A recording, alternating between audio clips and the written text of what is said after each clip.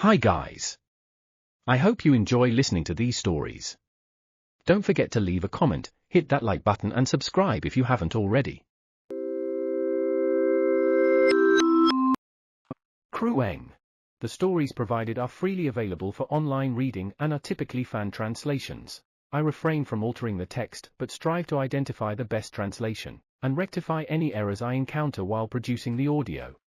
If the audio's pace is either too fast or too slow for your preference, adjusting the speed on YouTube is recommended. This ensures the voice maintains its natural pitch, avoiding the distortion that occurs when directly changing the speed when editing. If you're eager to read ahead of my uploads, you can find the link in the description below the synopsis. Additionally, if you're interested in accessing my videos a full week ahead of everyone else, consider joining the channel. Chapter 96, Were You Asked to Do It? For a moment, I felt like my body was floating. Ooh-wah! I hurriedly put my hands on the table to support myself, closed my eyes, and prepared for the aftershock. I waited for a while but felt no tremor. I opened my eyes and exhaled. Alright? In front of me is a glass of water. It seems to have been replaced by a new one before I knew it. It is full of water. I look around the glass. There's no sign of water being spilled. Even after all that shaking? Yeah, the shaking was so strong that I thought my body would float. And yet no water had spilled. I look at the other items on the table. Nothing spilled and nothing fell off the table. That's strange. It shook, right? Tilting my head, I look around. Koa, Flying Lizard, and the others are also looking around with faces full of confusion. Your lordship, just now, I felt that something called an earthquake. Am I mistaken? I thought I felt an earthquake too, but it doesn't seem to be so. When I looked at Shuri, she looked somewhat uneasy. I gently pat her head. It's a magic power wave. Eh? I turned to look around at the source of the voice. Before I knew it, Godfrey was already behind me. Seeing his expression, I tense up a little. He is looking around with a very serious expression on his face that I have not seen since he came here. What shook is not the ground, but the world. That shaking will only affect those who were enveloped by the magic power of this world. HNN? The world shook and not the ground? You mean this planet itself shook? If the planet shook, I think the ground should shake too, right? I don't understand. Let's just put it in another way. So, the world shook. And that's not something good. Why did the world shake? I'm sure it was evil God Oaju that caused it, but what did he do? I don't know what he did. God Theo turned his gaze at evil God Oaju. When I look at evil God Oaju, I see him looking at Goddess Arias with a smirk. I feel terribly disgusted. What did you do? Goddess Arias stares at evil God Oaju. Evil God Oaju did not respond and just smirked at her? I'm kind of irritated seeing that. It makes me want to smack the back of his head. I've been having some aggressive thoughts lately. I wonder if this is an effect of darkness magic power? I have changed the way I perceive darkness magic power, but maybe, in the back of my mind, I still have a negative image of it. Stop smiling and answer. I don't care about what's happening to my personality right now. I need evil God Oaju to say what he has done to this world. I remember him saying creation. Creation means making something. Making something? What did he make in this world? What were they talking about before that, creation? Right, he was making fun of the fact that this world is only half complete, and that gods can't even make a world properly. Could it be? Did he complete this world? No, that can't be. According to Goddess Aeon, it would have been impossible. However, he said he was going to prove that evil gods are better than gods. He wants to show that what gods can't do, evil gods can. However, can he really complete this world? Your lordship. Something happened. While everyone was in the middle of an unsettling atmosphere between evil God Oaju and Goddess Arias, Rope's voice rang out. You startled me. I was thinking too deeply and I could even feel and hear the thumping of my heart. Phew. I let out a deep sigh and looked up into the sky. I looked up at the sky but I didn't see Rope. What's wrong? The other half of the world, that part is being fed by the power of the evil god. The world is now complete. Rope reported exactly what I was thinking about. Though I don't understand the part about being fed by the power of the evil god. What did you do? I saw Goddess Arias getting close to evil God Oaju. I heard God Theo's trembling voice. I looked at him and saw that his complexion had deteriorated considerably. Apparently, it was worse than I thought. When I looked at Goddess Aeon, I saw that she had completely sobered up and was staring at evil God Oaju. I took the glass of water from the table and took a sip. The water is still a little cold, but that's what my body needed. Good. Calm down. First, let's speak with Rope. I look at the gods and the evil god.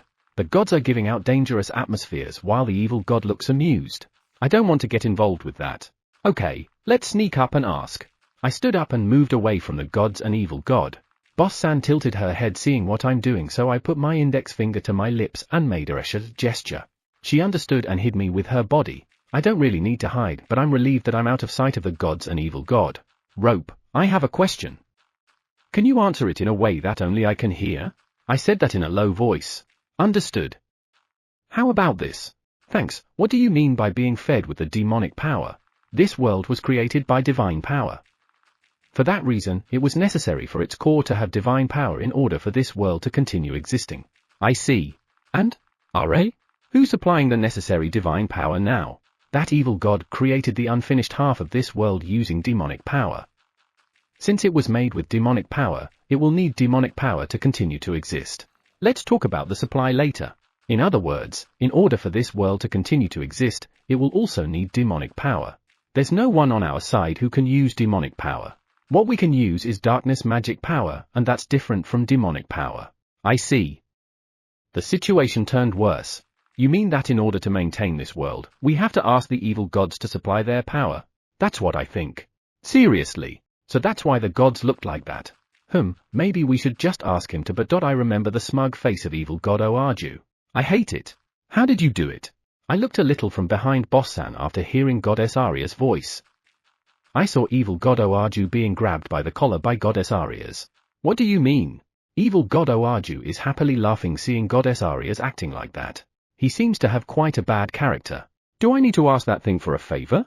How did you manage to put demonic power into the core that contains divine power? No, that doesn't matter. It shouldn't be possible to make a core with demonic power. Goddess Arias showed a puzzled expression and evil god Oaju smirked happily. It's impossible? Can't you see it with your own eyes? This world is now complete. All because of my power. I'm watching it from behind Boss-san, but evil god Oaju's personality is the worst. I didn't feel it when he was talking with Teforte. How is Teforte doing? She seemed surprised too. She's staring at evil god Oaju. So, what should I do now? For now, I should ask what I want to know. Rope, you said the core has always needed divine power, right? Yes. That's correct. Who was supplying divine power to the core of this world? I have no idea. This world should have been abandoned by the apprentices. It's your lordship. Your lordship has a power that is similar to divine power. Is that so? Until then, it seems like the apprentices were using a pool of divine power, but when your lordship came into this world, it had already been used up. If your lordship hasn't come to this world would have already ceased to exist. Ceased. However, it seems like the apprentices were keen on maintaining this world, so they may have prepared new divine power again. Is that so? Thanks. In any case, divine power is not a problem as long as I'm here. I'm glad I created a power similar to divine power. It's good that I tried doing it. Otherwise, we would have to rely on gods as well. However, I can't do anything about demonic power, can I? No. I could make something that resembles divine power, so why don't I make something that resembles demonic power? It doesn't have to be the same. Similar should be enough. However, I need to see or feel demonic power first. I guess I'll have to ask Teforte to introduce me to an evil god with a good personality. Chapter 97, Anger. Sorry. I was surprised. I looked behind me and saw Teforte standing there with an indescribable expression on her faces. Why does everyone just stand behind me, and they're even doing it without a sound? If you'll approach me, can you at least call me out first? Eto, what? With me coming here, evil god Oaju managed to go into this world. I never thought this would happen. Right. Sorry. This is the first time I heard a voice other than the Teforte that always speaks. It's been the middle Teforte who's talking all the time. It's not like you induced him to do it, right? Evil god Oaju did it on his own. But Teforte only came here to see your pup. That's the reason why she managed to pass through the guard of this world. By the way, Teforte, what is it? The sight of the three heads of Teforte tilting in the same way at the same time puts a strain on my face. If I didn't do so, I'm confident that I would be smiling. It's too cute to see her tilting her heads while having a stern expression. Eto, that is, I wonder if you know an evil god that will be willing to cooperate with us and has similar demonic power. I'd like him to show me his demonic power. An evil god? The evil god that comes right to my mind is, this world has nothing to do with us gods. If you want to inflict pain on us, don't bring this world into it. I turned my gaze as I heard Goddess Aeon shouting. This world has nothing to do with gods? What are you doing here then? Evil God Oaju looks at Goddess Aeon with a mocking expression on his face. I came here to play. Even gods can't touch this world. Gods can't touch? Is that a misstatement? Because the way you said it, that means even if you wanted to, you couldn't. Play? God? Yes.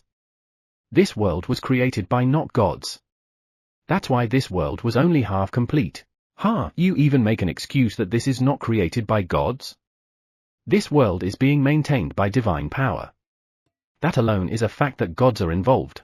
That's my power. It's similar, but if you feel it intensely, you'll find it different from divine power. Did you not sense it? But then again, evil God Oaju has a tendency to make assumptions.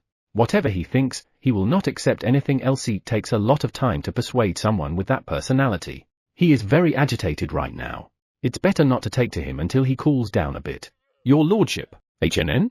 I look at Teforte and she looks a little puzzled. What's wrong? I was trying to recall all the evil gods I know. Oh, can you introduce them to me? The power of evil God Oaju is a little special. Many of the evil gods with similar power. How do I say this? Well, they exist, but they're kind of unique. Unique? Why do I feel that she's telling me that they're all nasty evil gods? When I looked at Teforte, she had a pitiful expression on her faces. In short, you can't ask for their cooperation. There aren't any? Not even one? Seems like they have personality issues. You can say so. They are so unique that there are never more than 2 evil gods in a group. Really? Why? Even if they are unique, they should be able to at least get together and talk. Do you have any idea what will happen if a few like that get together? A few like that? I followed Teforte's gaze and saw evil God Oaju. A few of that. Teforte is in a tough place. No, you can say I'm similar. Are? Teforte tilted all her 3 heads together at the same time. I knew she was cute. I shouldn't do this, but can I pet you? I want to pet them all. HNN? You want to pet me? Yeah, that's a crazy thing to say, but I don't mind. Thanks. I reach out for the middle Teforte. Her fur is tougher than it looks. The little Cerberus have fluffy fur. Do they get tougher as they grow up? What's wrong? I just thought that your fur is tougher than the little ones. Next, I reached for the Teforte on the right. She has the same hard fur. I'm currently applying physical strengthening over my whole body so my hair got stiff. I see. Physical strengthening?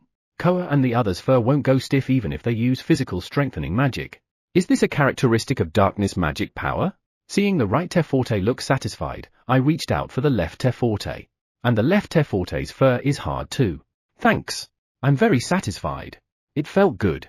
I'm glad to hear you say that. Her feeling good means I can ask her again. You've been annoying me since a while ago. The core of this world already needs my magic power. That will never change. Come to think of it, there's an unusually large number of useless watchers here. Let's cut some. I have a very bad feeling about this. Useless watcher? Who are you talking about? Stop. Godfio's panicked voice reached me. There's nothing you can do about it. Just put your hand on your mouth and watch. This is really bad. Eto. Whole forest barrier. Barrier to my companions. Break. Evil God Oaju's voice overlapped with mine. However, I must have been a little faster than him. Light flooded out of my body and I could see that the entire forest was being enveloped in light. I was relieved to see that my companions were also barriered at the same time. I made it. Crack. I saw the barriers on Ari and Chai, who was nearest to evil God Oaju, shattered. They were attacked by a black mist. What the heck is that barrier? Get out of the way. I can hear evil God Oaju's voice from a distance. I can't see Ari and Chai. I can only see the black mist. This is a lie, right? One more time. One more time? What are you going to do? Stop him, you fools. Teforte's voice caused me to shift my gaze from the black mist. Ku, what are you doing? I saw evil God Oaju being bitten by 2 heads of Teforte. Let go. Don't do anything else. Are you stupid? This world is already mine. Whatever I do with it, I'm free to do so. Yours? Why? Is it because it needs your demonic power? Calm down. I look at the black mist. Since it's still there, Ari and Chai must still be inside. Chai! The moment Koa's scream entered my ears, my body trembled. Your lordship! I feel Boss-san supporting my body. Get a grip. Yeah, I have to help. Annoying, eh? I know those voices. I heard them earlier and I said hello to them this morning. What the heck? I turned my gaze to the surprised evil god Oaju. The black haze clears, and from within it, I saw Ari and Chai. They look tired, but they are safe and sound. Good. Power comes out of their bodies. Great. Are you okay? I heard Koa's anxious voice and went to them. Chai, Ari, is there anything wrong with your body? I patted Chai's head and found that his fur was a little dry. Usually, it is soft and comfortable. Ari's fur was also a little worse. However, they're not injured. Your lordship, I'm alright. Me too, no problem. Chai and Ari leaned closer to me. My barrier broke, sorry. What's this? How can you still be alive when you were hit with demonic power? A black thing comes up from the bottom of my belly after hearing evil god Oaju's words. I realized that I shouldn't let this happen, but I can no longer control it. I took a few deep breaths. However, I still feel it rising up inside me. Your lordship, calm down. Flying Lizard comes to me with a panicked expression. If your lordship's true power collides with demonic power, the impact on this world would be immeasurable. I close my eyes and calm myself down. Damn it. This time, I'll make you disappear. Ah, evil god Oaju. Your lordship. Teforte and Flying Lizard screams coincide. Your lordship, you must calm down. I can hear Rope's voice, but I can no longer control what's flooding inside me. Bastard, shut up, you piece of *T. Along with the voice of a certain someone, sparks flew in the air. Eh? Seeing the sparks before me, I can feel that what was about to overflow from within me suddenly calmed down. I mean, whose voice is that? Chapter 98, Unnecessary. When I stepped out of Boss San's back, I looked around the square. Given the puzzled look on my companions' faces, it seems like they don't know whose voice it was. Boss San, do you recognize that voice? I can't think of anyone. Also, there's some kind of power mixed with that voice. Some kind of power? Ah, so that's why there were sparks at the same time as the voice. By some kind of power you mean light or darkness magic power? No, if it was either, I would definitely notice it. That power is not a power I know. A power that Boss San doesn't know? That would rule out divine power. If it's neither light nor darkness magic power, and not divine power, then there's only one power left. Are? I somehow turned my gaze to evil god Oaju and saw Hikari standing in front of him. Hikari? Why is he there? I don't know why Hikari is in front of evil god Oaju, but he's in danger. What should I do? The moment I tried to call out to Hikari to tell him to get out of there, I felt the magic power around him tremble. Can't you just stop? As I stared at Hikari in confusion, he spoke. Then, a voice similar to the one I heard earlier reached my ears. Hey! The voice that came from Hikari startled me. Koa, Fluffy, Chai, and Ari were also staring at Hikari with surprised expressions. You just keep talking yada yada. Shut up Desuyo. What is yada yada?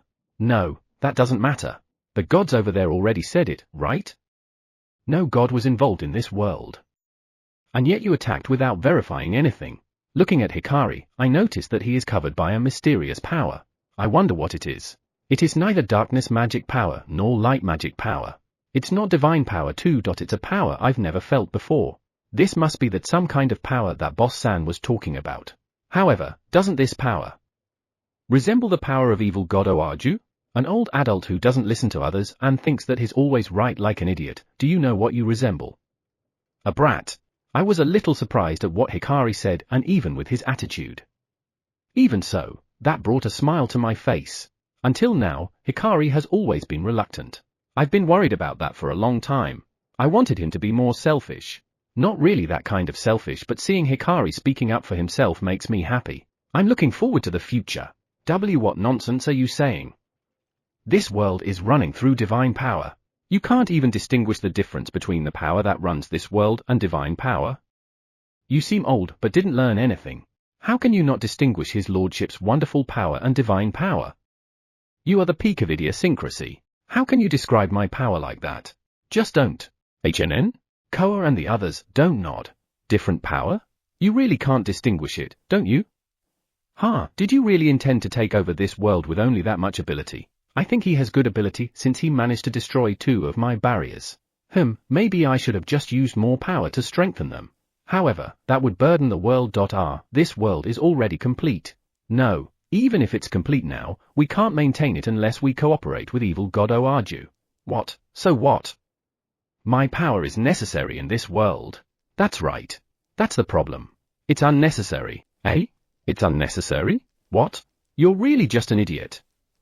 I'm so close to you, but you don't even notice my power?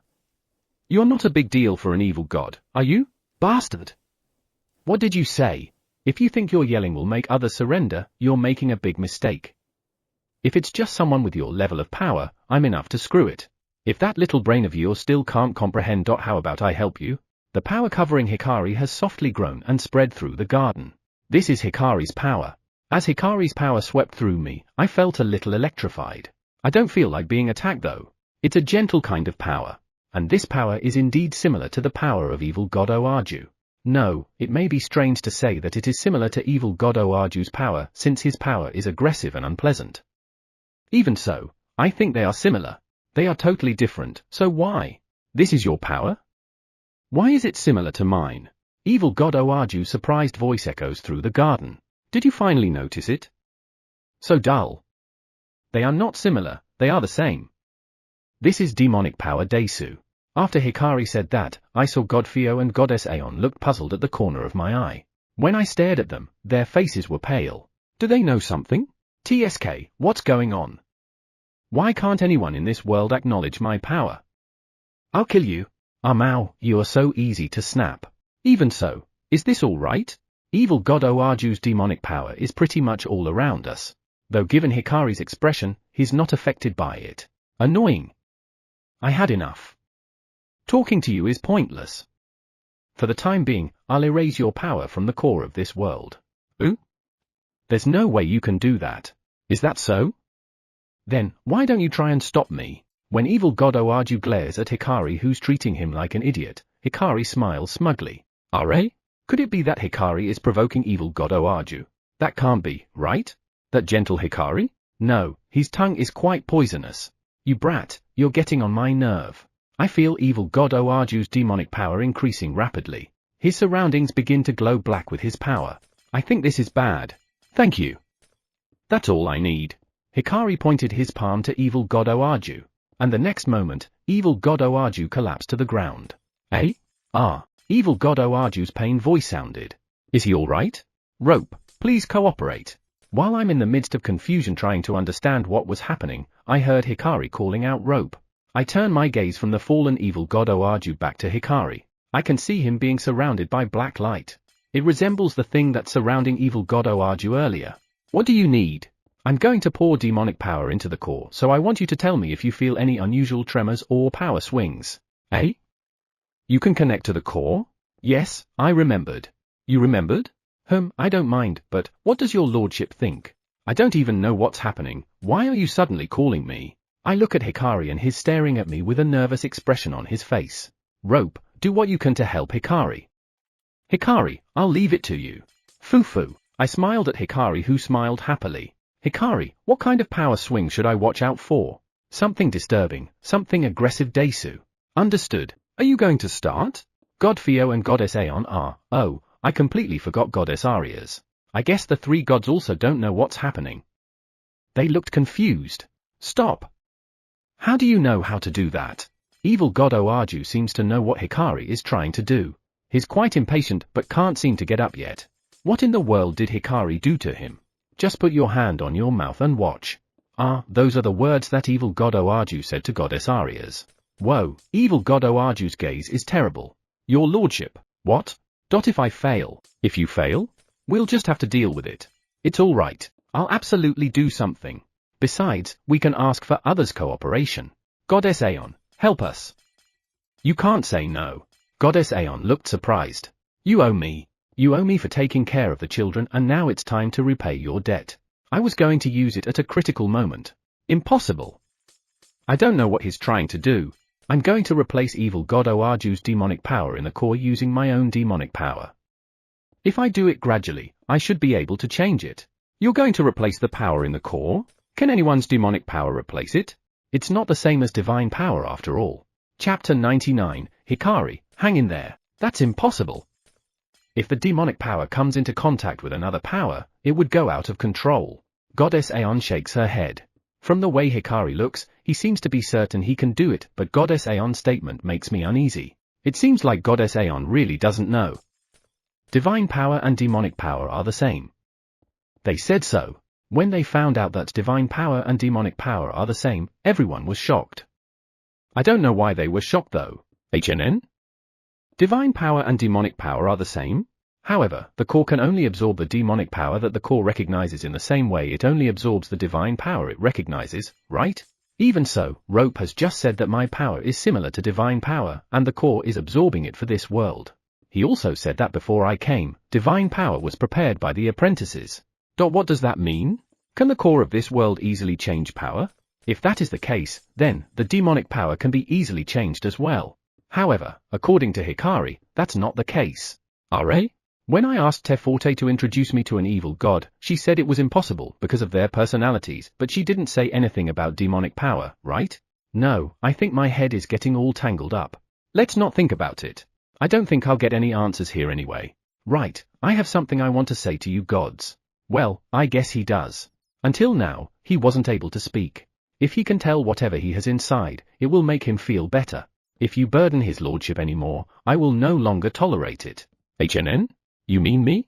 You don't really need to worry about it since there's nothing much now. Goddess Aeon, his lordship told you to repay your debt. If the demonic power gets out of control, please put your life on the line to stop it. What? Great! Since we have two gods here, there shouldn't be any problem stopping it. God Fio nodded to Hikari, who interrupted Goddess Aeon. Please look after me. What Hikari is trying to do is dangerous. I want to stop him, but there's no way I can convince him, right? He got the face of someone who's full of determination. That means I can only believe in him. Hikari, you no longer need to say any more. The two gods will put their lives on the line to protect this world, so do what you can. I'm sorry for Goddess Aeon and God Fio, but I'll take Hikari's side. God Fio looked at me and nodded as if he was okay with it. Hikari nodded energetically and closed his eyes. Let me. Shut up. Don't annoy his lordship anymore. Gufu. As evil god Oaju tried to lift himself up using his trembling arms, Teforte's paw pressed evil god Oaju's head against the ground. That looks painful. I don't feel sorry for him though. A black light of power overflows around Hikari. The impression it gives me is a stagnant black power. The power coming from Hikari looks like the power of evil god Oaju. I see his overflowing power sip through the ground. After a few moments, I noticed that the power overflowing from Hikari changed. It's a warm power that is completely different from the power earlier. However, I can still feel a slight mixture of the disgusting power in that warm power. It seems that he can't completely change demonic power. Coo! A faint, pained voice came from Hikari's mouth. A little Moretto go. I wonder if he's alright. His face was getting paler and paler. Goo! Lua! Hikari seemed to be in agony, and it made me think that I made the wrong decision in entrusting it to him. No, it is impossible to stop Hikari given how determined he was. Hikari! I heard USA's voice. I want to tell her it's okay, but seeing how Hikari is getting paler and paler, I'm getting more anxious. It's shaking. At the sound of Koa's voice, I realized that the world is slightly shaking. Is the core getting out of control? I wish there was something I could do. Core? That's right. The core is not only powered by demonic power but also my new power. A new power that is similar to divine power. That's my power. My power is maintaining the core of this world. It is my power, so it might be able to help Hikari with what he's trying to accomplish. It should be able to make the core absorb Hikari's magic power. Since it was my power, I could at least do that much. I put my hands before my chest as if praying. Boom! HNN? What is it? What was that? I look at Hikari in a panic and the sound of his slightly startled voice. RA? It's done? Hikari looks curiously at his hands, the ground, and the surroundings. After that, he tilted his head in confusion. Did it work? Yeah. It looks like I did it. Seeing Hikari tilting his head in confusion, I feel like strength left my body. I'm glad Hikari is okay. The power overflowing from Hikari has changed. Is that a mixture of 3 powers? It's probably darkness magic power, light magic power, and demonic power. Hikari! USA runs to Hikari and hugs him tightly. Kuhi, Tsubasa, and the others rush to Hikari too. Sakura and Koyo's eyes turned red. They must have been very worried. I apologize for worrying you. Hikari. It's good that you can speak now. Eh? The other children nodded happily at the bright red-eyed Suki. Well, it was the children who have been watching over Hikari since they came here. I guess they were happy that he was able to speak. However, what now? Lie. That. Evil God Oaju looks stunned with his mouth wide open and even drooling. Suck it up. Rope, how's the core? There is no problem. The demonic power has been completely replaced and stable. Understood. Thanks. Hearing Rope's confirmation, I'm so relieved. I can feel it. The wind that had been blowing strongly and weakly became a gentle breeze that seemed to envelop you. Ah, thank goodness. Goddess Aeon's relieved voice gave me mixed feelings.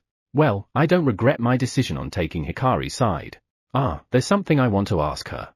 Goddess Aeon, God Fio, do you know what those gods have done to Hikari? I was curious about their reaction when they found out that Hikari can use demonic power. The two look at each other and God Fio nods. From the records and documents that were left behind, we know that they were researching demonic power. However, those gods refused to admit that they were trying to use the power of demonic power. Since it was concluded that the whole experiment was a failure, it was determined that they did not possess demonic power. I see. God Fio let out a sigh. I tried to convince them to publish it a few times, but God's pride is at a troublesome level. Is that what God Fio all has to say? I wish you should have informed me sooner since it's related to Hikari. I wish you had told me that, Goddess Aeon. Goddess Aeon bit her lips. I knew you were hiding a lot of things from me. However, I find it a little unforgivable that you would keep something from me about my children. Sorry. Anything else you want to say? Akira's power is quite strong, even stronger than divine power. Seriously? However, it's unstable. Therefore, something might happen if you mess with this world that is powered by that power. Ah, so that's why you said gods can't touch this world. HNN? Akira? What have you done with your new power? Ooh? No, I didn't do anything. What? Don't tell me that the trouble this time is my power. The world is now complete and stable. It's stable. Stable? Yeah, that's good. No, I mean it. What did you do? The last time I came here, your power is still unstable. Could it be that the reason why Goddess Aeon frequently visits this world was to keep an eye on me? That doesn't matter. If there's an enormous unstable power, it is normal for anyone to feel uneasy. Since it's stable, isn't it fine? Well, yes. Goddess Aeon has a very complicated expression on her face. What? I've been looking for a way to stabilize your power, but I can't find anything. Maybe it was something that would naturally stabilize. You've been looking for it? You've been doing a lot for me, haven't you? Thank you. Goddess Aeon still has a complicated expression on her face. I wasn't able to repay you. I'll ask you something next time. Of course, you can't say no like earlier. Hey, that's natural. Hikari, is your body alright? Hikari's power seems stable, but there might be something else. I'm okay, Desu. Ano, about that power. HNN? What's with that formal language? Thank you. Thank you for converting the demonic power in the core into yours. Now, we no longer need to rely on evil God Oaju. I really didn't want to rely on that thing. No, that SI have demonic power in me, even so, can I still stay here? HNN? I didn't understand Hikari's question at first. I think he said, can I still stay here? I nodded with a smile at the anxious Hikari. He doesn't even need to worry about that. Isn't it obvious? Hikari is family. Besides, Hikari is now necessary for this world. You should be more confident. Look, the core is now being maintained by Hikari's power and my power. This world doesn't rely on me or Hikari alone. Eh? That's no. No, eh? Eh? What? Did I say something confusing? You should try to calm down, Hikari. Because, the same, position. Uwa, pa. I guess he thought so because I am disgusted with evil God Oaju. The children around Hikari are staring at him blankly. Hikari is too cute. I pat Hikari's head as usual and he shyly smiles at me. You can't imagine how he looked so tough earlier given how he looks now. Maybe he's influenced a little by the demonic power. Excuse me, but I have something I want to ask Hikari. HNN? Teforte? What's wrong? That is, evil God Oaju is still unable to stand up. In addition, his demonic power is considerably low. I looked at evil God Oaju after Teforte said that. Indeed, he's still sitting up. Even though he's sitting, his body is trembling. Hikari, what did you do? If I remember correctly, evil God Oaju collapsed after Hikari touched him. Ah, Eto, is there something you don't want to tell me? I took his demonic power. Took his demonic power? Is that the reason why I can feel evil God Oaju's demonic power on Hikari? Is that so? Then, will he be able to stand up after some time? Since he was deprived of his demonic power, he just needs to build up some demonic power and he'll be as good as new, right? I was annoyed, so I uprooted it. But he will be able to stand up. Uprooted? Eh? Really? When Hikari nodded to the surprised Teforte, evil god Oaju's complexion turned pale. Could it be that there's a problem with uprooting power? He's going to live without demonic power for a few years. Poor thing. Ooh-wah. Koa seems to be in a really good mood. The word poor doesn't match her mood or even her expression. Ah, the tail's a flying lizard, light blue, and the others are wagging too. What the hell did you do? Evil god Oaju, who was looking at his hands in a daze, stares at Hikari and raises his voice. I stand between evil god Oaju and Hikari and look at him. You get what you deserve, don't you? I'm thankful for completing this world, but I can't forgive you for trying to steal it. Evil god Oaju picked a fight on his own. That means Hikari only dealt with you because you picked a fight with us. He's not at fault at all. What do you mean? No one was even affected by my attacks. Ah, right. The barriers I had put up broke down and evil god Oaju attacked. I wonder if Chai and Ari are okay. Where are Chai and Ari? I looked around and could see that they seemed healthy. Chai! Do you feel anything unusual after being attacked? None. Well, good. Why didn't my attack work? It was an attack that uses both demonic power and darkness magic power. Right. What happened? I'm glad they survived, but why do they look like they were not attacked? This. God Fio put a bottle of sake in front of evil god Oaju. Evil god Oaju looked at the bottle suspiciously. I also looked at God Fio in the same way. I can't help it. How can he think of sake at times like this? What do you mean by this? Don't tell me it's because they were drunk. That shouldn't be it, right? This sake has darkness magic power in it. Yeah, I heard about it. Teforte said when making sake, the brewer pours magic into it. The farming corps even got surprised after hearing that. To be precise, this sake contains not only darkness magic power but also a small amount of demonic power. Really? The demon world is full of darkness magic power and demonic power. Therefore, things made in the demon world inevitably contain a small amount of darkness magic power and demonic power. It is the same as the fact that things made in the god's realm contain a small amount of light magic power and divine power. We drank the sake made from the demon world and we drank a lot. Yes, indeed, everyone drank a lot of it. So much that Teforte eventually brought that big barrel. You have demonic power in your body? Impossible. Why are you still normal? Normal? No, can't you see it, evil god Oaju? Everyone's intoxicated because of demonic power. It was the first time they had touched the power, so they were pretty intoxicated. Intoxicated? Was that drunkenness due to demonic power and not from alcohol? Does that mean, me too? Impossible, no, it can't be. Evil god Oaju shook his head and knitted his brows with God Fio's explanation. I looked at God Fio and shrugged my shoulders. I don't get it.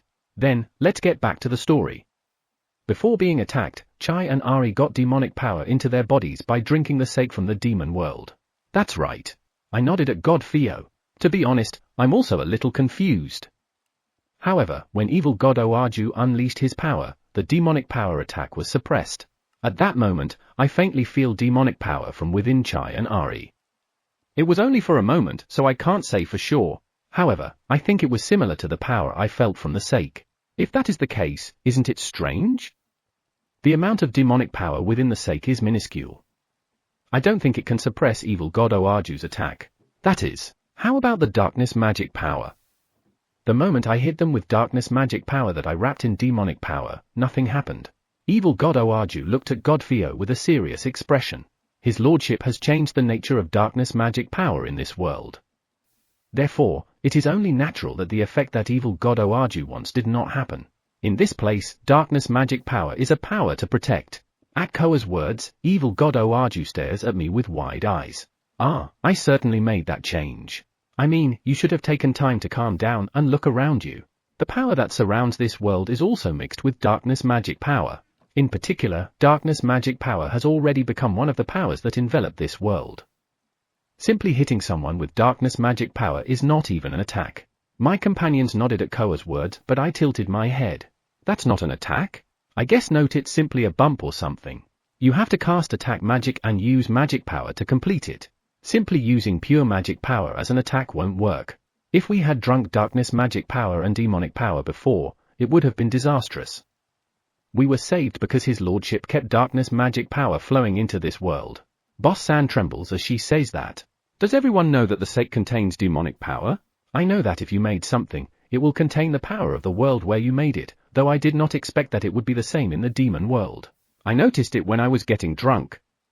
I thought the demon world follows that rule too. Flying Lizard's head tilted at Koa's explanation. However, we just got drunk. To us who normally have the opposite power, demonic power is supposed to be poison. Come to think of it, those with light magic power said that darkness magic power is poison. Now that I've changed darkness magic power, we don't have to worry about that, but since I haven't changed demonic power, isn't it supposed to be poisonous? That's it. It looks like God Theo has an explanation. Akira, the power of this world. You did something to the core, right? Eh? What do you mean? I shook my head in a hurry, but God Theo looked at me suspiciously. I didn't do anything. His lordship does a lot of things unconsciously, you know. Koa's words reminded me of a lot of things, but I shook my head to dismiss them. This time, it's purely a false accusation. I'm absolutely sure that I didn't do anything. Chapter 101. Her? I didn't do anything, I swear. Since I only recently learned about the core, there's no way I did something, right? I need to properly defend myself here. Is that so? God Theo nodded, but he obviously didn't look convinced. You don't trust me that much, do you? I can't blame him though. I didn't do it on purpose. God Theo, I sent her back. Goddess Aeon let out a sigh as she approached God Theo. Come to think of it, I haven't seen her since earlier. Did she go somewhere? Are? Goddess Aria seems to have disappeared. If we let Goddess Aria stay, she would have caused trouble, so I tied her up and sent her to my subordinates. Rest assured, I'll make sure she won't come back here. What did Goddess Arias do? I can't believe she made Goddess Aeon, who's a happy-go-lucky and forgives most things, sigh with a weary look on her face. But I don't want to know. Thank you. You're a lifesaver. I guess it's all thanks to the two gods that no problem escalates. Unnecessary. I didn't want this world to have any more problems. It's comfortable here. I saw God Theo nodding to Goddess Aeon's words. Comfortable. I'm glad to hear that. Hey, I still think something's wrong. Eh? I didn't recognize the calm voice for a moment, but it seemed to have come from evil God Oaju. He sure has calmed down. You said that you were intoxicated because of demonic power, but the way you got intoxicated is weird, right? Normally, you should have felt sick. When I came here, you just looked like you were drunk. Hey, is that so? You get drunk differently? Then, I can't blame you for thinking it's weird, do I? Maybe. I think it's because the demonic power is too low to affect Akira's power. My power again? I look at God Theo with a bit of mixed feelings. Does my power have that much effect? I would say no, but I'm getting anxious. In general, it is already abnormal that Teforte can act normally in this world. No matter how much she wasn't willing to harm this world, her power purely comes from the demon world. Normally, if she enters a world created by divine power, in the worst-case scenario, she could die. Eh? Are the power of the demon world and the power of the god's realm that incompatible? God Theo, it looks like you didn't know you missed something. Teforte looked at God Theo with a slightly stunned expression. Eh? What is it? The fact that my child survived here before I came here is already abnormal. In such a world, there's no way a child from the demon world, like my child, could have survived. The place where the apprentices hid my child must have been enchanted to prevent it from being killed. In short, when they were taken out of there, they should have died. The fact that they survived means that there is a power in this world that protects my child. A power that protects the Cerberus. All three of them are staring at Teforte with a scowling expressions. Then, for some reason, they turned their gazes to me. Eh? Me? Ma, I think so. Teforte's words made me droop. I really don't know. Right. Let's ask Rope. Maybe it knows something. Rope, are you there? Ra? Not there? Rope, yes. Sorry. I'm just checking the core. Its cheerful voice echoed through the yard. It was a little louder than usual. Probably because of excitement. Rope, lower your voice a little. HNN? It was fun. Fun? You mean examining the core is fun? Is that the legendary magic stone of fortune? God Theo looked up at the sky with a complicated expression. Right. I am the legendary magic stone of fortune, Rope Desu. I still feel sorry about its name. I wanted a cooler name. Light. God Theo's mumble reaches my ears. Well, it's true. The way Rope speaks seems a bit light. Your lordship, why did you call for me? Right. I thought if it was rope, you'll know it. What? I want to know why those who are from the demon world can live here. HNN? Because your lordship made it that way, right? Eh? Me? What do you mean? I have no idea. I mean, it's really me in the end? Your lordship tried to protect the egg so this world did not attack the Cerberus in the egg.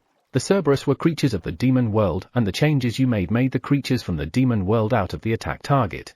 Since evil god Oarju attacked your lordship's companions just now, your lordship has become malicious to the attacker, so from now on, if anyone who does not belong to this world attacks or harms this world or anyone who is dear to your lordship, they will be attacked or eliminated by this world without mercy. Seriously? Hey, why are all of you looking so convinced as if saying I knew it? Only evil god Oarju is confused. Don't nod your heads, Teforte. You don't know me that well yet, do you? God Theo and Goddess Aeon on the other hand have some divine expressions.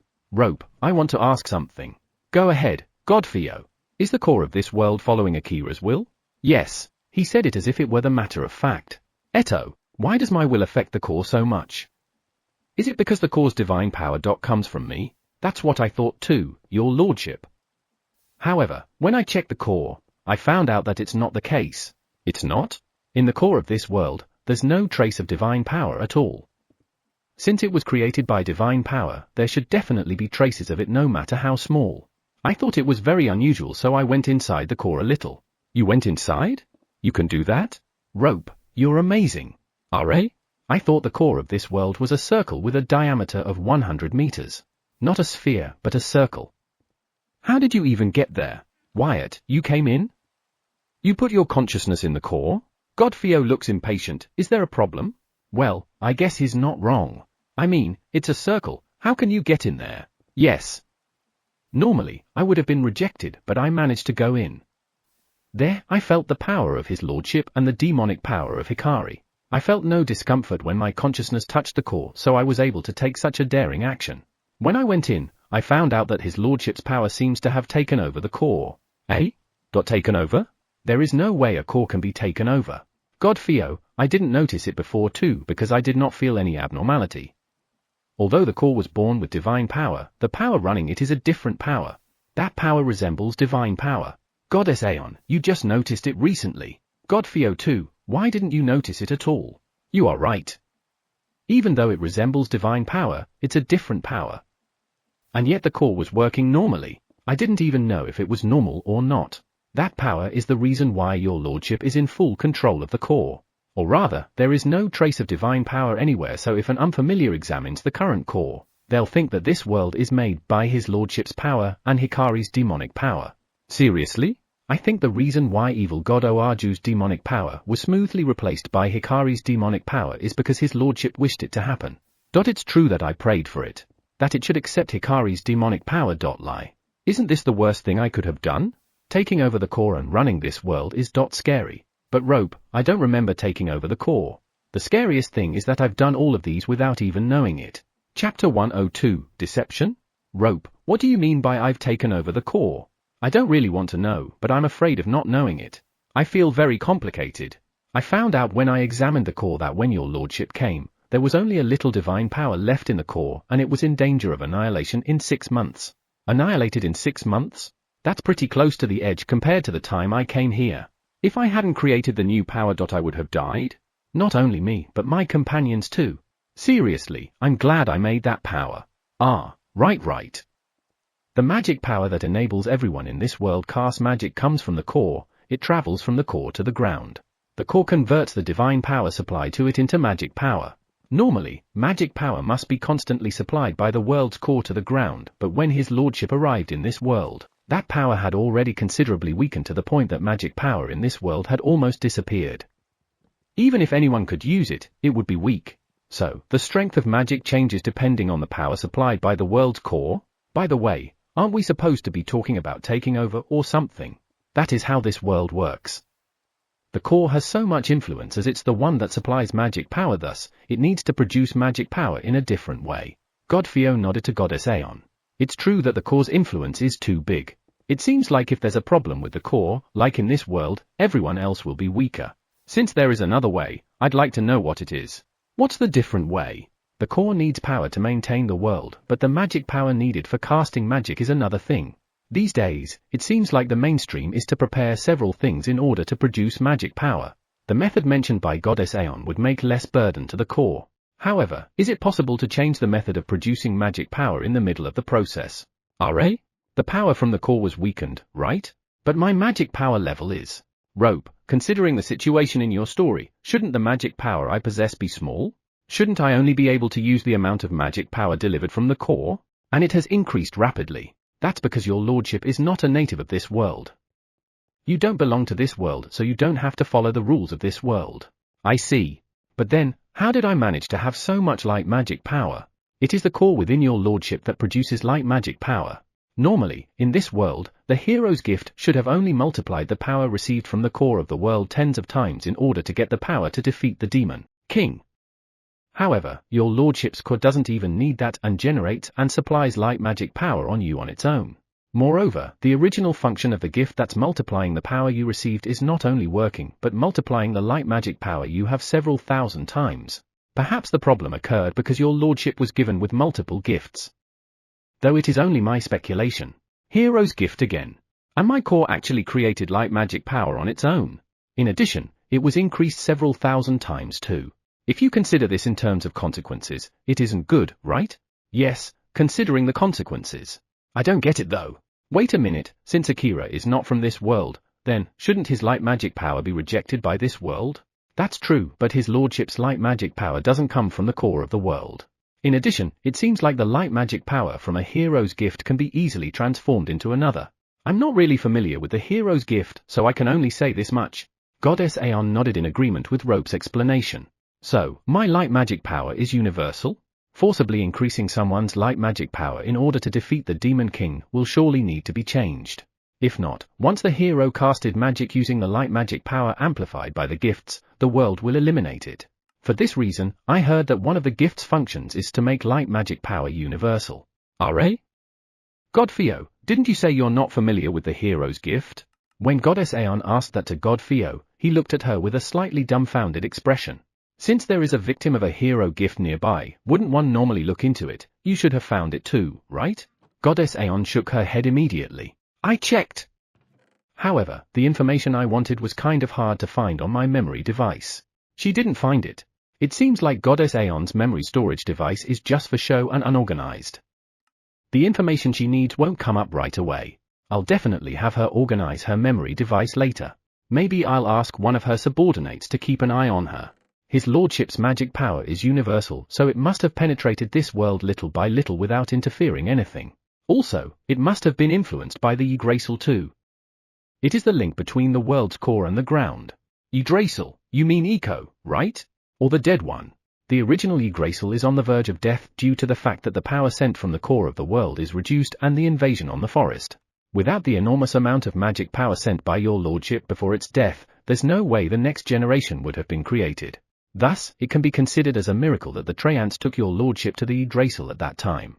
If it had been a little later, Yggdrasil would have disappeared from this world. Yggdrasil has a pretty important role, doesn't it? Ah, so that's why the Treants and the others were so sad when it withered away. And when they found Eco, they were so surprised. Now, here's the problem. Problem? For the newborn Yggdrasil, your lordship has become more important than the core of the world. After all, it was your lordship's power that gave birth to it. Is that so? Yes. Because of that, the Yggdrasil rejected the power sent by the world's core and chose your lordship's magic power. Another reason might be the fact that the power sent by the core is so small. I think that's the cause. Since your lordship's power is universal, it seems like it has slowly penetrated into every corner of the world through Yggdrasil. As a result, it has eliminated the power of the core of the world. Eh? Eliminated? Moreover, your lordship's magic power has passed through the earth and headed to the center. By center, do you mean that my magic power has penetrated to the core? Normally, power flows out of the core, so there's no way for magic power from outside to get in the core. However, since the core was weak, your lordship's magic power reached the core. Of course, normal magic power would have no effect on the core, it would be immediately rejected. However, the core was quite weak. At that time, when it was exposed to your lordship's high purity healing and protective power, it allowed it to get in. Healing and protective power? Your lordship's magic power has almost no aggression, but its power to protect and heal is amazing. In addition, it's universal, so the core finds it difficult to reject. Almost no aggression. Well, I don't want any power to attack just by touching. The power to protect and heal. That's good magic power. I supposed for the weakened core, it was the power it couldn't reject. Godfio said it himself. It's comfortable here. That's because your lordship's healing and protecting power fills this world. I see. True. Once you've experienced it, you will want to come again. Godfio chuckled. The core seemed to have been healed by your lordship's magic power. There's a record of it. Heh, does the core has a will? It has no will, but it must have acted to keep the world going. The core may have taken Akira's power into itself. I guess it took it as an alternative to divine power. Ra? If what Goddess Aeon said is right, then it wasn't taken over, right? Yes. At first, it seems like it only wanted to absorb a little of his lordship's power in order to keep the world going. The core took it itself, so it's not a takeover. Misjudgment. Misjudgment? Your lordship's new power and magic power were both excellent at healing and protecting. The core, which has absorbed magic power to be healed, was unaware of the new power within the magic power. It's like it didn't even notice it when it entered because your lordship's power is already inside it. Doesn't that sound more like a deception than a takeover? Your lordship's power slowly increased in the core, and that's when it started to get a little strange. It started to blend. Blend? What is power? There was a faint trace of divine power and your lordship's power in the core. At a certain point, the two powers began to mingle. And in the end, only your lordship's power remained. It's a takeover, right? I guess it is. Perhaps in order to keep this world going, the core decided to change itself. Chapter 103, Mao, that's okay. Godfio and Goddess Aeon seem to be satisfied. As for me, I'm a little unconvinced. It may have been changed, but I think that's not all. If that were the case, there would still be traces of divine power. However, there are absolutely none. If I were to draw a conclusion based solely on the result of the investigation, I'd say I threw away everything in the past and was reborn. As I said, I think you're thinking too much rope. Reborn. I see. I looked at Godfio and saw him nodding. No way. Does Godfio agree with that? That should be the case given the state of the core, which has been short of divine power for a long time. If it fully incorporates Akira's power, which is in abundance, it can keep the planet going rather than relying on the divine power, which it doesn't know when it will get. Thus, it eliminated what was unnecessary and even erased the traces of divine power in order not to take it again. Reborn is indeed the correct way to describe it. Right, rather than continue to starve, just choose a power that's more abundant. Is that what you mean? Is that how a core would do? I can't follow. Kuhi, how about you? HNN? That should be USA. I didn't even get a bit. However, from what I understand, this world should belong to his lordship. Yeah, I only understand up to that too. The Grand Antlings and Grand Spiderlings around them nodded in agreement to the conversation between Kuhi and USA. It was indeed a little difficult to understand. I, myself, am struggling.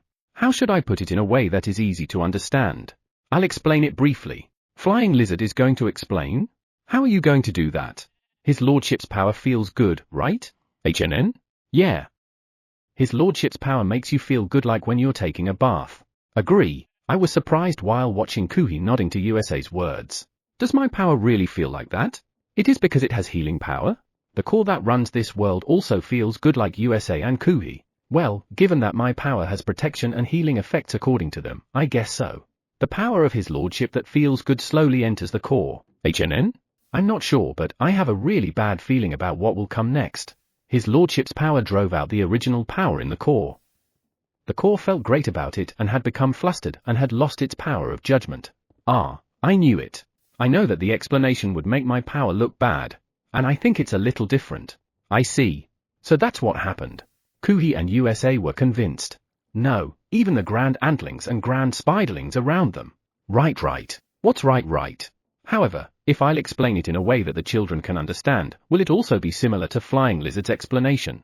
However, didn't the core get mad at it for kicking the original power? USA looks at Flying Lizard curiously. Well, that's a good question, right? It didn't get mad because it liked his lordship's power better than the original power. Like it? I think it should became more important. That means his lordship's power can make everyone happy. Light Blue spoke happily and Kuhi and USA smiled and said happy. The story of taking over has turned into a story of happiness. Well, I guess that's okay. As long as they're happy. Does it like it? Or does it hate it? Obviously, the core liked the power of Akira more than the divine power. Goddess Aeon chuckled. Koa and Fluffy look like they agree with her. Well, I guess that's how it is. I'm kind of tired. A lot of things have been squeezed and pushed together in the last few days. However, our problem has been solved now, right? The planet is now complete and the core is powered by me and Hikari and… right. Is it still there? The planet had gathered too many powerful individuals and it couldn't hold out anymore. I wonder what happened to that. Rope. What? Great. It's still here. Too many powerful beings here are a problem, right? What happened to that? If that's not resolved, no matter how complete this world is, it's useless. Eto, let me check. Check? Is that something you can find out right away? Your lordship. It seems like we were able to evade it this time because the world has expanded, so there is no problem. However, if the beings of this world continue to get stronger, I'm not sure if the world can continue to tolerate it. You are already assuming that the beings here will get stronger? Well, you might be right. The world was going to be destroyed because there are too many strong beings gathered here, and it has exceeded the amount that the world could handle, right? I'm glad that the world expanded this time. That means we have enough time to think slowly about what to do next when the time comes. Rope, can you check something else? Of course. Can we go to the world created by evil god Oaju? HNN? What do you mean? I don't understand why Flying Lizard is asking that question. Why would we need to go to another planet? A world created by evil god Oaju should be a world belonging to the demon world. However, his lordship's power and Hikari's demonic power are now flowing to the world that has been exposed to evil god Oaju's demonic power. Though Flying Lizard and the others have touched his demonic power, you may not be able to withstand a denser demonic power, but I think you would be fine if you wait for a while. A world belonging to the demon world? Because it's a world created with demonic power. In a world created with divine power, only those with light magic power can exist, and in a world created with demonic power, only those with darkness magic power can exist, right? However, those don't apply to this world. Because this world is exposed to my power, demonic power, light magic power, and darkness magic power. Given the way Rope talks, it seems like the influence of the demonic power is not that strong for now, but it will eventually strengthen, right? When that happens, Koa, Flying Lizard, and the others will be able to get her as well. Goddess Aeon too. I see. The world has expanded. What should we do now with the expansion? Should we just leave it alone? Your lordship, can I go check out the other side? HNN? Teforte, go check it out? I don't mind, but why is your tail wagging so much? Is there anything fun about it? I never had a chance to see a newly made realm. Come to think of it, does it even have land? How would I know? Yes, there is. The land is around the same size as this place. About the same size as this place. Are you referring to the forest and the countries around it? Then, that means a very large area has been made. Your lordship, can I? I looked at Teforte and found that she was even tapping her paws on the ground. It looks like she's so excited. Okay. Can you check what kind of land it is? Of course. My child, let's go. It looks like she's taking the little Cerberus with her. It's just a pup, but it will be fine. Its mother is there after all. Be careful. They're gone. Oh, by the way, I looked at where Teforte was. Ma, he's still here. I guess he found out that I was looking at him, so evil god Oaju looked at me. What should I say to him? Your lordship's magic power is mysterious. Given how much I was agitated a while ago, I shouldn't have been able to calm myself down like now. I'm strangely calm. Is demonic power something that affects one's anger? Hikari got angry too. I felt a little uncomfortable. I heard that demonic power doubles anger. Someone also said that the instantaneous explosion of anger is also an effect of demonic power. I wasn't really interested in it, so I didn't listen much, but this place, it's nice. I'm really calm here. Anger is doubled? That would explain why Hikari got angry like that. I glanced at evil god Oaju. He looks really calm. Is it because of my power? Chapter 104, Enter Kingdom 3rd Night Order Commander, 5. Enter Kingdom's 3rd Night Order Commander's POV. I let out a small sigh so that the person in front wouldn't notice. Why am I even here? No, it's true that it was me who spoke with the god of the forest. Yes, it was me. However, that doesn't mean I should participate in the teacher selection, right? I'm just a knight, right? I'm just a knight with a fancy title of commander. So, how did it go, Commander Malfora? I've contacted the teachers on the list, but they seem quite undecided. King Esmeruit's expression turned sullen hearing Commander Malfora's 2nd Night Order Commander report. Is it out of fear? If it were me, that would be my reason too. The rewards may be good, but the place you'll have to work at is deep in the forest where the kings of the forest and the god of the forest dwell. No one knows what kind of place it is. Moreover, there will be Fenris and direwolves around, and I even heard that there were Garms. Above all, there's a possibility that the Chuaranir and Anfafermi are there too. Speaking of which, it is said that string controllers have been spotted among the children of the Chuaranir. It seems to be a never-been-seen-before species, and those who were studying the forest were excited to see it for themselves. If it were me though, I'd never want to encounter those, not even once. That aside, they are more of saying, am I really good enough? It seems like everyone seems to be put off by the god of the forest. I understand why they feel like that. I don't think I can motivate myself enough for that task either. Is that so? This is trouble. King Esmeruit looks pained. King Esmeruit, may I speak? That's the vice commander of the First Night Order, Mirilla. Does she have a solution? You may.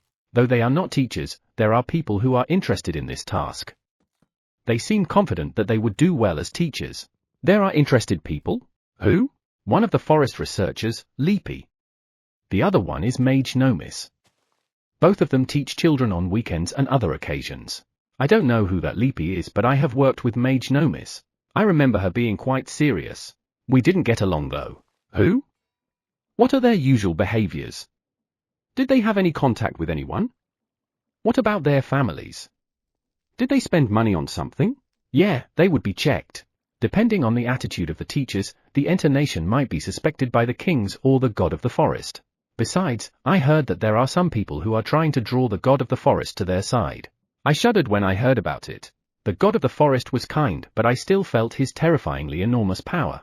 It was too reckless to draw in someone like that. Here are the documents. I think there's no problem. I see. Vice Commander Mirilla handed a bundle of documents to King Esmeruit. Only the sound of paper being flipped can be heard in the audience. There seems to be no problem. Vice Commander Mirilla, here. It's not that I don't trust you, but I'd like to take another look. Yes, of course, Desu. King Esmeruit nodded and handed the documents to Commander Malfora. The one who'll investigate the two more is Commander Malfora? This guy is relentless. Commander Dadavis. Gare. Here, Cuckoo. I had a bad feeling seeing that expression. Once the teachers have been assigned, I want you to go with them. You want me to go with them? Not order me to go with them? And you? Not the Third Night Order but me? We don't know what's deep in the forest, so I want you to go with the teachers as a guard. I want Commander Dadavis to be the one who'll bring the group together. Of course, I will also let you choose the subordinates of your choice. In short, I can't refuse. Even though it's not an order. However, I'm honestly curious about what's deep in the forest. Yeah, I'm curious. If you want, you can take Vice Commander Kimia and Adjutant Kafferet. I'm sure they'll complain about it later. Well, let's just talk about it as if it's decided. I'll tell them the details once they find it out themselves. Understood? I'll take care of it. Well, that was an easy decision. Or maybe not. I regret it a little even though it was basically me who decided it. However, the pressure from the Fenris. I guess I should have thought about it a little more. So, about the two teachers, I want to. Shing. I felt a powerful magic power for a moment. Everyone's movement has stopped and they are all wary of the surroundings. What happened? That's what was that? Commander Malfora stood up and looked out the window while touching the hilt of his sword. Take a look outside. Two of his men rush out of the room. That was some amazing magic power. It's so powerful that this is the first time I felt something like it. King Esmeruit stands up and approaches the window. That's dangerous, Desu. One of the guards shouts out, but King Esmeruit stops him with a wave of his hand. He stands by the window and looks out into the forest. Given that power, there is no doubt that it's related to either the kings of the forest or the god of the forest. If that is the case, there's no escape, right? There's no point in running or hiding, so it would be better to check it with my own eyes. He moves to the window and looks out. I also turn my gaze to the forest, but I can't see any change. However, I feel something different. The barrier, it's half broken. King Esmeruit's words made everyone in the room tense. The barrier that protects the country is quite strong. And just like that, it was half broken. Horrible. I agree with Commander Malfora's words. It was just an instant. It was so powerful and so enormous that you can't even grasp how powerful it is. And yet, it had broken the barrier that was erected by the most powerful mags in the country. The discussion for today is over. Anything can happen. All members of the group should be on alert. Report, Mage Nusa and Prime Minister Visrui, along with 24 others, who were imprisoned in the dungeon, have disappeared. There are signs that someone broke in from the outside and several knights are injured. Eh? They escaped? However, there's a powerful barrier over there. Could that power earlier have? If so, was it part of their plan? First Night Order, chase those escapees. Second Night Order, check everyone in the prison. Third Night Order and Fourth Night Order, strengthen the defense until the barrier is repaired. By your will, I left the room as soon as I replied to King Esmeruid's order. What the heck is going on? Does it mean that someone with that kind of power was on Visrui's side? No, if there was, they would have done something earlier. Commander, I look at Kimia and Kafaret who are running toward me. I let out a small sigh of relief. There was some amazing power that passed by just now. I nodded and held my hand out to stop Kimia. That power broke the barrier of the country. The third and fourth night orders are to strengthen the defense until the broken barrier is repaired. We must stay vigilant and prepare for unforeseen situations. Let's perform our duties. Affirmative. RA? There was no one from the fourth night order in the meeting earlier. Did His Majesty made a mistake? Or was he just confused? Fufu, I'll just inform the fourth night order then. Also, I need to tell Tell everyone that Visrui has escaped from prison due to someone's help. Kimia shouts in surprise. That's a normal reaction. The place where Visrui was imprisoned is supposed to be the inescapable cage of Enter Kingdom. I have a bad feeling about this. Chapter 105, Broke? Fix it then. Good morning, your lordship. As I went to the living room, I was greeted by everyone like always, but there was someone I didn't expect. Good morning. Why is evil God Oarju here? And why is he eating breakfast? Wasn't it only yesterday that he attacked this world? That was resolved and I didn't pay attention to him since he has no power left in him. After that, he returned to the demon world. Or at least that's what should have happened. Did I remember it wrong? No, I remember waving to him while saying bye-bye. What are you doing? Well, going on. Check. To check what's going on? So, you come back from the demon world? Evil God Oarju completed this world after all. As the co-creator, I guess he's curious. Even if evil God Oarju's demonic power is no longer necessary, it doesn't change the fact that he was the one who completed this world. No, that's not it. No?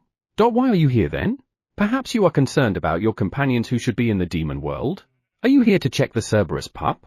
I looked at the garden and saw that they were getting special training from the dragons. I'm sure they won't do anything crazy since Teforte is there. Maybe. No. It has been a day since demonic power flowed into this world, if anything happens. So he came to check if we're okay? Isn't he a good guy? HNN? He is blushing. He looks really embarrassed. How's the food the One Eyes cooked? Great, right? I wanted to make fun of him, but he came to check on us because he was worried, so let's stop. However, haven't you changed? It's delicious. He looked away and put the bread in his mouth. Good morning. Your seating arrangement is different from usual. Good morning. The children are sitting in different seats than usual, probably because of evil God Oarju, but they greeted me back cheerfully like always. Is everything okay? USA glances at evil God Oarju and then looks at me anxiously. Everything's okay. It seems like he came here because he's worried. I looked at evil God Oarju and saw that he had received a large amount of bread from the One Eyes. I guess he seriously meant it when he said it was delicious. It seems like he only has anger issues because of the influence of demonic power. I see. Understood. I patted USA's head in reply and she smiled happily. I thought they'd be more scared because of what happened with evil God Oarju yesterday, but it seems like I'm wrong. Your lordship, let's eat. HNN? The children were waiting for me. I thought they had already started eating since evil God Oarju was already eating. Sorry, let's eat. Thanks for the food. Thanks for the food. I drank fruit juice and watched the children. It's the usual eating scene. When I looked at the garden, the Cerberus had just attacked Koa with magic. I was a little worried, but as expected of Koa, she returned the attack beautifully. Wait a minute, will the little Cerberus be okay with that? Teforte iloring hysterically? Well, I guess it's all right. After eating, the children will go play in the forest. It seems like the Fenrir pups will go along with them and the Fenrirchen will lead the guards. Take care, we will. There are many dangerous monsters in the forest, right? Even though they have guards, aren't worried? I'm surprised to see evil God Oarju looking at the children with concern as they get ready. Is he actually a fake evil god? His personality has changed too much, right? No, the children are safe. Shin and the others will stop the children if they tried to do something overboard. Who? I see. Evil God Oaju, who had a "what the heck are you saying" expression for a moment, looked at the children and nodded. Your lordship. Something happened. Ooh-wah, that startled me. Suddenly, Boss-san showed up from above. Ah, sorry. I didn't mean to startle you. No, it's okay. So, what happened? Boss-san looks a little troubled and glances at Evil God Oaju, who's beside me. Yesterday, it seems like a powerful magic power flowed around the world due to the creation of a new realm. Because of that, a report came from some spiderlings saying the barriers of each country were damaged. The barriers of each country? Ah, like the barrier we saw in the Beast King country? That was damaged? However, since it's only a weak barrier, it can be easily repaired. Alright? If that were the case, they wouldn't bother reporting it to me, right? According to my spiderlings report, it seems like they have yet to be repaired. Have yet? Is it because they need to prepare something? Do they really need to prepare something just for wait a minute? I shouldn't judge it from my perspective, right? Apparently, I'm pretty powerful. I decided that the barriers are weak from my point of view. Are those barriers weak from their point of view? Since the barriers were damaged, it seems like each country is being forced to deal with the monsters coming out of the forest. And yet, they don't repair the barriers? Maybe they can't fix it right away. Sorry, eh? When I look next to me, I see that Evil God Oaju has a regretful expression on his face. Why is he apologizing? Well, according to the report, it is due to the creation of the new realm. Don't mind it. I'm grateful that you completed this world. Where did his headstrong personality yesterday go? Was that the effect of demonic power? If so, demonic power is scary. No, right now, I should think more about the barrier than the demonic power. What should I do? Should I just fix them then? Yeah, I think that's a good idea. Boss-san, yes? How many barriers were there? Since Boss-san said countries, I guess the Beastkin country's barrier is not the only barrier that was damaged. Human country, Beastkin country, and Elf country. 3. It would be easier to repair the damage by touching the barriers personally than sending magic power from here. Alright, let's go to the Beastkin country first since I've been there before. What are you going to do? Eh? Go there and repair the barriers. Evil God Oaju, who asked that question, looked at me dumbfounded. Did I say something strange? We shouldn't waste time talking here. It would be a pity if they were attacked by monsters while we are talking here, so I'll be going. Let me accompany you. Ride up. Thank you, Boss-san. Evil God Oaju, just take your time here. As I climbed on top of Boss-san, I felt my body float, and the next moment, the scenery ran past. Koa's running speed was incredibly fast too. Alright. Since we're going to the Beast King country, should I meet up with Dad Avis? I have to prepare rooms, so I need to know the gender of the teacher. Well, I don't think I'll be able to meet him though. Foo, your lordship, what's the matter? I saw Boss-san tilting her head. No, I just thought even though demonic power flowed to this world and a new realm was made, things haven't changed. This morning, I ate with everyone, and when problems arise, I deal with them. Nothing has changed, which is the best. Ma, this is the best. Chapter 1, Emperor's Kingdom's Guards. The moment the ground shook and a wind containing strange magic power passed by. I can only remember being hit by a powerful force, knocked to the ground, while my whole body trembled. What the? I hugged my trembling body that was repeatedly shallowly breathing. After a few moments, my trembling calmed down a bit. I looked around and all I could see was fear from my trembling companions. We should be fine. That magic power just passed by for a moment. It's not an attempt to crush us like the previous one. Calm down everyone, everything's okay. Calm down. I heard the captain's voice from a little distance away. However, no one replied. Calm down. I tell myself over and over again until my breathing calms down. Then, I realized that my body, which had been trembling, had stopped. As I tried to relax, I am tapped on my shoulder. Hi, sorry. I looked up after hearing the familiar voice and saw my close friend, Baylor, standing there with an apologetic expression on his face. Sorry. I didn't think you'd be that scared. I certainly wouldn't have done so if it had been the usual. However, what just happened made me remember the horror of that time. It's a fear that makes me have nightmares. I'm okay. In any case, Baylor, isn't this day supposed to be your day off? I remember how happy he was yesterday because he hadn't had a day off for a long time. I looked at Baylor's clothes and found that he was wearing the core uniform for some reason. HNN? No, he's not. He's only wearing the jacket. I was in a hurry, so I only managed to wear the jacket. More than that, it seems like something happened to the barrier. Barrier? I looked at the barrier Baylor was talking about. Eh? I can now see the barrier that I normally can't see. Not only that, there seem to be holes in the barrier in some places. It seems like the barrier was broken by the force of that power that hit us just now. The barrier broke? The barrier is quite powerful and was put up through the joint efforts of mags and sorcerers. Thanks to this barrier, the citizens can live their lives without fear of monster attacks from the forest. Though the other day, damage was done because the barrier doesn't work on abominations. It was the only exception. The abominations are the negative legacy of this country. It is the responsibility of this country to eradicate all abominations. But now's not the time to think about it. How are the monsters acting? Since we can see the broken barrier, the monsters from the forest should have noticed it too. For the time being, it looks like we're still okay. However, I don't know what will happen from now on. We just received an order to strengthen the barrier security to all members. Didn't you hear what the captain was shouting about earlier? Eh? The captain? Even though I was panicking, there's no way I missed the captain's voice. Or at least that's what I think. Understood. I guess we'll have to beef up security. I look at the barrier. The holes in the barrier seem to be bigger compared to what I saw earlier. Is this the will of the forest? That's what I'm wondering. This country has committed a great crime against the forest. I thought that since King Gamers was saved by the god of the forest, it means he allowed our country to continue to exist. However, the fact that the barrier broke means we were wrong in our assumption, right? Or does he mean for us to live without using barrier from now on? I don't know, but Baylor choked on his words. I have no idea what the kings of the forest or the god of the forest are thinking. However, I do know the reality in front of us is that we are no longer allowed to use one. I let out a small sigh. We knew it. It's because of what emperors did. Monsters are coming from the forest. Eh? I looked in the direction where I heard the shout and saw the trees in the forest shaking. This is bad. Given how they shake, it should be pretty big.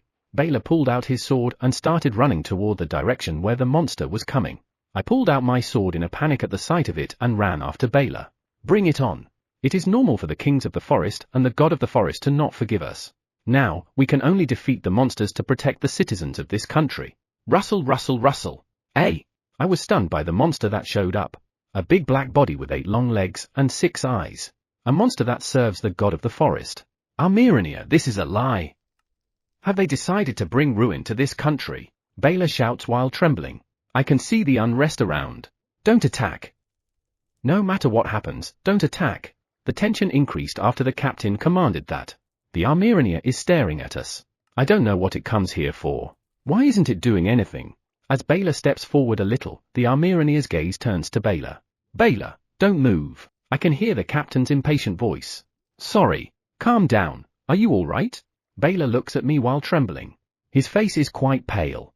Have we arrived? Eh? I heard a man's voice from the forest. Who is it? Is he approaching this place? He's in danger, right? I nodded to Baylor's words. If he comes this way, he will approach the Almirania. I looked at the captain and saw that he was thinking the same thing. He's also getting impatient from the looks of it. We finally arrived. Aha. Eh? No, I just got a little lost. The man's laughter echoes through the tense atmosphere. How can he laugh? He should have seen the Almirania, right? Hearing what I said, the knights around me nodded. At that moment, I saw the Almirania turning around and raising its leg a little. It was as if it was saying hello. Good work. Thanks for guiding me here. So, this is the place that got hit worst. There was a rustling sound in the trees around and then I saw a man that was probably the owner of that voice. Are you perhaps the knights of the human country? Everyone froze upon seeing the man standing next to the Almirania, tapping the Almirania with his bare hands. I know who he is because I've seen his paintings. This man is the god of the forest. Moving as little as possible, I turned my gaze to the captain. He is staring at the god of the forest with a very blue face. Eto, may I interrupt you for a moment? It won't take long. The god of the forest looks around and stops his gaze at the captain. After that, he casually calls out to him. The captain stayed silent but he nodded. No one around would dare move right now. Thanks for that. There's a big hole in the barrier. Sorry about that, I'll repair it immediately. However, even if I repair it now, it will stay very weak as it is. I need to strengthen it more. Do you think it's okay if I strengthen it? Repair the barrier? Eto, do you mean to say that the strong magic power that flowed just now was an unavoidable force? HNN? No problem. right? But I'm actually unsure. In fact, I don't think I can put up such a weak barrier. I don't know if I can suppress my power that much. Come to think of it, there are monsters that can cross this barrier, right? Abomination? Yeah. Okay. I'll upgrade this barrier so that no monster can enter. With this, you should be able to forgive me for making holes in it, right? The god of the forest calls out to the captain again. I can see that the captain has gone completely white. The god of the forest tilts his head at the captain, who only nodded repeatedly without saying anything. You're quite pale, are you all right? The captain nods repeatedly without saying a word. I'm so happy I'm not the captain. If you say so, but I'm kind of worried, so heal. The color of the captain's face returned to normal at once after he glows a little. I'm envious. That's it. Then, I'll take care of the barrier. Let's see, a barrier that covers the country. Deny invasion of all kinds of monsters. Make it resistant to magic power like the one earlier. In addition, should I also put invasion prevention? If I do that, hostile people won't be able to enter. Okay, imagination complete. Then, the god of the forest is saying something while looking at the whole barrier, but it's too small to hear. I'm curious, but I'm certain I shouldn't get too close. Are? The god of the forest began to glow. Barrier. The barrier generated a dazzling light for a moment, and warm magic power gently overflowed from the god of the forest. That's it. I looked at the god of the forest and saw that he was looking upward, so I looked up as well. I am now unable to see the visible whole barrier again with my naked eyes. Could it be that the repair of the barrier has been completed? But that's almost in an instant. I heard that it took the mags and sorcerers 10 days to. I've repaired the barrier. I made it a little stronger so that abominations won't be able to get in. Goodbye. I can see the captain silently bowing his head. It seems like the barrier covering the country was really restored in an instant. Amazing. To repair it in an instant. Yeah, amazing. I can only agree with Baylor's stunned voice. We were not exterminated. As the god of the forest disappeared deeper into the forest, the Almirania also returned to the depths of the forest. The moment they were completely out of our sight, my body lost strength and I fell to the ground. I thought the captain would be angry, but he is sitting on the ground with a stunned expression too. Awesome. I can't think straight. I looked up and saw a blue sky. And I could faintly see something shimmering. Is that the barrier? Chapter 2, Enter Kingdom's Guards. Enter Kingdom's Guards POV. The moment the ground shook and a wind containing strange magic power passed by. The alarming sound of the barrier being broken rang out in the locker room. I quickly put on my jacket and went outside. Hurry up to your post. At the same time as the captain's voice, I run to my usual guard post. I don't know why the barrier broke, but all I know is I have to keep monsters out of the kingdom. What about the monsters? For the time being, we should still be fine. However, 2 days ago, abominations were spotted in the forest. Abomination. That's not something a barrier can protect you from. I hope we can deal with it in the forest, but if we can't, we have to stop it here, or else, the citizens will be harmed. Do you know what kind of magic power wave was that? I shook my head. I've never even felt a wave before. Something might have happened in the forest. If that's the case, then, it must be the god of the forest or the kings of the forest, right? I gulped at his conclusion. What if it was their intention to break the barrier? This country has an extremist faction that tried to attack the emperor's kingdom. The prime minister, who is a blood relative of the king, led the attack, and it is said that the top is in trouble over his punishment. Are you telling me that he won't even be punished? This is bad. Desu. Apia, my junior at the guard post, rushes in, looking pale. You're late. Sorry. Before I came here, I heard from the members of the First Night Order that the extremists led by the Prime Minister escaped from the jail with the help of someone. They said it was very likely that they had already escaped into the forest. Apia speaks politely to his seniors, but he's still too excited. Who? The voices of my senpai and I overlapped. The Prime Minister escaped? That guy who tried to break the barrier and disrupt the country? Is that true? Yes. It seems like the Night Order is already moving to chase after the extremists. Senpai crossed his arms and started thinking. Was the wave of magic power earlier caused by the extremists? There's no way that's true, right? If they had that kind of power, they would have escaped sooner. That's also true. Senpai agreed with Apia. Certainly, the magic power wave just now felt quite powerful. I have heard that the Prime Minister has a lot of magic power, but I don't think he has that much. If he really has that much, just like Apia said, he would have already broken out of prison earlier, and the position of the king and prime minister would have been switched. Gwa. At the sound of a monster's roar, we took our swords and stayed vigilant. Everyone, you heard that roar, didn't you? Captain's voice made me tense. We have received word that dozens of abominations have been confirmed to be heading this way. They have already broken through our security line in the forest. Everyone, brace yourselves. Make sure to stop them. Dozens of abominations here. This is bad. However, if we don't take them down here, our families might suffer. Phew, we have no choice but to do it. Right. Apia stood next to me and held up his sword. I looked at Apia and saw that he was gripping his sword with a pale complexion. This is bad. Looking at him like that, he will probably get injured. Worst case scenario, he will die. Apia, take a deep breath and calm down. I heard him taking several deep breaths. I'm sorry. I'm all right now. Don't overdo it. Apia has only been assigned to the guards for 3 months. No matter how you think about it, this is too heavy for him. I look at Senpai. He seems to be thinking the same thing, but we can't ask him to back off since the abominations are coming. I'm okay, Desu. I have endured hellish training too. Perhaps noticing how Senpai and I look at him, Apia gave his reassurance. If you really think so then, please. Apia happily replies to Senpai. Rustle, rustle, rustle, rustle. Crack, crack, crack. I can see that they are excitedly coming to us while destroying the trees on the way. I took a heavy breath in and out. All right, bring it on. We all gulped as soon as monsters emerged from the forest. We have fought against abominations before. However, the abominations in front of us are a little different. They are covered by a black shadow. Curse?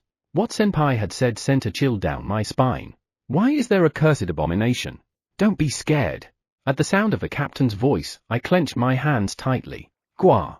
A black shadow spread around and the abominations rushed toward us. It opened its mouth wide and tried to attack us using its fangs. Cashing! I managed to defend with my sword, but my hands are shaking. This power! My body is being pushed by a mighty power, and my body can't help but be pushed backward. I can barely hold it back, and it will only be a matter of time before I fail. Chack! Ah! A sharp pain runs through my stomach. When I look, I can see that I'm being bitten by a monster. It seems like I was too focused on the monster in front of me. My hand almost relaxed, but I managed to somehow suppress it and kick the monster that was biting my stomach with my foot. Bogo! The monster left my stomach, perhaps satisfied after successfully damaging me. I look at my stomach while paying attention to the monster in front. It seems like I'm bleeding a lot. I feel hollow. For a moment, I almost lost consciousness, but I managed to hold on. I can see that Senpai and Apia beside me are also struggling a lot.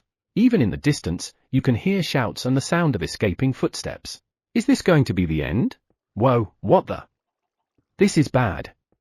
Or rather, there's curse again? What's that? Whose voice is that? I turned my blurring eyes toward the direction where I heard the voice. Eh? Am I hallucinating? Why isn't Armirinia here? Perhaps it came to see if the barrier has properly broken. Has it been decided that Enter Kingdom is unnecessary? Eh? Leave it to me? Okay, I'll just purify them all. I noticed a gentle magic power passing through my body. At the same time, the black shadow that had been clinging on me disappeared. Even the monster that was attacking me disappeared. Where did it go? I looked around and saw it floating in the air. Why is it floating? It's being wrapped by something. Thread?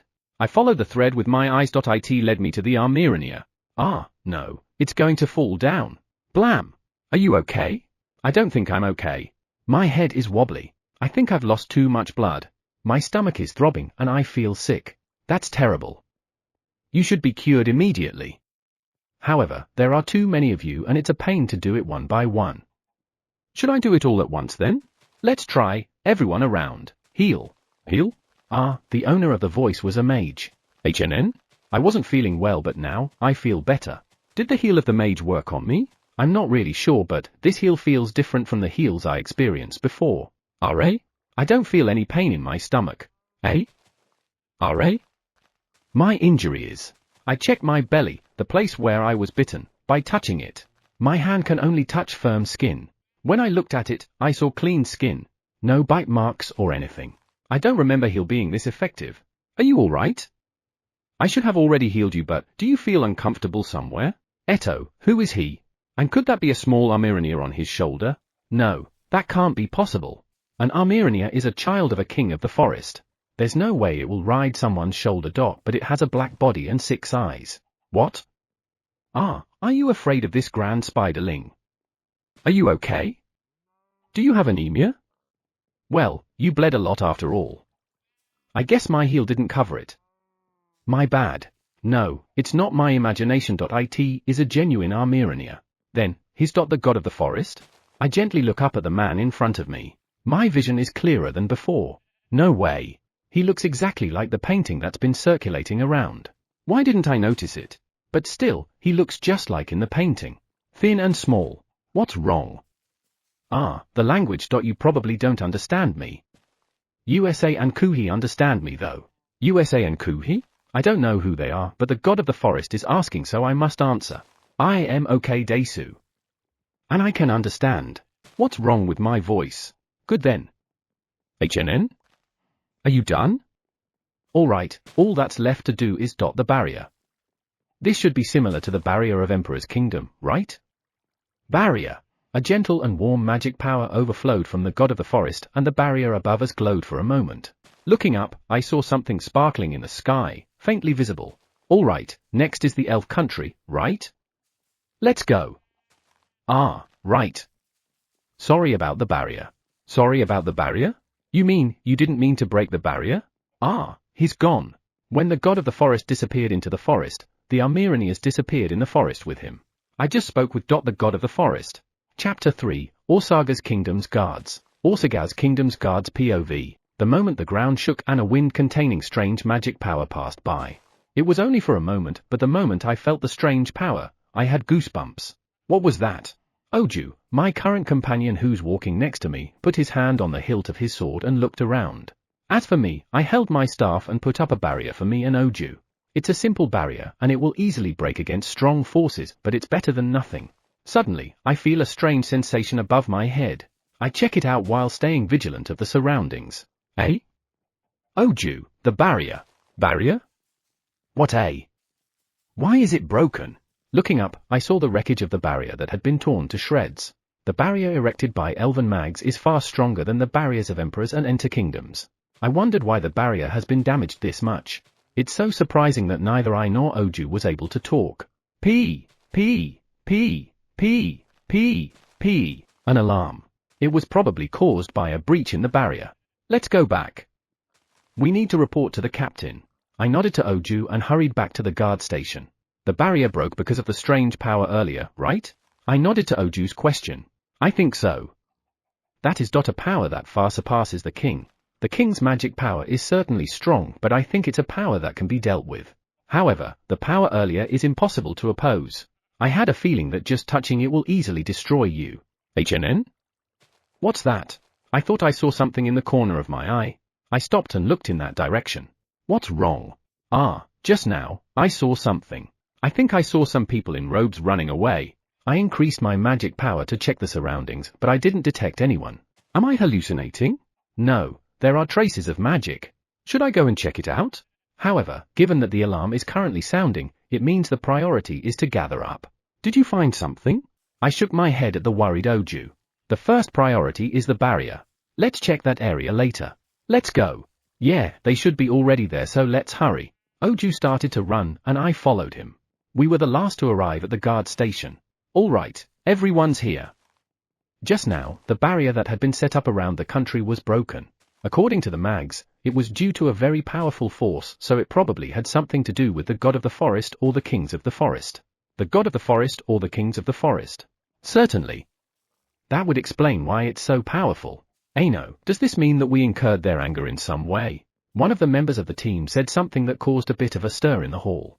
If it is the result of angering them, does that mean that we shouldn't repair the barrier? However, if we do not do so, the threat from the forest will be much higher. It's unclear. However, you know that Orpal, the former captain commander, was about to act against the will of the forest. The god of the forest conveyed his wrath to us by rendering the weapons they had gathered unusable.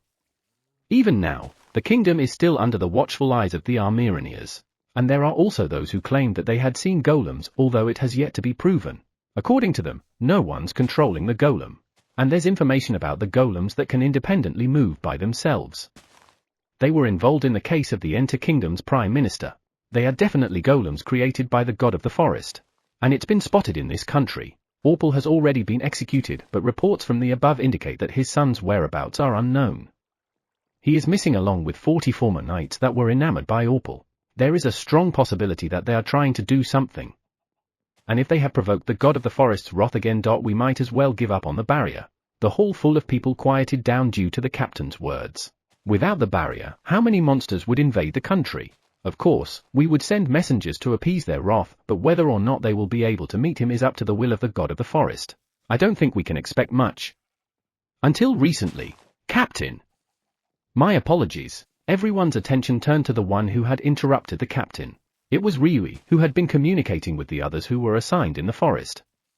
He has a tragic look on his face. What happened? I was contacted by the others just now. There are 5 Armyrinias that are heading in this direction. 5 Armyrinias? Perhaps they were instructed by the god of the forest. Did we really incur his wrath? I'll meet them. No matter what happens, don't do anything. Absolutely don't. That's... Everyone gasps at the captain's words. Captain, you can't Desu. Let me go instead. The vice-captain grabs the captain's arm. The captain removes his hand and shakes his head. The Armyrinias are precious beings that serve the god of the forest. I'll go. If anything happens to me, you will take over this unit. The captain is planning to bear the wrath of the god of the forest alone. I want to stop him.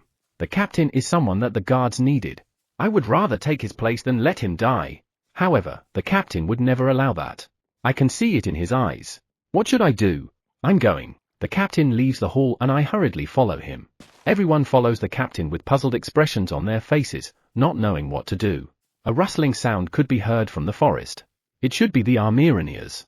They usually don't make noises. Stop. The captain tells us to stop. And from a distance away from us, the captain stopped. Are? Is there a gathering? Eh? Whose voice is that? It sounded like it was coming from deep inside the forest. Rustle, rustle, rustle, rustle, rustle, rustle. Please stop. All of us gasped at the Armyrinia that showed up from the forest. It was twice as big as any Armyrinia we had ever seen. However, more than that, all eyes are focused on the person riding the Armyrinia. Eh? No, it's all right. It seems like he's not hostile. I know that face. The reason is because a painting of him has circulated around the Enter Kingdom and was imported and circulated at Osaga's kingdom too. You are elves, aren't you? You don't look like what my little sister said. Little sister? The god of the forest has a little sister? I heard a piece of information that he was taking care of some children. Excuse me, but, may I have a word? The captain's strong voice made me let out a breath. Apparently, I had unconsciously held my breath. I took a few deep breaths to catch my breath. HNN? I don't mind. However, let me repair the barrier first. Repair the barrier? RA? The barrier broke because of the god of the forest's wrath on this kingdom, right? Barrier. At the same time he said that word, I could see magic power overflowing from the god of the forest. Then, with the god of the forest as the center, it gently spread out. The moment I touched the magic power, I let out a surprised voice due to its warmth. The gentle, enveloping magic power that I had never felt before made me unconsciously smile. The barrier. I look up after hearing the excited voice of my companion and see the barrier covering the country. The moment I saw the barrier, I was stunned. It was so different from the barrier that had been erected until earlier. Amazing. I felt uneasy and turned my gaze to the god of the forest as I felt that the barrier was so strong that it was hard to believe that it had been erected in an instant. The god of the forest did not show any sign of fatigue and seemed to be checking the barrier. No, perhaps he doesn't even need to show fatigue because he's not tired. Excuse me for my rudeness, but the barrier broke. The god of the forest tilted his head at the captain's question. The reason why the barrier broke was because of a reaction of the world's completion. We're the ones who made it this way, so I repaired it. Or do you think it's not necessary? Hearing the god of the forest's question, the captain immediately shook his head. Apparently, we did not incur his wrath. Great. However, what does the world's completion mean? Was the world incomplete? I'm sorry about the barrier. The god of the forest looked apologetic and not only the captain, but even us, shook our heads. The children? Then, I have to hurry back. The god of the forest speaks while looking at the Armyrinia by his side. I was wondering, could it be that they're talking? Sorry, I had to go back to the children. Do you know about it? No, we know. However, we might get hated if he knows that we know. It's like being asked if we investigated things about him. I glanced at the captain and saw that his face had gone pale. Bye. The captain bows his head and so do we. When the god of the forest begins to move, the 5 Armyrinias begin to move too. After a few moments, the Armyrinias disappeared completely into the depths of the forest. The god of the forest and the Armyrinias are very powerful. Chapter 4. You'll never know what will happen in 1,000 years. What a pain. The memory device in front of me keeps telling me to fill in keywords. I, myself, want to add keywords too. I've learned from Goddess Aeon that if I don't get the keyword division right, I'm going to be in trouble later on. However, I have no idea what keywords to use. If my lifespan is only 100 years, things would have been easier. Goddess Aeon and God Theo told me that my lifespan would be 2,000 years minimum. That's a very long time for me, but thinking about it, the two of them have already lived far longer. So, I have at least 2,000 years. I stopped God Theo when he was going to say the maximum. I don't want to despair when I hear that. There's no point in dividing it into years. There's no way I can look back at what happened today 1,000 years later. I've already registered Cerberus hatching, Teforte, mother of Cerberus, an evil god Oarju. No, I can't do this anymore. I click the end button of the memory device. I'll think of something else later. Yeah, that's a good idea. I'm sure I'll be able to come up with better keywords next time. I'm not trying to escape reality.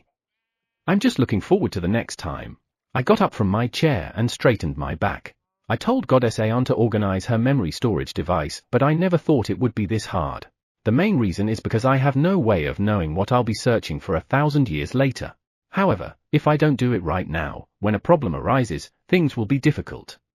What kind of problem should I think then? A problem that might occur in 1,000 years. The only things I can think of are part of the world will be destroyed. Too much magic power will be gathered and the world will collapse. I haven't even solved the problem of the world collapsing because of too many powerful individuals have gathered here. Now, thanks to the expansion of the world, we managed to buy time before the world collapses. Speaking of which, Boss San said I better go and see the newly created land. Evil God Oarju and Teforte are checking it out every day, but I don't know what they're doing. Even so, since he's with Teforte, I don't think evil God Oarju will do something detrimental to this world, but is it really okay to just leave them be? Let's go check it then. While I imagine exiting my different space, my body feels like it's floating. Soon, the familiar living room comes into view. I've made a successful transition today, haven't I?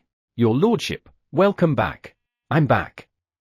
Is the special training done already? Yeah. Seeing the smiling USA greeting me, I pat her head. Has she gone taller again?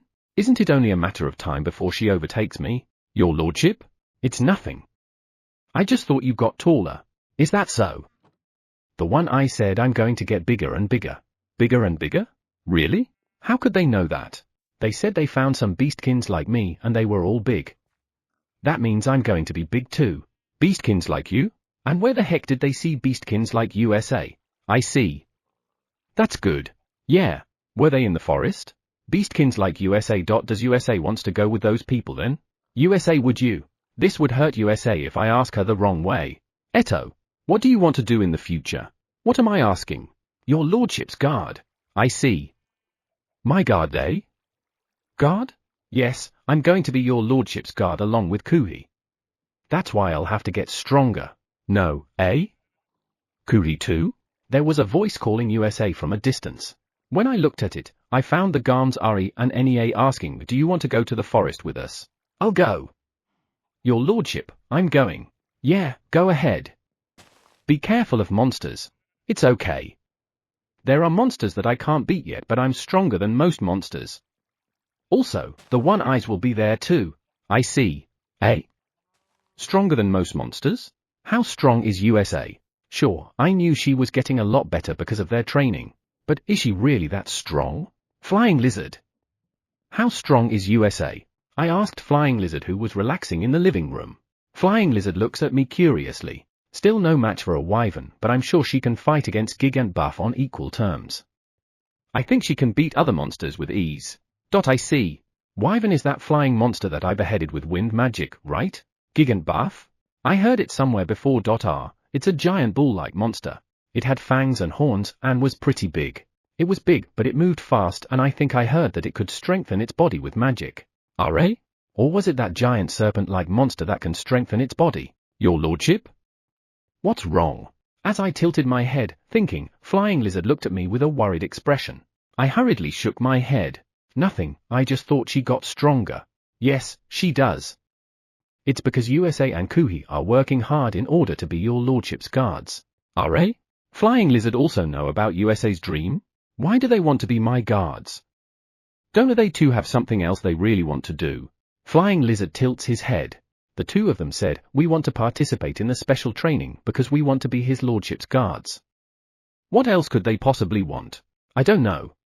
Do they feel that way because they are indebted to me? However, if I told them set your eyes on other things, it would seem like I'm rejecting their dreams. Even so, my guards? If we're going to talk about guards, don't I already have Koa, Flying Lizard, and the others? I am delighted to hear that from you, but if you want to interact with the country of humans, the country of beastkins, and the country of elves, it would be better for USA and Kuhi to act as your guards. Koa, me, and the others are known as the kings of the forest. They fear us. Right, the people we've met are certainly afraid of Koa and the others. I had never really thought much about that before, but I guess that's not a good idea for what's to come. Right. If we're going to build a good relationship with others, I need escorts that they're not scared of, right? A good relationship can't be built if one party is afraid. I guess I'm going to put this burden on the two of them. Right now, I don't have an answer to what kind of relationship we should build with the countries of this world. However, I'm willing to interact with any country. I want to get to know this world, not only for the sake of the children, but for my sake too. I don't think the two of them will consider it a burden. Boom boom boom boom. The sound of a series of explosions makes me turn my gaze to the square where the sound came from. I can see that there are Fenrir Karu and Kuhi and they are glowing. Kuro and Kuhi are casting ice and fire magic. The next moment, ice magic and fire magic clashed. That's intense. Kuhi is strong too, right? He should be since he's able to cast magic like that. If it's raw power, he should be able to give USA a good battle. However, Kuhi has learned magic in such a short period of time. He learned magic? Is that so? Wait a minute, did he just cast magic several times in a row? As I recall, he was mainly training with sword. Not long ago, Kuhi's magic power suddenly increased. Because of that, he's now having special training on fighting using magic from the rear than practicing using sword. A sudden increase of magic power? Doesn't a sudden increase of magic power strain the body? He's fine. That's a relief then. However, why did his magic power suddenly increase? Did I do something wrong again? Chapter 5 is matching clothes? Good morning. Good morning. I heard the children's cheerful voices and saw the smiles on their faces. What's going on? They are wearing matching clothes. Those are uniforms. I'm not very familiar with that because I wore Gakuren asterisk in my junior high school and high school days. It's a long-sleeved polo with collar for male students. If you've watched the Slam Dunk, Shohoku school uniform is Gakuren type. I looked at all the kids. I smile at them who are wearing ties and have a somewhat clear expressions on their faces. I feel like it's strange seeing ties in this world. Your lordship, what do you think? When Tsuki comes in front of me, she spins around, making her skirt flip a little, and smiles happily. Sakura and Koyo, who had come along with her, were also smiling happily, but they looked shy compared to her. The three of you look so cute together. Rai and the others look cool. When I patted Tsuki and the others' heads in turn, they showed me a very sweet smile. Foo. The three eyes made them for us. They said this should be our outfit when we study. I nod to what Tsuki said. When they study? What day is it today? I looked at my calendar on the shelf. Today is the 12th of the 8th star. From what I remember, the teacher should come here on the 18th of the 8th star, 6 days later. Darn! I had been asked by the One Eyes that they wanted to know the gender of the teacher in order to prepare a proper room. I forgot about it. Let's change our plans for today and go straight to Enter Kingdom. Dad Davis is a knight. If I see someone dressed like him, I should be able to ask that person where he is. It's better to ask someone than look for him myself. We don't know that place much after all. Your lordship. Let's eat. Tsubasa stared at the bread with a pitiful expression. He must be hungry from all the morning training. I've told them they can eat first, but unless we're on a tight schedule, they'll wait for me. Sorry to have kept you waiting.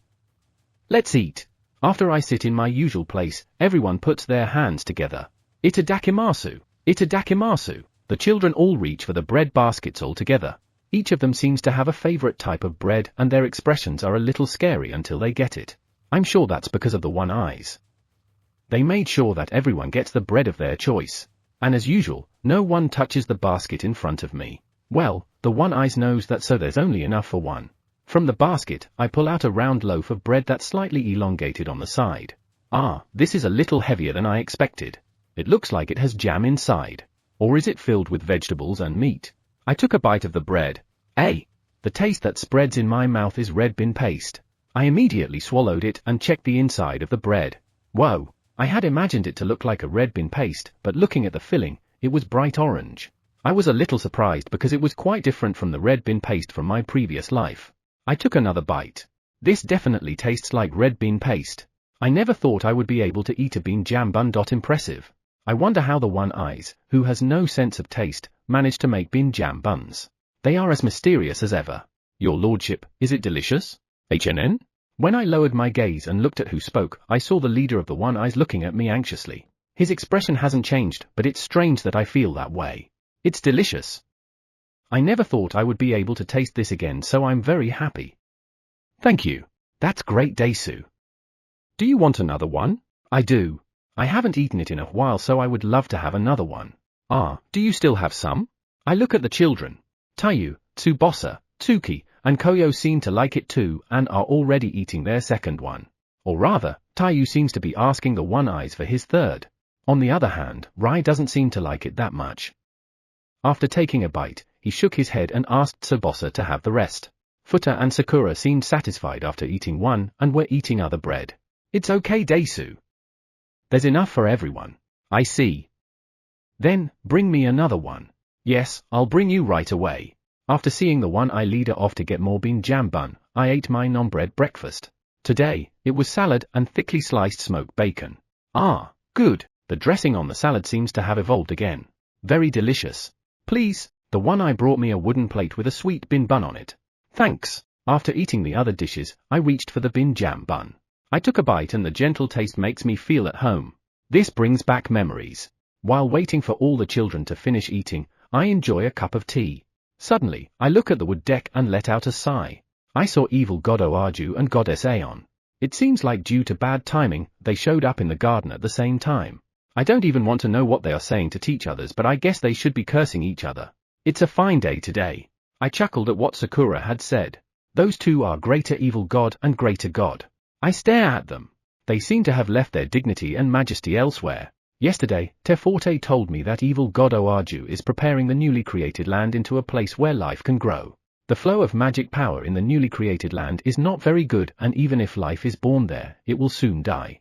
The role of gods and evil gods is to make the flow of magic suitable for nurturing life. According to Teforte, the preparations will be complete tomorrow. It's amazing how fast they manage to do it. Bam! Who? Goddess Aeon sighs as she vigorously opens the sliding door connecting the wood deck to the living room.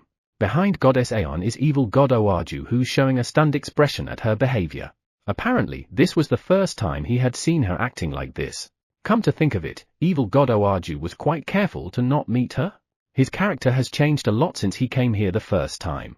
He said that he feels more at ease when he's in this world. When she did that before, Goddess Aeon was chased around by the one-eyes for 2 hours. Hearing USA say that, Kuhi turns his gaze to the one-eyes. And then, he quickly looked away. Yeah, you did the right thing. For some reason, I can see Onis behind the one-eyes. And why does a mere tray look like a weapon? I wonder. Akira! Goddess Aeon was about to take a step into the living room, but noticed something and froze. I wish she had noticed it a little sooner. Evil god Oaju also looked at Goddess Aeon and moved a little away from her. Ah, no. I didn't break it today. That's true. The door is not tilting compared to what happened before. However, you declared to everyone I'll open and close the door quietly from now on before, right? You were also forced to say that. Foo-foo. Foo-foo-foo-foo-foo-foo-foo. Scary. Ah, the menacing atmosphere coming from the one eye leveled up, right? Ah, evil god Oaju's complexion has gone all pale. I don't think it has something to do with you though.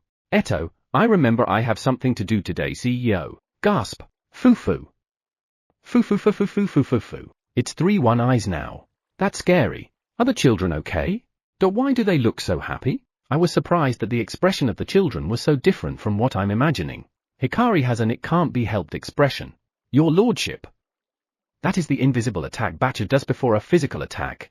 At Taiyo's words, I look for Bachu, who should be wearing a villain outfit. What in the world did he teach them? I looked around the living room and found Bachu, who was wearing a black scarf around his neck and a short distance away from the children. Bachu gives Taiyu a thumbs up. I let out a sigh. Invisible attack or not, Goddess Aeon has been hit brilliantly. Well, that was self-inflicted. I'm more worried about the future of the children who are looking at the one eyes with eyes full of expectations. Chapter 6, Wish to Immigrate. I'm enjoying tea while watching Goddess Aeon being preached. Sometimes, I feel I'm being looked at, but of course, I ignore it. It is impossible to stop the one eyes once things have become like that. Hang in there, it should be over in about 0.1 hour. Maybe. This is good. I look at evil God Oaju eating a piece of red bean jam bun.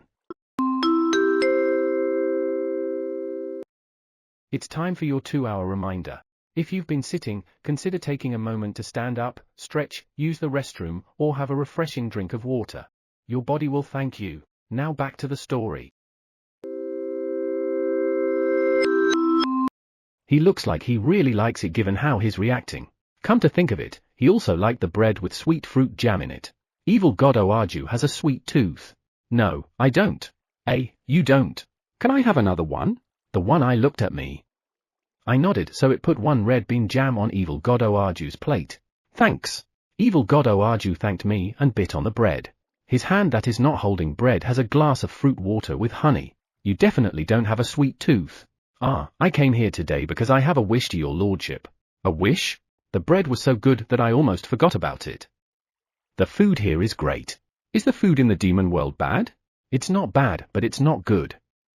In the first place, we eat the same thing all the time. How long is that all the time? I'm not sure how long the lifespan of evil gods is, but he probably means at least several hundred years, right? Since when? Ever since I was born. Worse than expected. How long has evil God Oaju lived? How long? It's been a while since I've bothered counting, but 4,000. No, it should be longer. That means he has been eating the same thing for more than 4,000 years. Wait, the same thing. I feel something bad about it. What do you mean by the same thing? It literally means what it sounds. Evil God Oaju looked at me curiously. No way? Seriously? You're not telling me that you have been eating the same thing for breakfast, lunch, and dinner for the past 4,000 years, aren't you? I am, and that's what I've been telling you since earlier. I can only sigh from what I heard from evil God Oaju. I can't even imagine how he managed to stand it. In a way, it's amazing. Did you get tired of it that it eventually tastes bad? That might have happened. I never really cared about food. What kind of place is the demon world? Have you ever thought of increasing the kinds of dishes you eat? Evil God Oaju looked at me strangely when I said that. I don't think I said something strange though. I have never thought of it. In the demon world, no one would think of wanting something good to eat. That's not a lonely place, isn't it? The demon world is a barbaric place where you can end up dying somewhere. It is a place where you'll feel frustrated for nothing, or you'll suddenly feel a burst of emotion. Eating food is nothing more than something you do to sustain your body, and that's all that matters. When I came to this world, a mysterious feeling sprang up in me. And what's interesting is that I don't hate that feeling. Come to think of it, both darkness magic power and demonic power were prone to cause negative emotions. Does that mean that in a world filled with those two powers, no one would care about food? I would hate to be in such a world. So, let's go back. The reason I came here is because I have a wish for you. Come to think of it, he indeed said earlier that he had a wish. When I look at evil God Oaju, I feel a little lost. He's completely different from the evil God Oaju who got so angry because some gods mock him. Does that mean that it's the environment in the demon world created that image of the evil gods? I would like to bring my family into this world. Is that all right? Your family? Does evil God Oaju mean that he wants his family to live in this world? That's okay, but no, I can't just easily agree. If more powerful people came here, the world would be burdened a lot. In addition, the purification of the curse around the core has not progressed at all. For some reason, earthquakes have stopped and the walls are no longer cracking. It would be irresponsible for me to give permission when we don't even know when that curse will affect this world. I'm going to make them follow the rules here, and I'm going to talk to them to make sure they don't cause any problems. In addition, I'm going to make sure they do their job properly. Also, wait a minute, he seems to be pretty desperate. What's going on? I haven't told you this, evil God Oaju, but this world has some problems. Evil God Oaju tilted his head when I said that. First, since there are too many powerful beings in this world, it has already exceeded its capacity. This time, the world has expanded, so we managed to buy some time. However, if that can't be solved, this world will collapse. Another one is the core that sustains this world. The magic power around it has become turbid because of curse. Curse? Turbid? Evil God Oaju looks surprised. I guess even in the demon world, the magic power around the core is clear. That's right. That's why earthquakes, which shouldn't be possible in this world, are happening. It's a little quieter these days, but that doesn't mean that the problem has been solved. We still don't know how that curse will affect this world. I can purify the curse that overflowed, but that's not the solution. It will not be safe until we find out why that place has curse. Rope, flying lizard, and even Goddess Aeon have been investigating, but there's still no information on the curse. You have serious problems. I think you're right. Both problems have the potential to destroy this world. Thus, I think you should think twice about taking your family into this world. Evil God Oaju knits his brows. Is it really something to think about? I think it would be better to stay in the familiar demon world than to come to an unstable world. As I said earlier, the demon world is a place where you can die anytime. Ah, yeah. Is that why you want to immigrate your family here? However, you've lived there for a very long time, so there's nothing you can't handle, right? Husband and wife relationship aside, relationships between siblings are very bad there. The weak siblings were killed. Seriously? He just said killed, right? And they die because they're weak? It seems like I have more than 170 siblings, but now, there are only 24. The rest were all killed. More than 170 siblings, that's a lot. And only 24 of them survived? Honestly, I'm freaked out. I had 54 children, and now there are only 5 of them. That means 49 were killed. What kind of world is that? I can only think of the word slaughter to describe it. I want to protect my children who are still alive. Well, that's natural for you to think so. No, it's not natural in the demon world. Eh? What do you mean by that? In the demon world, the weak can only die. I, too, thought that it was fine for my weak children to be killed by others. My weak siblings too. I thought it was okay because they were weak. Scary. It's a world filled with negative emotions, because of darkness, magic power and demonic power. It's too scary. Now I know that it's wrong to think like that. I was surprised when I saw how much your lordship cared for your companions. However, now, I envy you. I envy that kind of relationship. Evil God Oaju really has changed, hasn't he? I'm a little surprised. But still, the demon world is a really scary place. In the demon world, my children are in constant danger and they will eventually become like me. I want to do something about it. Can't I? I really want to agree, but I have people I want to protect too. What should I do? Well, I can't say he can't either when I heard that they might get killed. You said family, right? Who are you planning to bring aside from your children? My wife. Ah, right. He has children, so he has a wife. Your wife and 5 children. So, 6? Yeah, I now only have one wife, so 6. Now? Then, the others. No, that's not something I need to worry about right now. Eto, I think we can take in 6 people, but anyway, why don't you have them try it out and stay here for 5 days or so? Even if evil God Oaju likes this place, his wife and children might not think the same. While they're living here, let's ask for Flying Lizard, Fluffy, and the others' opinions. Chapter 7, Because of Long Life. Wait, what were you just talking about? Goddess Aeon came to me and evil God Oaju with a look of impatience for some reason. I wonder if the preaching of the One Eye is over. We're talking about letting evil God Oaju's family live in this world. That's an evil god family. I tilted my head seeing Goddess Aeon like that. Why is she angry? But wouldn't that increase the number of demons in this world? It seems like Goddess Aeon immediately found something that I never thought of. However, I don't understand what's the problem with that. Is there a problem? I thought she would react because it will increase the number of powerful beings in this world, but I feel like Goddess Aeon's thinking something different. Goddess Aeon? I'm a little puzzled by how Goddess Aeon is looking at me in astonishment. I never thought she would react this way. However, I only asked her what was wrong with increasing the number of demons in this world, right? Why is she so surprised with that question? The demons are perceived as enemies by the gods. I looked at where that voice came from and found Teforte. When did you get here? I was surprised. I can't believe I didn't notice her until she spoke. Am I too relaxed because of the barrier? Since evil God Oaju pleaded to your lordship. You've been here for quite a while then. I was going to call out to you, but what he did startled me. Eh? Why? Because I've never seen evil God Oaju like that. You changed a lot, right? Yeah, my personality changed quite a bit. And from my point of view, in a good way. I looked at Teforte and she grinned. That grin looks like the grin of someone planning something evil, but it's probably her normal smile. Well, she looks like that, so I guess it's a pity that she looks like someone evil. Your lordship, are you perhaps thinking about something rude? HNN? I just thought it's too bad that because you look scary and no matter what you do, it looks like you're planning something negative. Are? Teforte sighed. Probably because I answered honestly. You're the only one who would say such a thing to me, your lordship. Is that so? Ma, but if you get used to it, I think Teforte also looks cute. HNN? Teforte looks at me with eyes wide open but why? What's wrong? Nothing. I was just surprised because I'm not used to being praised like that. Are you embarrassed? Akira, Goddess Aeon looks like she's going to ask me a favor, but eventually, she shakes her head. I guess you recognize demons as enemies, but that has nothing to do with me. I guess she didn't want to increase the number of her enemies in this world. However, they are not my enemies. In the first place, this world was created by god apprentices and an evil god. Even the core was designed for both light and darkness magic power. Then, it doesn't matter which world one came from as long as they don't cause trouble in this world. You're right, but they're demons so their character is bad, right? Evil god Oaju has a bad character before too, but he changed. Maybe they'll change too once they came here. Evil god Oaju, who was so overbearing, pleaded to me to ask for a favor.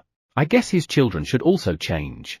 I guess so. Both Goddess Aeon and Teforte agreed. Kukuku, they're both surprised that they said the same thing. Akira, yes? Ma, if you think there's no problem. I guess it's okay to increase the number of demons. I can still see hesitation in Goddess Aeon's face. It seems like it is difficult for her to get over the common sense she had until now. I guess so. Are? What is happening? Why do I feel like I'm asking Goddess Aeon's permission? I don't need to, right? Well, okay. Evil god Oaju, are you children evil gods? Evil gods? He's an evil god so his children should be evil gods, right? No, if that was the case, there's no need for Goddess Aeon to ask that. No, they are demons. My children were not born with special powers. My wife is also a demon. Evil gods have special powers? That means evil god Oaju must have a special power too, right? What kind of power is it? I see. Demons. That means we don't have to worry about the special powers of evil gods. In short, when facing an evil god, what you should be careful with is their special power. I'll be careful next time I meet an evil god. Right, does Goddess Aeon have children? If evil god Oaju has children, then Goddess Aeon might have children too. 62 godkings and 1 god. 0.62 and 1? So, you have 63 children? I kind of heard about it before but, that's an amazing number. No, she lived a very long life. I guess it's normal. And I think it makes sense to call them godkins. Is your husband a god? Husband? You mean partner? I don't have a partner right now, but there was a time I had God as a partner, and there was a time I had Godkin as a partner. You don't call him husband but partner. And if there were times you were with gods or godkins, I guess because of how long one lives, feelings will change. Gods have a rule of only having one partner at a time. Goddess Aeon nodded to what evil god Oaju had said. I see. I thought for both evil gods and demons, having several wives at the same time is normal, but I guess it's not. Are? Goddess Aeon said that there was a time it was a god and there was a time it was godkins. Yes, it means to be faithful to one's partner. However, if you break up, you can find another partner. There's no rule that you'll only have one partner for life. Well, I guess so. You have a long life after all. By the way, your lordship. What's up? I want to know what is your plan with the new land. Well, turn it into a field, please. That wasn't me. I looked to my left and saw a farming corps member staring at evil god Oaju with an eye full of expectations. Field. Sure, we need them for those who will live in the new land, but field first. There are other more necessary things. No, that won't do. Think bigger. Bigger? Then, I think we should transform the new land into a forest and develop it as needed. Do you have any plans to connect this land to that land? Connect? The only way to go there now is to fly. If it's just a forest, we can do it in a few days. However, it will take some time to connect that new land to this land, but it is feasible. A forest can be made in a few days? That's great. More importantly, they asked me and left me out of the conversation. Well, I was still thinking about what to do with the new land, so it's fine. In that case, please do so. Understood. I almost laughed at evil god Oaju who nodded to the farming corps member for some reason. However, I was more concerned about his attitude and language. Why is evil god Oaju so polite to a farming corps member? Did something happen between evil god Oaju and the farming corps? Evil god Oaju turned pale when I asked that. Eh? What did the farming corps do? They didn't like evil God Oaju's attitude to your lordship, so they chased him around while attacking him. Teforte said that happily, and it reminded me of the third time I met with evil God Oaju. Unlike his previous attitude, his speech and manners were polite to the point I think it was creepy, so I asked him to change it back. That was scary. Whenever I try to return to the demon world, I will be interrupted. Attacks would come from all directions. That sounds scary, all right. I looked at the Farming Corps member and he nodded his head in satisfaction. I can't help but smile wryly. Do it in moderation. I patted the Farming Corps member's head and he nodded. Chapter 8. Let's go to Enter Kingdom. I saw evil God Oaju off to the new land and watched Goddess Aeon get picked up by her subordinate. She was complaining about something, but I warmly saw her off, telling her go to work. Every day, every time, it's the subordinate who works hard. Speaking of which, Mash's, the subordinate, face was a little pale. My boss is Goddess Aeon. Next time he comes over, I'll give him some sweets. I hope it will reduce his stress a little, but I don't think that's possible. Well, today's plan is is already a little late, but I think I should go to Enter Kingdom. I want to know the gender of the teacher and a little bit about his personality. To tell you the truth, I want to see the teacher to check what kind of person he is. There is a possibility that we're not on the same wavelength when I meet him or her after all. However, it would make me feel uncomfortable to speak in the end after saying that I leave everything to Dad Avis, wouldn't it? Even so, the teacher is someone who I'll entrust the children's education with. I think it should be fine to say a thing or two. Your lordship, can I go with you?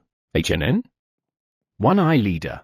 I guess it will be the One-Eyes who are supposed to take care of the teacher once he arrives here, right? Then, I guess it's normal for him to go with me and ask about the teacher. Alright, let's go together. Come to think of it, I heard that the One-Eyes are feared by both humans and beastkins. They are harmless as long as you don't anger them. Thank you very much. The preparations are over, so we can go anytime. Preparations? Given how late it is, I don't know if we can come back today. Come to think of it, it was already past noon. I may be able to arrive at Enter, but finding Dad Avis is I probably won't be able to come back. Thus, I prepared drinks, food, and lodging in case we need to stay at an inn or spend the night in the forest. Great. As expected of you. You are so thorough. Thank you very much. I patted the One-Eye's head as I said that, and he was very happy. Since it was the One-Eye who made the preparation, there was no need for me to do anything else. Let's go. Yes. Koa and Chai, who had noticed that we were going out, quickly lined up on my left and right as we stepped out of the wood deck. Koa and Chai are today's escorts. It's rare that I'll only be accompanied by 2 dogs. Are? Boss-san is here too. Is Boss-san coming with us? Boss-san nodded. Then, let's all go together, HNN? 5 grand spiderlings too? Alright, you and the One-Eye will accompany me today. The grand spiderlings lifted their legs and waved at me. Cute. Your lordship, what are your plans for today? Koa and Chai looked at me when Boss-san asked that.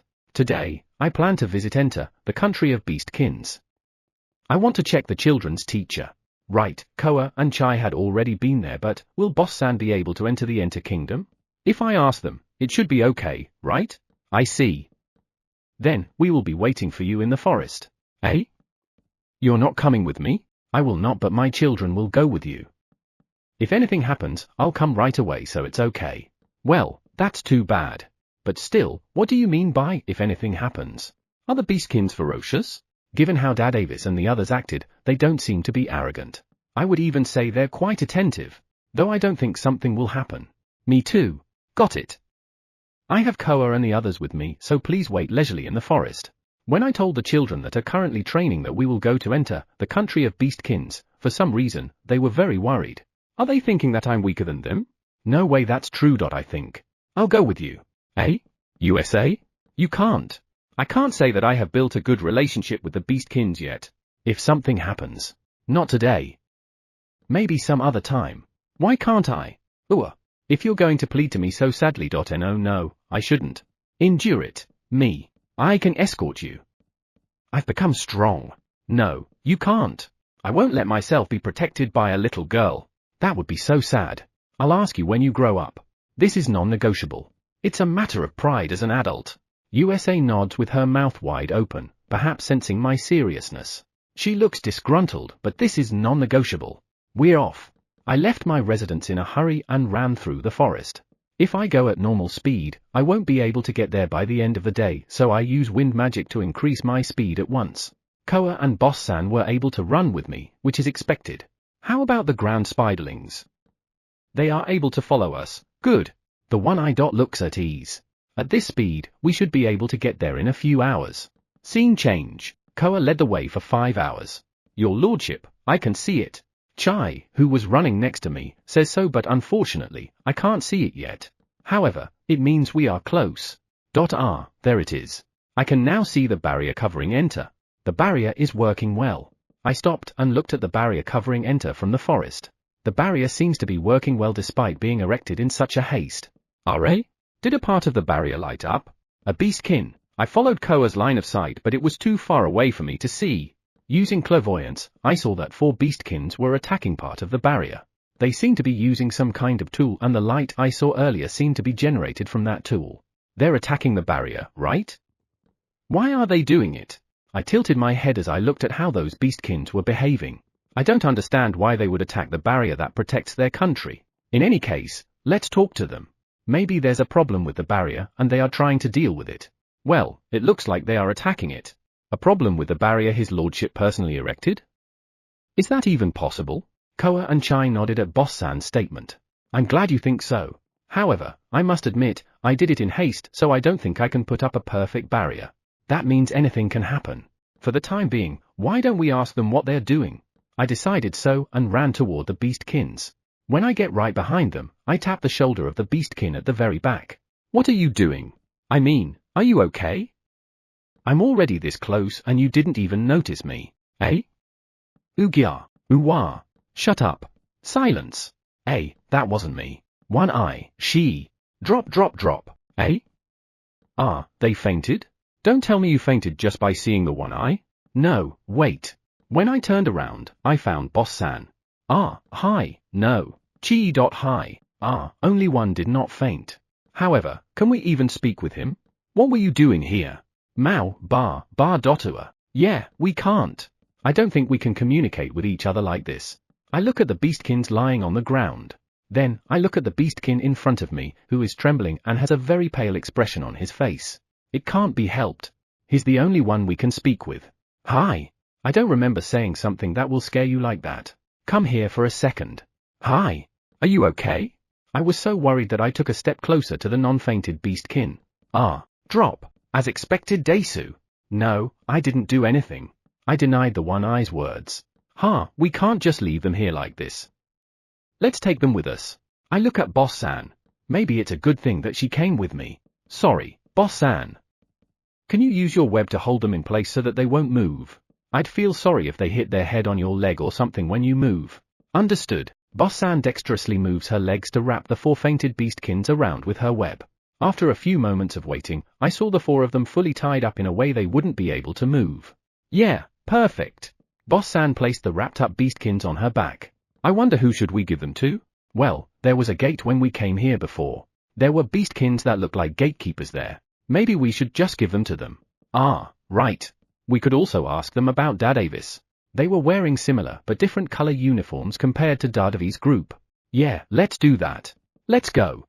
Chapter 9, Not Scary. I ride on Koa and traveled outside the barrier that covers Enter Kingdom. On top of Boss-san are the 4 fainted beastkins and the one eye. Chai is running next to her. He is ready to take immediate action in case the beastkins woke up and went berserk. The grand spiderlings are running on top of the barrier. Is that okay? Well, if something happens, then it happens. I'm seeing the way. Looking closely, it seems like the barrier passes through the wall. And I've seen this wall before. A little further forward should be the gate. There it is. Great. I was a little worried that I remembered it wrong. What's this? It's a little different from last time. There seem to be more beastkins guarding the gate compared to before. Just from where we are, I can already see 10 guards. I think there were only 3 before. Maybe we came at a bad time. They noticed us. Perhaps noticing the sound, 2 beastkins looked in our direction and after they noticed us, they rushed into the gate. Koa growled seeing how the beastkins reacted. Calm down, we're not here to fight. I patted Koa's head, slowed down a little, and approached the gate. I see the other beastkins are also scurrying around as if they have noticed us. Some of them seem to be frozen. I don't know what's happening, but it made me not want to get closer. Stop. I lightly tapped Koa's body. Aren't we going in? Koa's question made me look at the beastkins. I never expected them to be this confused. What to do? Fortunately, none of the beastkins were aggressive. They don't seem to think we are enemies. Didn't you say we're going to go to the beastkins' country? Koa looked at me curiously, and I can only reply with a wry smile. I did say that, but are you asking me to go through that mess? I feel sorry for the beastkins. It's a bit noisy. Let's wait until they calm down. Once they calm down, we should be able to talk with them. However, they are still in one heck of a mess. What could have caused it? Koa and Chai have come with me here, right? I don't think they would be this confused the second time. The only thing that's different compared to the last time was her. I turned around and looked at Boss-san. Are they afraid of Boss-san? The beastkins from earlier also fainted when they saw her, right? I look at Boss-san again. I think she's cute, but if I didn't know any better, I think I would be scared of her too. Your lordship, is there something wrong? The one-eye gets off Boss-sana and comes to Koa's feet. He looks at the beastkins from a distance and they seem to be still in confusion. They're confused, so we'll wait until they settle down. Ah, I see. The one-eye's gaze turned to the beastkins who were flailing around. After he looks at them, he immediately points to something. Your lordship, there seem to be two beastkins coming this way. I looked in the direction the one-eye pointed and saw a tall beastkin man and beastkin woman coming this way with tense expressions on their faces. I'll feel bad if I spoke with them while riding Koa, so I got off and waited for them to come. I never thought I'll meet people who are these nervous. Even so, I'm glad they came. Now, we can talk. Please excuse us. They're right in front of me and they are both really tall. The male one-eye is a tiger? He's very bulky. The female is about as tall as the male. She's thinner than the guy, but still more robust than me. It looks like she has scales on her neck. Both of them have well-defined faces. Well, at least that's what I think if they're not nervous. Hello. I made a conscious effort to smile. As expected, it will be difficult to speak with someone this nervous. Can't you relax a little? Why did he immediately withdraw his gaze as soon as his eyes met mine? Could it be that they're not nervous but scared? But you two look stronger than me. No. Our captain is not available at the moment. Please tell us anything.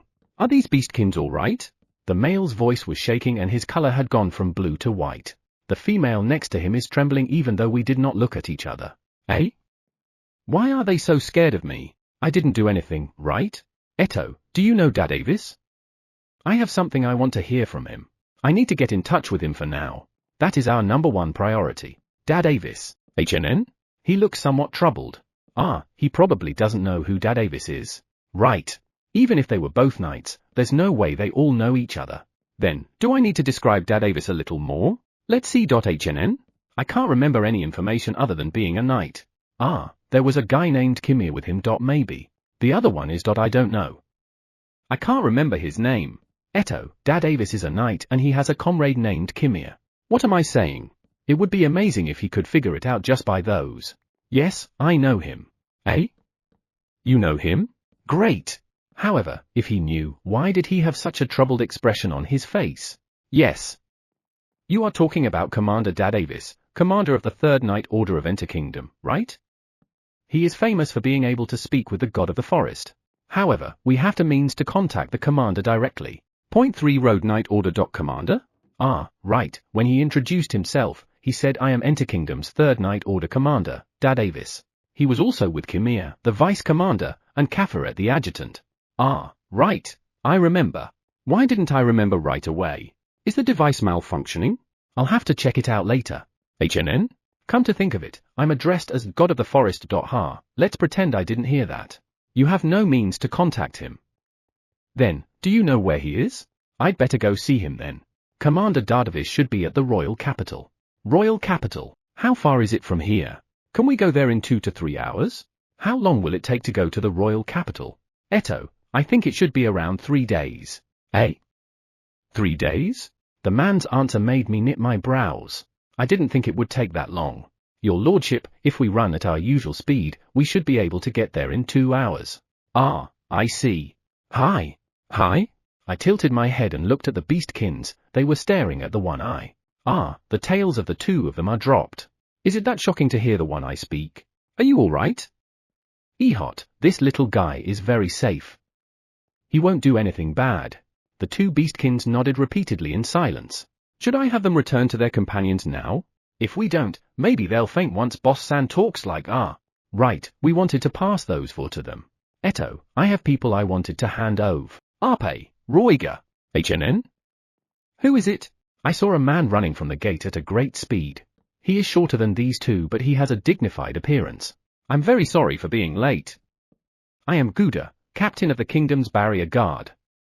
Did my men do something rude? Captain of the kingdom's barrier guard? If it's him, I'm sure he can handle them. He seemed nervous, but he was definitely calmer than these two. It's okay, there's no problem. However, maybe you should let them go back to their post. Ah, I guess they were relieved when their captain came. I mean, they look like they're about to cry. I mean, why are they so scared? Eh? You two. You can go back. Ah, could you take these people back with you? Captain Gouda tilted his head when I said that. Then, I heard a gasp as I looked at the 4 beastkins on top of Boss-san. I have a very bad feeling about this. I guess I should have just left them alone. Chapter 10, Don't Want Any Trouble. Gouda approaches Boss-san and checks the fainted beastkins. They seem to be the people we were looking for. You were looking for them? Then, I guess we did the right thing of bringing them here. I'm a little concerned for them, but looking at Gouda's eyes, I don't think he's looking for them as a friend. This feels trouble, so let's not get involved any further. It's presumptuous of me to ask this, but where did you find them? They were hitting the barrier with a stick-like tool, so I called out to them. They were so startled that they fainted. They fainted on their own, so it's not our fault. I gave Boss-san a signal and asked her to bring out the tool that the beastkins were carrying.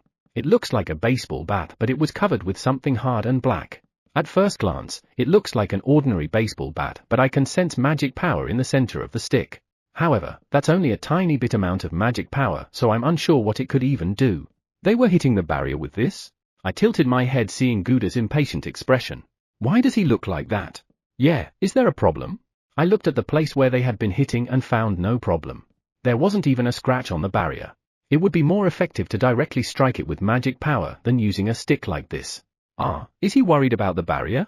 There wasn't even a scratch on the barrier, so it's okay. Looks like I'm right. I was a little relieved seeing Gouda's relieved expression. Right, this thing. Take it too. I handed the stick to Gouda and looked at the beastkins on top of Boss-san. Understood. Ape, Roiga, take them. Yes. Is it because Gouda's here? The two of them look a little better. I look at Gouda. Right, he gives off an atmosphere of someone that can be relied on. Maybe that's the reason why he became the captain, aside from being a little dignified.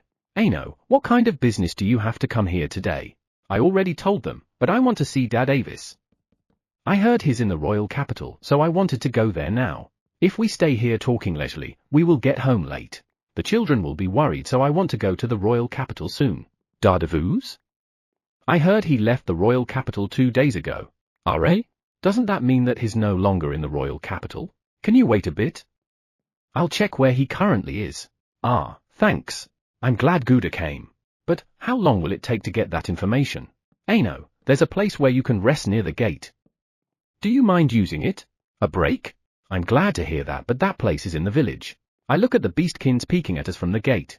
Thanks to Gouda's arrival, they are calmer than before, but I can see that they are still in a state of commotion. I don't think I can take a break near that. It might even be better to take a break somewhere they can't see. However, I don't think I can enter any building with Koa and Chai with me. No, I'll just wait here. Anyway, why is it so noisy today? It was quieter before. Did Dad Avis tell them to be quiet? Come to think of it, there weren't so many beastkins before. Why are there so many today? I see. Then, I'll go ask them right away. Captain Gouda and Ape and Roiga, who were carrying the fainted beastkins, head for the gate. I'm a little impressed seeing Ape and Roiga walk nonchalantly, even though they were carrying 2 beastkins each. I wouldn't even be able to lift one of them. No, now I can magically lift them up and fool them into thinking I'm lifting them. That would feel empty though. Your lordship, that guy has guts. Guts? The one eye looks at Gouda's back. What do you mean? He was never intimidated by our presence. Ah, Boss-san. It's true that when he approached Boss-san to check the fainted beastkins, he's acting normal and doesn't look scared. The others tremble if Boss-san moves a little. Right. As for me, I don't understand why they were so scared of Boss-san. Are? He said Vower, right? That means not only Boss-san our, the one eye too. Why would they even be afraid of a one eye? It looks like his back. And he's with someone. Chai's words alerted Koa and Boss-san. It's all right. There's no need to act like that. The person who came with Gouda is probably a rabbit beastkin? I think so after seeing his long white ears. I remember my little sister saying rabbit beastkins are cute, but I don't think so. He looks like a very muscular rabbit. Yeah. Looks strong. Come to think of it, I shouldn't underestimate the rabbits of this world. The rabbits I met in the forest make strange threatening noises and even attack with their fangs. No, those are monsters, so they are different from rabbits. From behind, they look like big rabbits with cute tails. From the front, they are ferocious rabbits. When I first saw them, I was shocked. Sorry to keep you waiting. No, it's all right. Eto, this one is? I am the vice captain of the kingdom's barrier guards, Piaru Desu. I'm very happy to meet God of the Forest Sama. God of the Forest again. I wonder how far that title has spread? It didn't spread throughout the entire Enter Kingdom, did it? It did not, right? About Commander Dadavis. Ah, where is he? Gouda looks at me a little troubled. Could it be that he didn't manage to find him? He is currently in the country, but seems to be in a village near a gate on the opposite side of this place. The opposite side of this place? That means we need to cross the country. Is that necessary? Dadavis is in a village near a gate, right? Then, wouldn't it be faster to go through the forest and enter the gate on the other side? Thanks for checking. If we had gone to the royal capital, we would have wasted our time. We're going to run through the forest and go to the other side. I think that will be much quicker than crossing through the country. Since I've already decided to do so, let's head straight to the gate on the other side.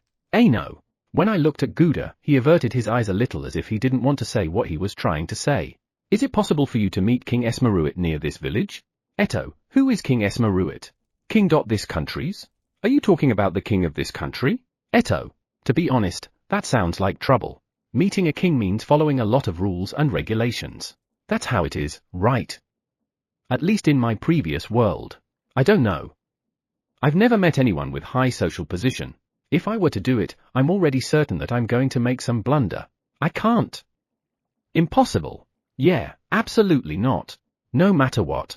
Come to think of it, is there such a thing as less majest in this world? If you refuse the king's request, should I meet him then? You can't? Even if I meet him, I feel like I'll commit less majest. I've told the children that I'll return soon, so I can't. Sorry, but I won't. Gouda lets out a sigh and looks like he gave up. Good. My bad. Bye. Let's get the heck out of here. If we stay any longer, they'll think they might have a chance. Gouda looked a little impatient at my attitude, but I can only apologize. Gouda, Piaru, see you next time. I raise one hand and immediately run into the forest. When I started running, Koa and the others ran with me. Sorry. I suddenly rushed out. No problem, but is that okay? I glanced at Koa since I didn't know what she was talking about. The king must witness the greatness of your law. Unnecessary. Greatness, I'm only mediocre, right?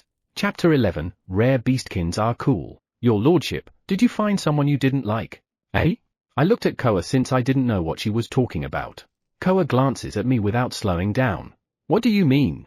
I don't even know how she came up with that question. Is it because of my attitude? Sure, I may have been a little disrespectful to Gouda and the others, but you did not want them commit less majest, don't you? Ooh? Why less majest? And why to me? Hearing these unexpected words, the speed at which I'm running slows down a bit. Everyone slows down along with me. These guys would always adjust for me, don't they? No. Less majest? Have I said it out loud? I may have unconsciously said it earlier. Does that mean that someone offended your lordship? No, that's not it. Why would that even apply to? They call me the god of the forest, don't they? God. Does that mean that I'm above the kings? And why didn't I notice something this obvious earlier? Your lordship? No, it's not like anyone offended me. Though I must admit, I'm thinking about it. I see. Koa is in an indescribable atmosphere. However, I can't explain it any further, so I give up. But still, god of the forest? God. But I'm not a god. I don't know. It feels strange. I don't know how to describe it, but it feels strange. No, I think it's a little different. It's closer to a feeling of something being stuck in my chest. Well, it's nothing to be concerned about. Let's not worry about that and just do what we came here for.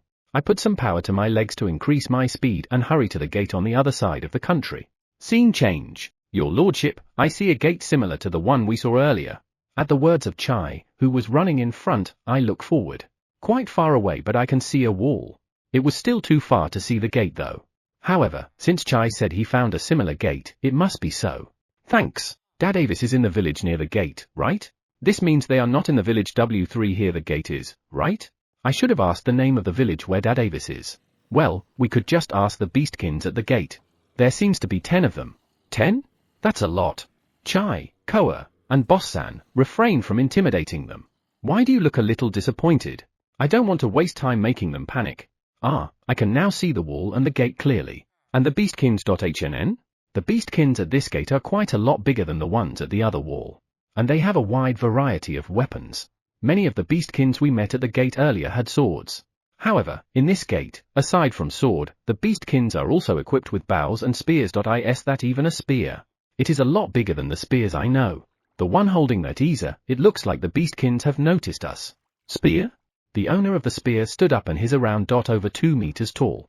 The heads of the other beastkins are only around his shoulder. Isn't he too big?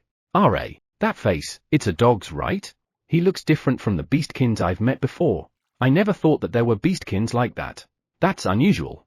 Koa happily looks at the beastkin with the spear. Why? Most beastkins look like humans with animal tails and ears. There are very few beastkins who look like him. I see. Indeed, there doesn't seem to be anyone else like him. Even so, he looks cool. That black fur looks good on him. His face has a straight nose and a clean look. I thought he was a dog, but it looks like he's a wolf. A wolf beastkin. A wolf her. If you talk about wolves, Chai is the first one that will come to my mind. I look at Chai. I don't know. I can't imagine his beastkin look. How did Koa know that he's a wolf beastkin? Smell. Smell. That is something I can't do. Too bad. Should we continue running like this until we arrive there? Let's not get too close. I don't want them to get confused like before. Understood. After confirming Koa's agreement, I look at the beastkins. The beastkins don't seem to be as confused as the guys earlier. Even if we move a little closer, it should still be fine. Chai, let's stop. Chai, who was running in the lead, was instructed by Koa. Chai slowed down and stopped. We are around 30 meters away from the gate. They shouldn't panic if we're this far from the gate. Your lordship, the beastkins are coming. Looks like it. I raise my hand lightly to the beastkins walking toward us. The beastkin stopped and bowed. I am honored to meet the god of the forest Sama. I am the captain of the kingdom's barrier guards of this gate, Sua. I'm still god of the forest in this gate? Nice to meet you, Sua. Commander Dad Avis is already on his way here. Please wait a moment. On his way? Did Gouda contact them? Captain Gouda contacted me, and I immediately informed Commander Dad Avis. I see. Thanks. Thank you, Gouda. I turn my gaze to the gate. The beastkins here are calmer than the beastkins where Gouda was. Was it because they were informed in advance that we were coming? God of the forest Sama, we prepared a place for you to rest. Please. Unlike before, the beastkins are not making a lot of noise. Maybe we can really take a rest here. Boss-san, take a rest in the forest. I looked at Boss-san, who was standing beside me. Understood. If anything happens I will rush immediately, so don't worry. However, Boss-san, do you really need to look at Sua while saying that? I saw Sua's body tremble slightly when you stared at him. What kind of look did you give him? See you later. Boss-san's body floated. Come to think of it, she can fly. Later, I waved my hand and saw her off as she moved into the forest. Ano, where did Chuarin-sama go? HNN? Chuarin-sama? She's supposed to wait in the forest. Sua nods mysteriously. I tilted my head to that reaction. Sua Dono, it is time for you to guide his lordship to the resting place. Hi. I looked at Sua and saw his eyes widen as he looked at the one eye. I guess talking rocks are really scary. It's okay. This little guy isn't scary. Excuse me. Aren't you more scared of him than with Boss-san? I look at the one eye. What's so scary about him? While thinking about it, I follow Sua and approach the gate. As expected, the buzz becomes louder as we get closer. I look around them as I walk between the beastkins, who have split off to the left and right. The beastkins from earlier look more eye-catching now that we're close. Our gazes meet. Did he shrink his body? I'm sorry. I put an unpleasant person in your sight. Unpleasant person? When I look at Sua, he has a faintly regretful expression on his face. I mean, who is the unpleasant person? Who is the unpleasant person you are talking about? At my words, there was a faint sign of agitation from the gate I had just passed.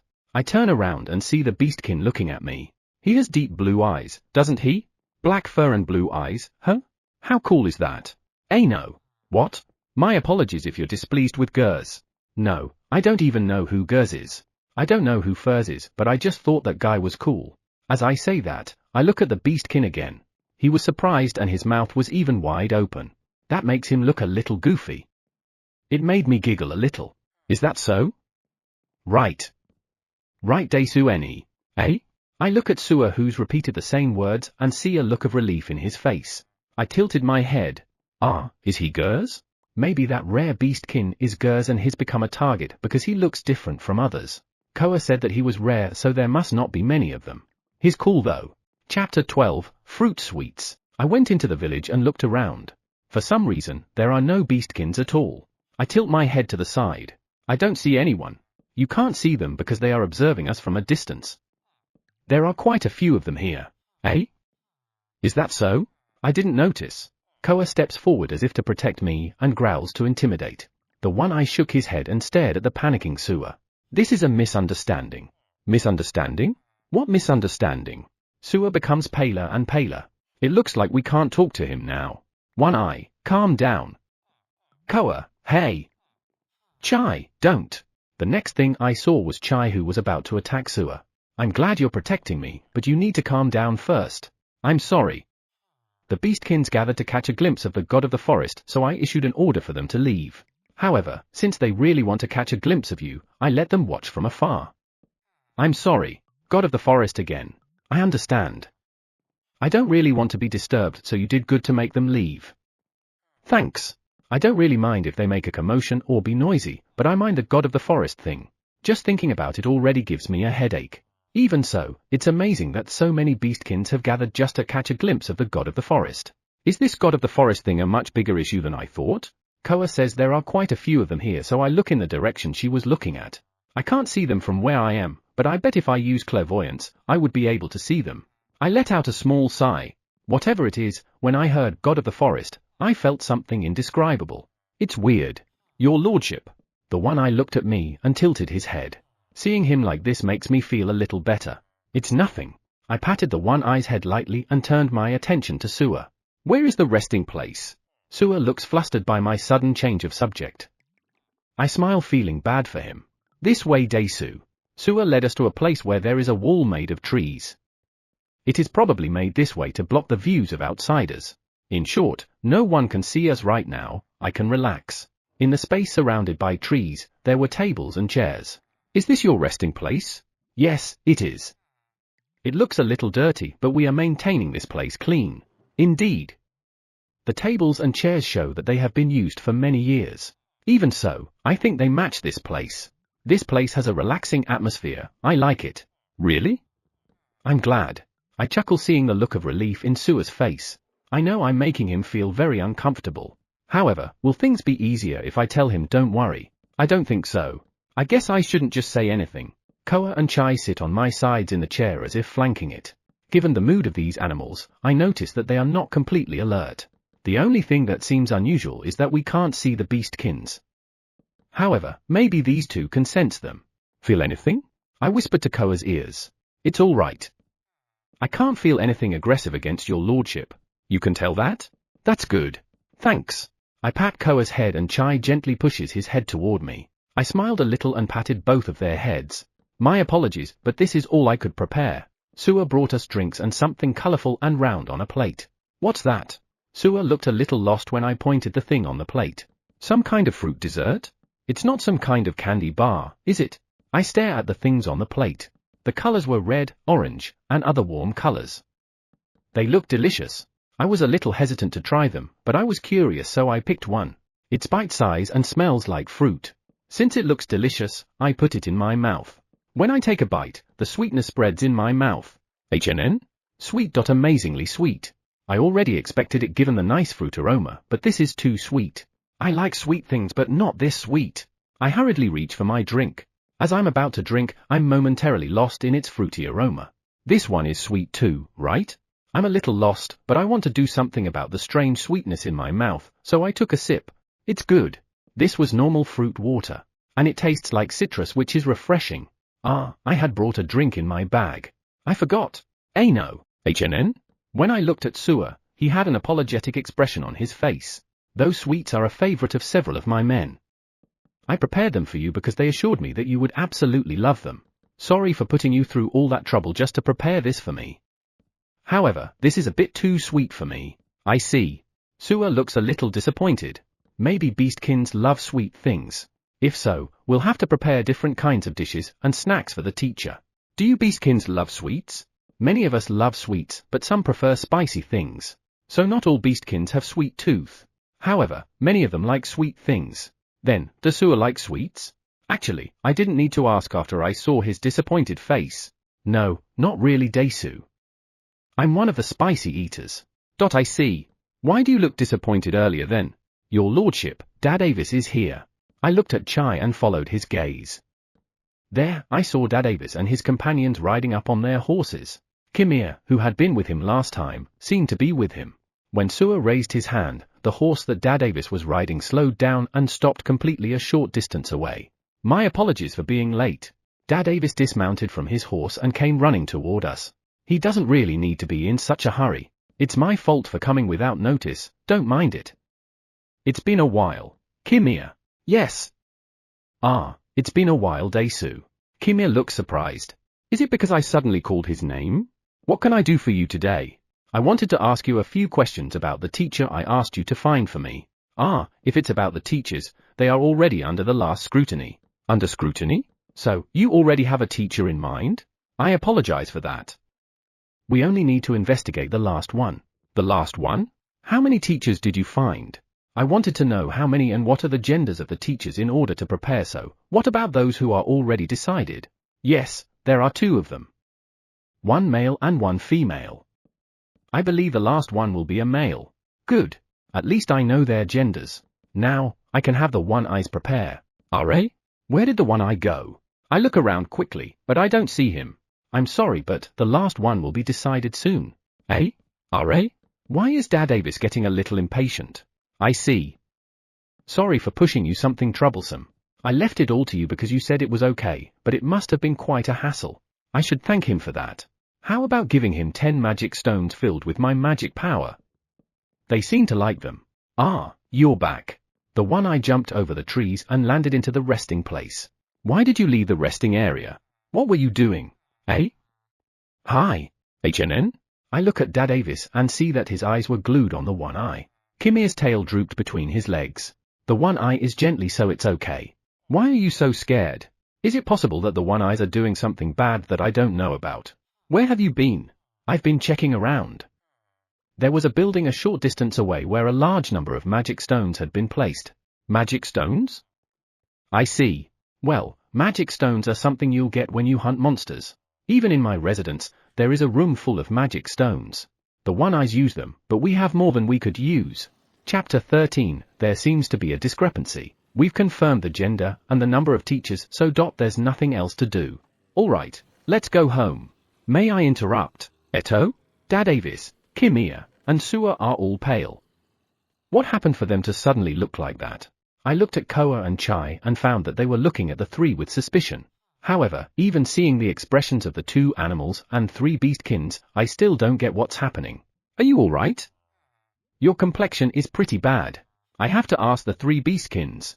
Well, what I'm really curious about is why are they so freaked out? Could it be my fault? Did I unintentionally overwhelm them with my magic power? No, I shouldn't have, right? No. What? In any case, please tell me what's happening. We are not planning on anything against the forest. Dadavi's desperate expression made me tense up a bit. What the heck are you talking about? Planning against the forest?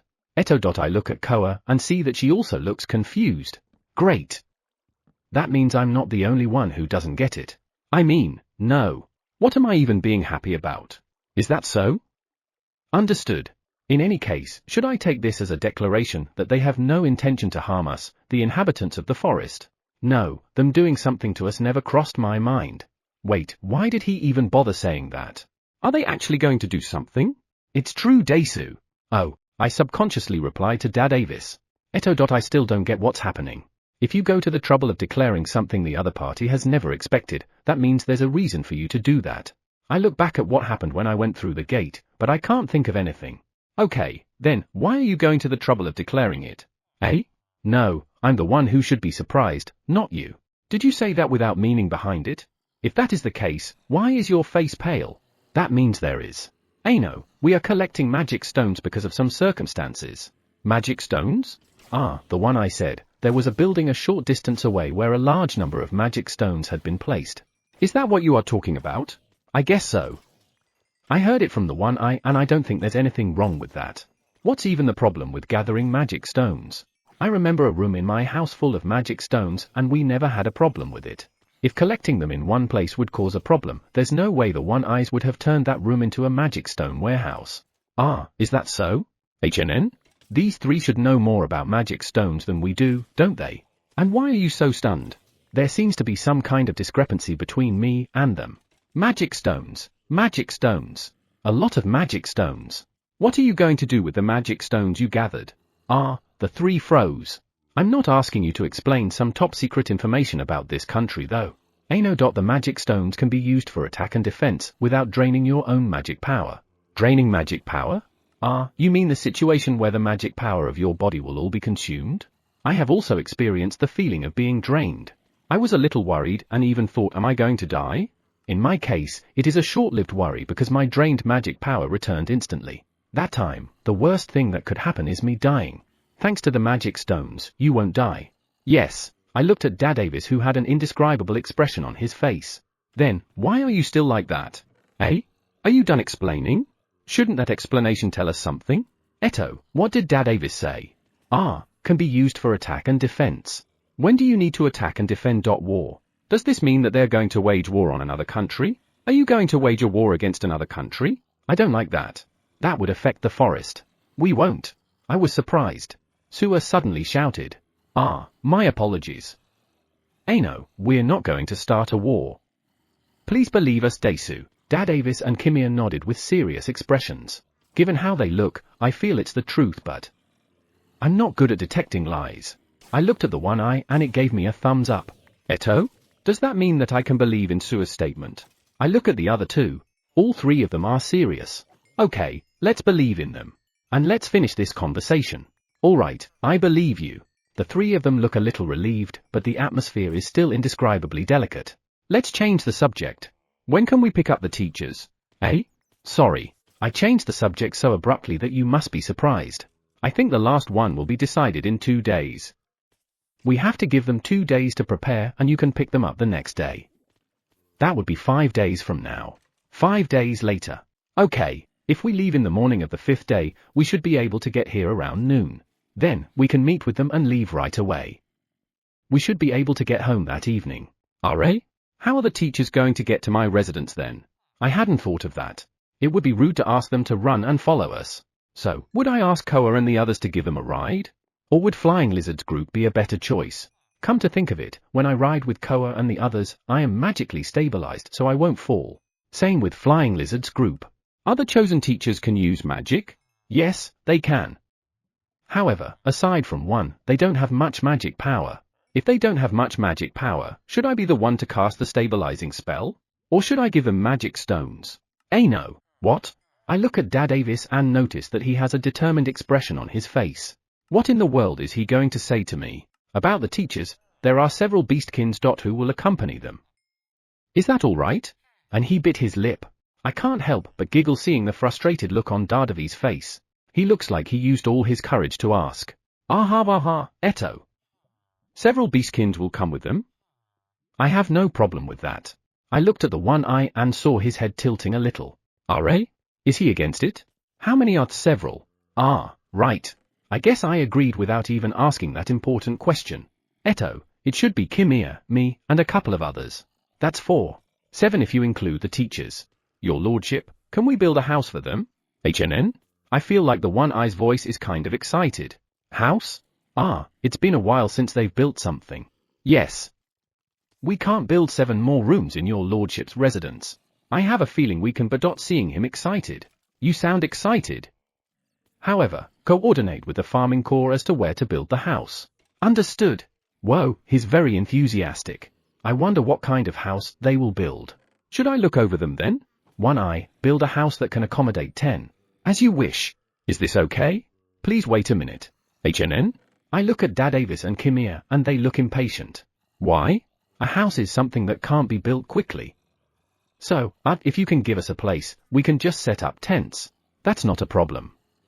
It can be built right away. Eh? Right away? Yeah, it will be completed in 5 days. Besides, it's been a while since they've built a house, so let's not spoil their fun and have them build it. The one eye nodded repeatedly. I guess he already has an idea what kind of house they are going to build. Chapter 14, Enter Kingdom's Barrier Guard, Captain Suwa. Enter Kingdom's Barrier Guard, Captain Suwa's POV. When I received the call, my mind went blank. What did I just hear? Did I hear it wrong? Yeah, I must have heard it wrong. I definitely heard it wrong. Captain, please stop escaping from reality. I was startled by the voice of the vice captain, who was listening to the call with me. Looking next to me, I could feel the pressure and intent as if the vice captain was saying, don't escape. I can't escape. Volfo, we are currently at work, so call me a vice captain. My childhood friend is cold. The god of the forest is coming. Who will entertain him if not the captain? Wasn't it a fake news? It's not.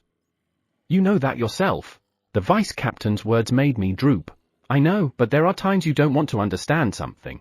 Besides, the reason the vice captain is so desperate is because if I run away, he will be the one who will deal with this. I repeated what I just heard in my head. The god of the forest will come here with his subordinates. It won't be long before they arrive. And accompanying him are, hey, I heard that he's being accompanied by a golem. Yeah, that's right. The god of the forest is being accompanied by King Fenrir, a direwolf, King Chuaranir, several Armiranir, and one golem according to the report. Seriously? That golem is the rumored golem that appeared when we captured the Prime Minister. I didn't see it, but that's what I heard from those who did. I heard that it can easily defeat abominations and it can speak despite the lack of a controller. When I first heard of it, I thought no way. I have never seen such a golem before. But then, I realized it was true because everyone who had seen the golem said the same thing. We don't have time to relax. We need to contact Commander Davis immediately and ask him to come over. Yes. My subordinate, who happened to be here to report about something, ran out of the office. What should I do now? He will have to talk to Commander Davis, so they need a place where they can talk. Right. Then, how about the break room? That way we'll be out of sight of everyone around us. Eh? The break room? That would be a good location, but that's not easy to clean. Any other suggestion? I'm not sure what I'm supposed to do. We have no choice but to clean it. There's no other place that is usable. Let's clean it up immediately. What should we do with the snacks? According to the contact, it won't take long before they arrive, right? Is it safe to assume that they will be here by the end of the day?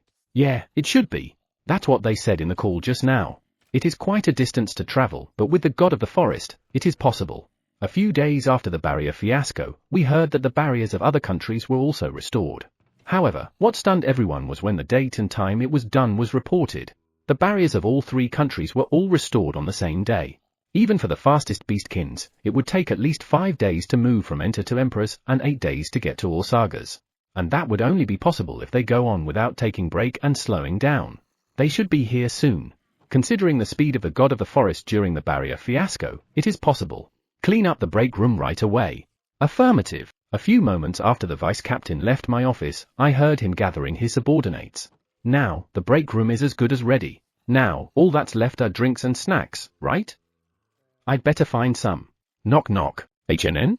Who is it? Gersdaisu. Come in. There are rumors going around about the god of the forest coming here. The beastkins are already gathering at the gate. Ooh, there's already a rumor? In addition, they have already gathered at the gate. I hurriedly looked at the gate through the window. It's true. There are already quite a few of them. Given the situation, more and more will come. What do you want us to do with them? What do you mean aren't they there for the welcoming? When the king comes, we will all gather to welcome him. I don't think that's a good idea. Why? I asked my friend at the gate on the other side about the god of the forest. Gers is very smart. And? He said that when the god of the forest showed up, it caused a bit of a ruckus. It seems like all the guards who were on duty have gathered at the gate. That can't be helped. They must have been pretty excited. He said that when the god of the forest saw them like that, he stopped and didn't go near the gate. Maybe he doesn't like to be disturbed. What? I checked the gate again through the window. The gathered beastkins were all getting quite excited. Then, maybe that excitement is not a good idea. Maybe. However, what I just said is only a speculation. Speculation. Perhaps they didn't want to get close in the first place. Or maybe, they know that Commander Database is in our village and they'll be moving out soon. No, if that is the case, they wouldn't even go there in the first place. Thinking about it doesn't answer the question, but it's better to reduce the uncertainty. Tell the knights on duty to chase off the beastkins. If we tell them not to watch, they'll certainly complain, so I will allow them to watch, but only from a distance. We must do it now since we don't know when they will come. Right now? Given how extraordinary fast the god of the forest is, they could arrive at any moment. Gers bowed and left the office as soon as he remembered the barrier fiasco. We are unsure if they are fine with commotion or not. If we fail to do so, let's just say we weren't able to chase them out immediately because of their sudden arrival. But still, it's a shame that Gers will probably rot here, right? He's very insightful to even immediately ask his friend at the other gate to know what happened. If it wasn't for his looks, he would definitely be someone of a high rank. Those damn nobles in the royal capital. They judged Gers based on his outer appearance. Step, step, step, step, step. Excuse me. Vice Captain, you ran down the hallway and opened the door without knocking. I was trying to act calm, but if even you are acting like that, will we be all right? We finished cleaning. I asked a female knight to do the final touches to make it look nice. He's in work mode. However, he's definitely not acting normal. Thanks for that. Help Gers in chasing out the beastkins that have gathered at the gate. The vice captain looked at me as if I said something strange. He should be the one who spread the news and to have everyone welcome the god of the forest. Gers' friend at the other gate said that he might not like commotion. The truth of the matter is still unclear. In short, we still don't know his preference. Understood. It must be strange for everyone. Beastkins prefer things to be lively after all. Are? The door is open? Captain, Vice Captain.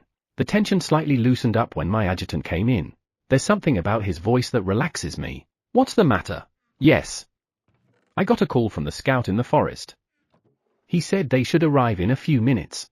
That's fast. I make eye contact with the vice captain. Then, I relax. I'm glad we made it in time. What should we do about the gathered beastkins? The knights have been mobilized and are already chasing them away.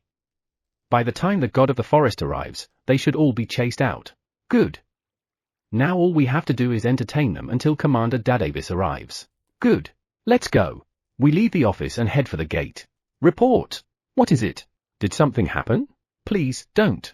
The children have broken through the knight's control and are on their way to the gate. I'll take care of it. Captain will meet with the god of the forest at the gate. I'll be back as soon as possible.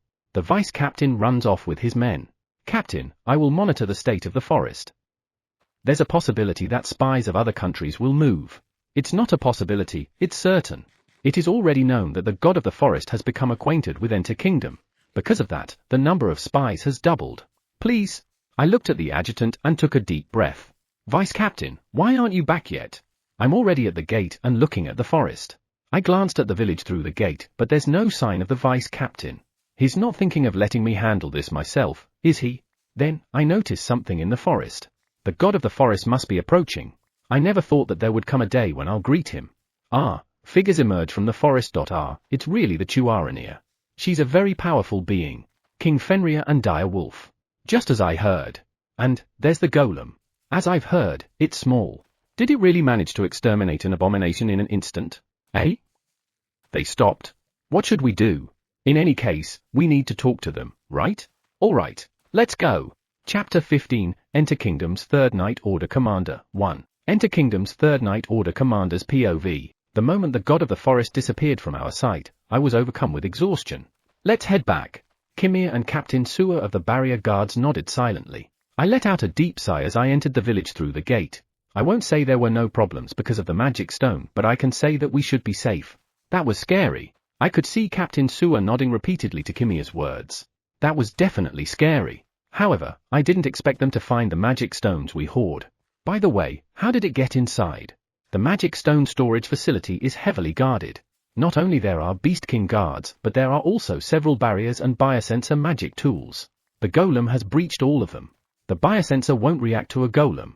I know, but even if the biosensor do not react, the alarm should have been triggered if anyone other than those registered to go there enter. Since the inside is absolutely can't be seen from the outside, you'll only know that there are magic stones there if you manage to get in. And yet, no alarm was triggered. How in the world did it get inside the storage facility? Have the inside of the storage facility check.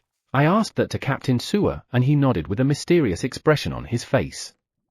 He instructed his nearby subordinates to do so. By the way, that was some amazing magic power.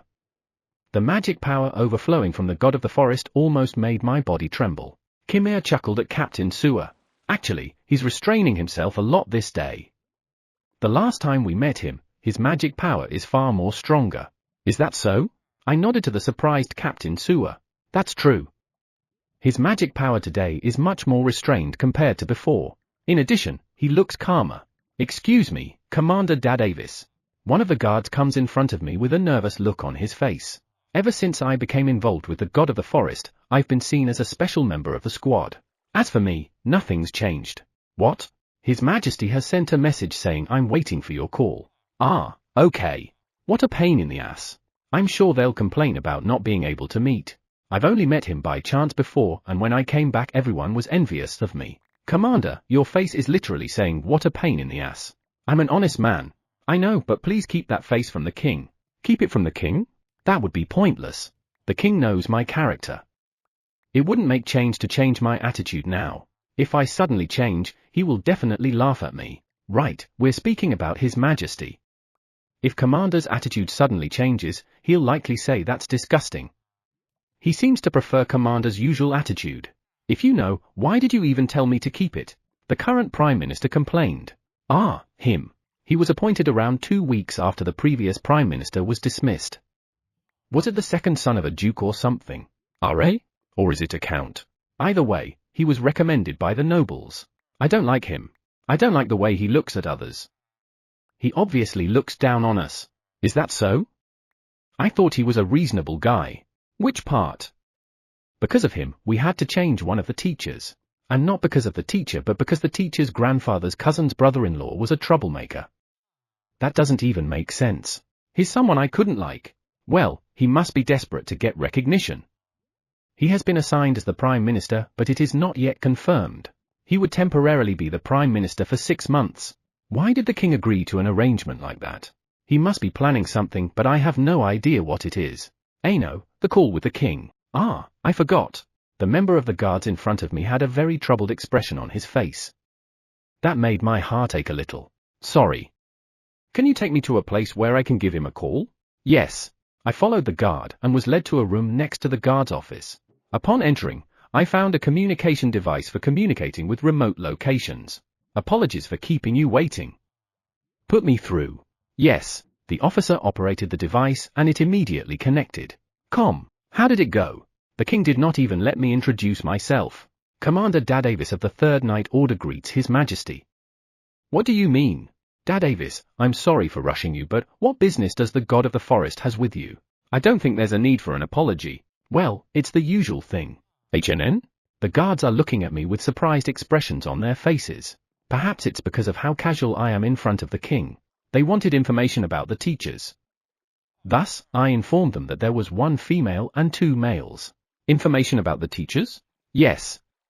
Also, the golem that came with the god of the forest or the magic stone storage facility. Well, that's a normal reaction. How did you explain? I explained everything that had happened with the god of the forest to the now impatient king. Is that so? It looks like they did not take it as an offense. Good. Your Majesty, has the last teacher been decided yet? We have to decide on the last teacher soon, since they will be coming back in 5 days. The teachers must be ready by then. Not yet. However, you already promised the god of the forest that they will be ready in 5 days, right? I confirmed it. Yes. Understood. I will instruct them to decide immediately. By the way, aside from you, Kihon and Kaferet will go with them as guards.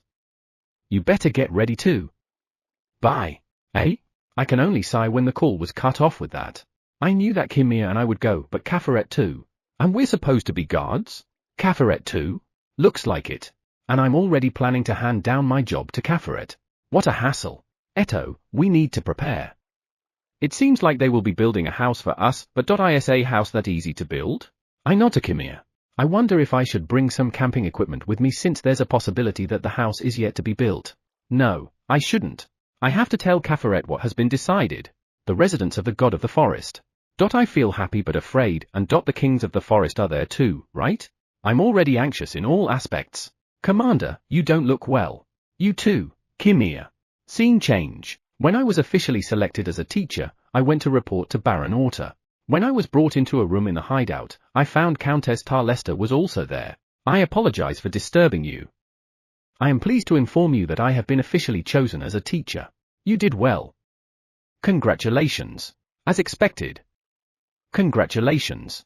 I bowed to Countess Tarlesta and Baron Orta. You know what you have to do, right? Yes. I must tame the children and get close to the god of the forest. In addition, casually spread bad things about the king of Enter to the god of the forest. That last one would be a problem. No, if we can get close to the god of the forest, it is possible. There's a high chance I could since I'll be a live-in. However, I shouldn't rush myself. That's right. Your most important mission is to get a firm grip on the children. Eh?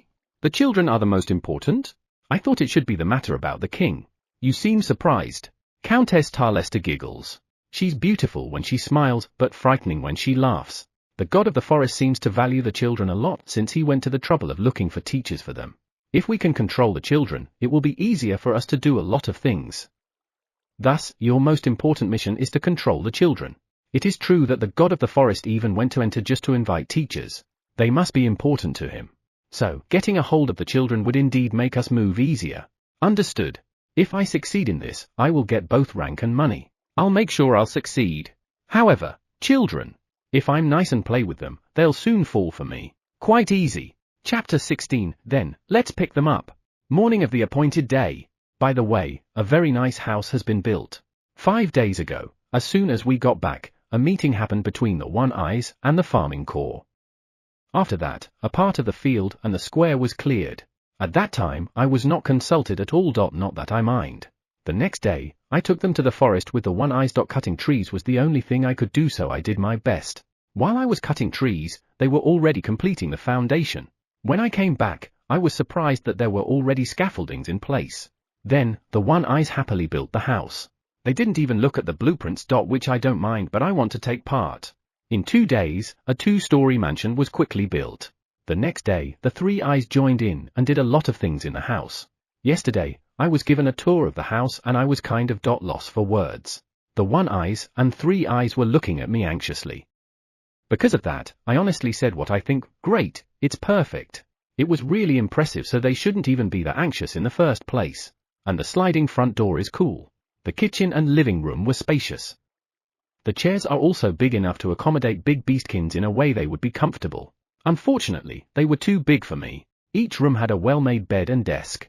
A new fluffy futon on the bed. And there were even small kitchens and shower rooms. There is also a big bath on the first floor where you can soak in hot water. As expected of the One Eyes. No, this new building is a work of all the rock dolls. Your lordship, are you leaving already? As I recall, in the past few days, Marshmallow, the ice dragon, made his body smaller and came to rest on my shoulder. The little dragon form is adorable. It's also awfully cute when I pat him around his neck and make that feels good face. Yeah. The earlier we leave, the earlier we get back. Right. I'm looking forward to it. I nod to Marshmallow. Even so, why do you look forward to seeing beastkins? I'm not sure, but I guess they'll be welcoming them. Yeah. I'm looking forward to it too. The children will finally be able to study. I'm going to sneak in too, but I don't know what excuse I should use. Who are going to be accompanying me today? Us. I heard a voice behind me and turned around to see Koa and the Fenrir Karoo. One of the farming corps is also there. That one is not good, I can't differentiate them. The last 3 are Shuri and 2 Antlings. I'm going too. Even Flying Lizard? Yeah, you're the one who's going to carry the beastkins. I had talked with Flying Lizard and the others about how to transport the beastkins, and they said he will help us. We had not decided that day who was going to take the beastkins, but it looks like it will be Flying Lizard. Thanks. Now, I can rest easy. Flying Lizard would be able to fly while keeping an eye on the passengers. I guess Chai won't be able to come today. It's unusual for him to be separated from Koa. Yeah, he has other things to do today. Other things? Today is the welcome party, right? So he went out with the others to hunt down some wyverns. Wyvern? Ah, the creature I decapitated before, I think. I see. By the way, what's with the welcome party thing? One Eye, you're not the one I asked. The One Eye leader beside me immediately looked at me in confusion. Are? Was I informed? No, I shouldn't be informed, right? One Eye, did you tell me about the welcome party? I don't remember at all if I was. That means I'm being too forgetful? Ah, the One Eye looks panicking. I'm sorry. I seem to have forgotten. It wasn't my fault. Well, the tension level of the One Eyes these past few days was so high, so he must have overlooked it. Don't mind it. Everyone makes mistakes. I guess even the One Eyes makes mistakes. I'm glad to know that. Does that mean there's no welcome party? Koa's words drew everyone's eyes to me. No, you're scaring me. We will have a welcome party. However, since they're going to travel today, they'll be tired. It may be better to do it tomorrow or later. Given the distance, the teachers and their escort knights will be tired today. I see. That's true, Daisueni. When the One Eye agreed, I could feel everyone's disappointment. No, how much do you want to have the welcome party today? It is better to have a proper welcome party. We can do it tomorrow or the day after tomorrow. The knights train a lot, so they should be okay tomorrow, but I'm not sure how the teachers will be. We all want to have fun, don't we? I heard that the beastkins have more physical strength than humans, so it might be okay to have the welcome party tomorrow. However, there's always the possibility that something might happen. Let's give them some leeway. Understood? We'll decide when once you get back. I'm glad that the One Eye leader understood. That's good. Then, let's get going. Take care, we're off. Waving to everyone who cheerfully saw me off, I ran toward the Beastkin country. Koa and Karu are flying on my left and right, and Flying Lizard is flying overhead me with the farming corp. Shuri and the Antlynx are following behind me. I want to get back as soon as possible, so let's speed up. Understood. Koa and Karu, who are running to my left and right, increased their speed at the same time. Wait a minute, I haven't even sped up yet.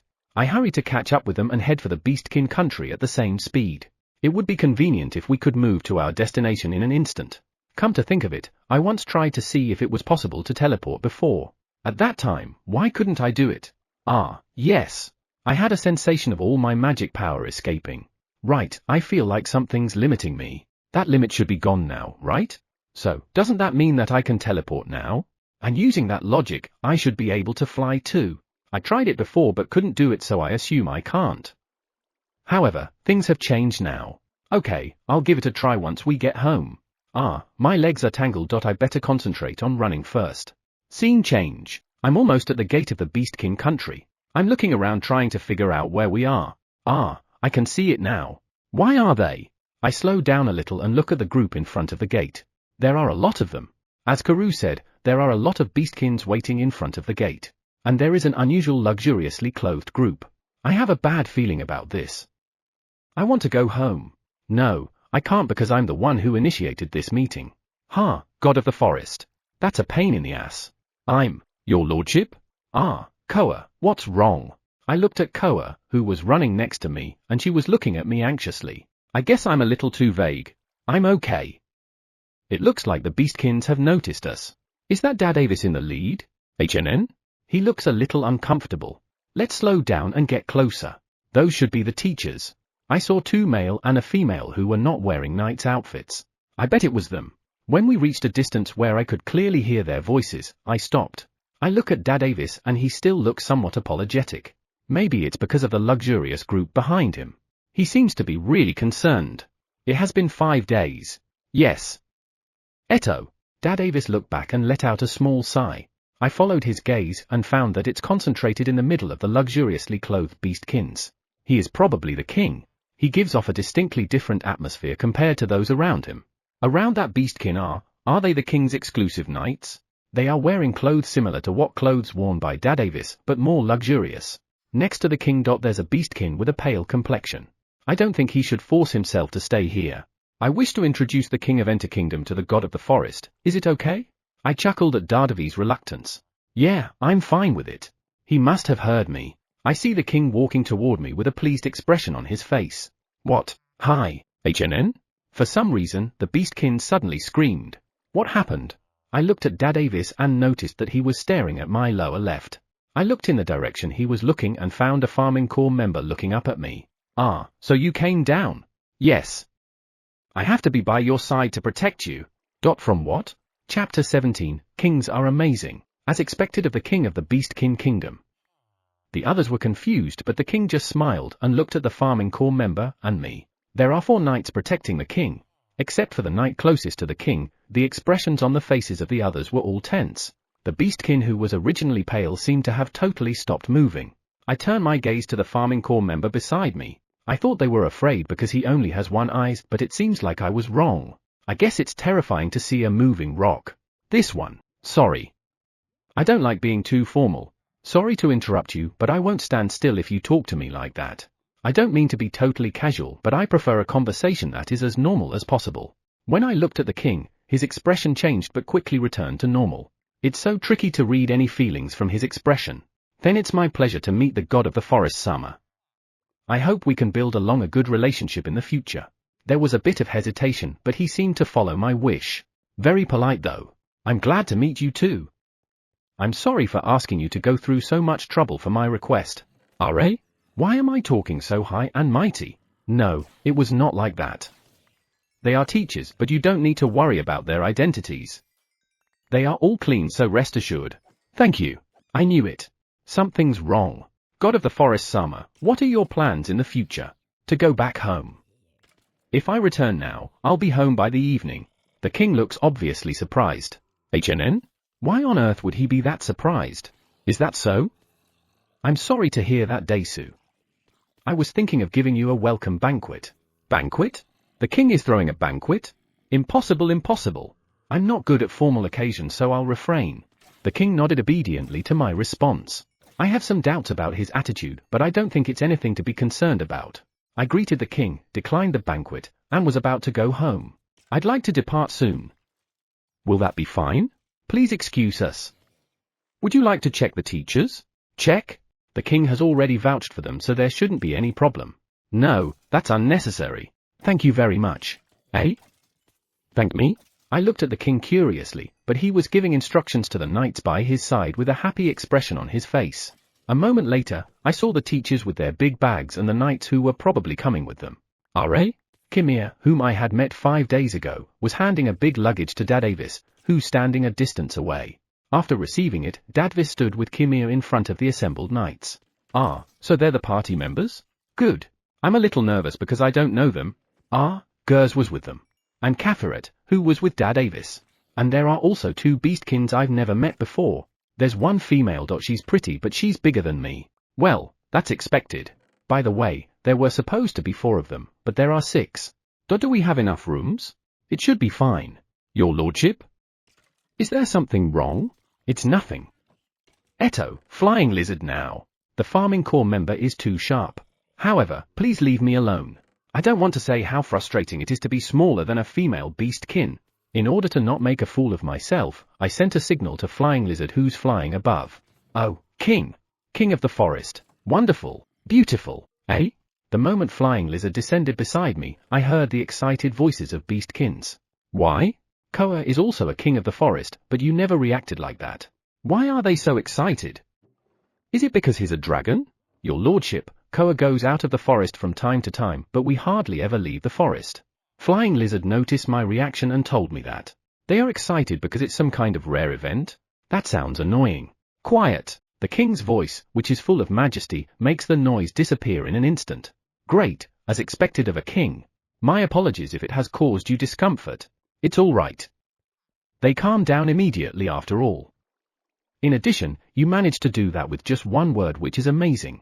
Your praise is wasted on me. I wish we could talk a little more. However, that's something that will have to wait until we get to know each other better. Your lordship, is it time for me to give them a ride? The eyes of Flying Lizard are directed at the teachers. They look like they are about to faint. Are they going to be all right? Well, even if they do, I'll just cast a spell to wake them up so there won't be any problem. Yes, please. Then, put your luggage here. The farming corps member approached the teachers and gave them instructions. The teachers' faces are getting paler and paler. That little guy is a member of the farming corps. You don't have to be afraid of him because he's a gentle child. The 3 of them tried to say something in response to what I said, but it seemed like they couldn't make a sound, so they only nodded. Are you sure you're okay? I'm getting a little worried. God of the forest, we can take care of their luggage.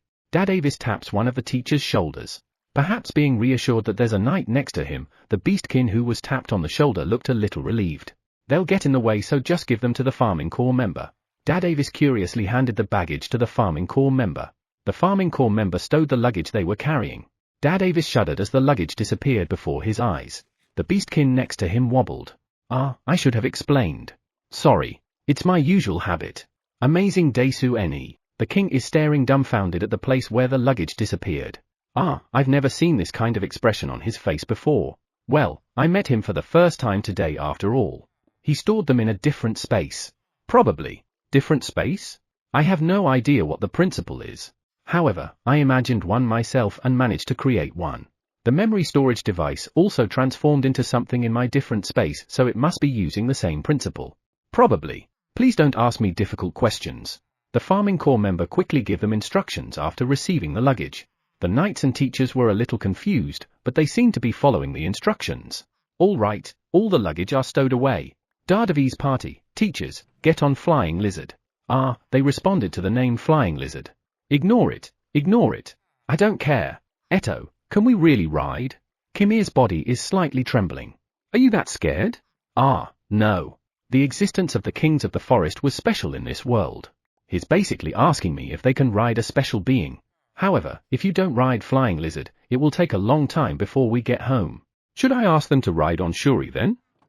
But Flying Lizard is the most stable. Besides, Shuri is currently in the forest. On the way here, she found something and said, I'll take care of them, and left before I could stop her. What on earth did she take care of? Well, if I call her, she will come here immediately. If you don't like riding Flying Lizard, you can ride on Shuri. Who is Shuridono? Dad Avis asked. The Anfa Fermi. Are? One of the teachers collapsed. I guess you prefer Flying Lizard. I wonder why. Everyone nodded silently. Could it be that the Anfa Fermi have been rumored as a terrifying existence? Well, their den would really give you the creeps, but that's about it, right? There seems to be a lot of misunderstandings. Let's work to improve them little by little. As for the rock dolls, if you spend time with them, you'll soon learn that they are not scary. Your lordship, Shuri sent a message. It seems like she has already taken care of that. At Koa's words, the beastkins around us all looked nervous. What did she deal with? HNN? A horde of abominations was coming close to us. Abominations? They were nasty monsters. I see. So, she has taken care of them. I see. Thanks. I looked at Flying Lizard and saw the knights and teachers riding side by side. However, 2 teachers seemed to have been completely knocked out. Well, they would be at home by the time they woke up. It would probably be the best for them. Their bodies are supported by magic, so they won't sway and the wind won't blow them away. They can enjoy your flight in peace. I tapped Flying Lizard. I remember that Flying Lizard adjusted his body size to make it easier for the beastkins to ride him. Take care of them. Flying Lizard nodded, glanced at the king, and flew up into the sky. He circled twice right above us and then flew off in the direction of my residence. Then, let's go too. I called out Koa and Karu and they began to prepare. When I looked at the king, he was staring at the Flying Lizard. Don't worry, their safety is guaranteed. Flying Lizard casted powerful barriers to protect them in addition to the magic that will make them not fall. They are pretty safe. No, I'm not worried about that. Is that so? I'm worried if they would make some blunder. Blunder? I'm sure they'll be fine. They have someone around to follow them. I'm sure the One-Eyes will take good care of them too. Besides, what kind of blunder will a teacher or a knight do? I can understand if they fail at something, but blunder? Chapter 18, Instantaneous Transfer? Teleportation? They will be followed? HNN? He sounded like he was implying something. I look at the king, but there's no change in his expression. It's the same smile. It's difficult to guess what the king is thinking with that smile. Thank you for doing that. Was it just my imagination? No, you don't have to. I'll see you some other time. There is no point thinking something I don't know. Let's just go home. Next time we meet, I hope we can take our time to talk. Saying that, the king of the Beastkin Kingdom bowed. When I saw him doing that, I felt a little unsure. I don't really know what I feel or what I am supposed to feel. Koa, Karu, let's go home. I look at the farming corps team member next to them and he gives me a thumbs up. They seem to have prepared already. I chuckled at that and with a burst of energy in my legs, I headed back into the forest. I can't wait to see the kids and my companions. As soon as we entered the forest, I saw Shuri. I thought about stopping, but I only slowed down and passed in front of Shuri. Perhaps she would follow me. When I checked behind, I noticed that she had joined us as expected. Shuri, thank you for taking care of it. Are you injured? Shuri was strong, but I heard it's a horde, so I was worried. I'm okay. I'm not going to let those half-baked monsters slow us down. Very confident. I'm impressed by Shuri's confidence. That's expected. The difference in power between Shuridono and the abominations is obvious. The farming corps, who still has a lot of leeway even though we're running at high speed, said so. That's right. Come to think of it, they beat Koa and Chai with a lot of leeway too. Is that a difference in power too? Impressive. Come to think of it, I've beaten abominations a few times myself. I've heard that you can't tell what kind of attack they'll do from how they act, so whenever I see one, I'll cut off their heads before they attack me. This way, abominations won't be any different from ordinary monsters. First move will determine victory. But still, I want to go home immediately. Is there any method I can use to go back home in a flash? Like instantaneous transfer?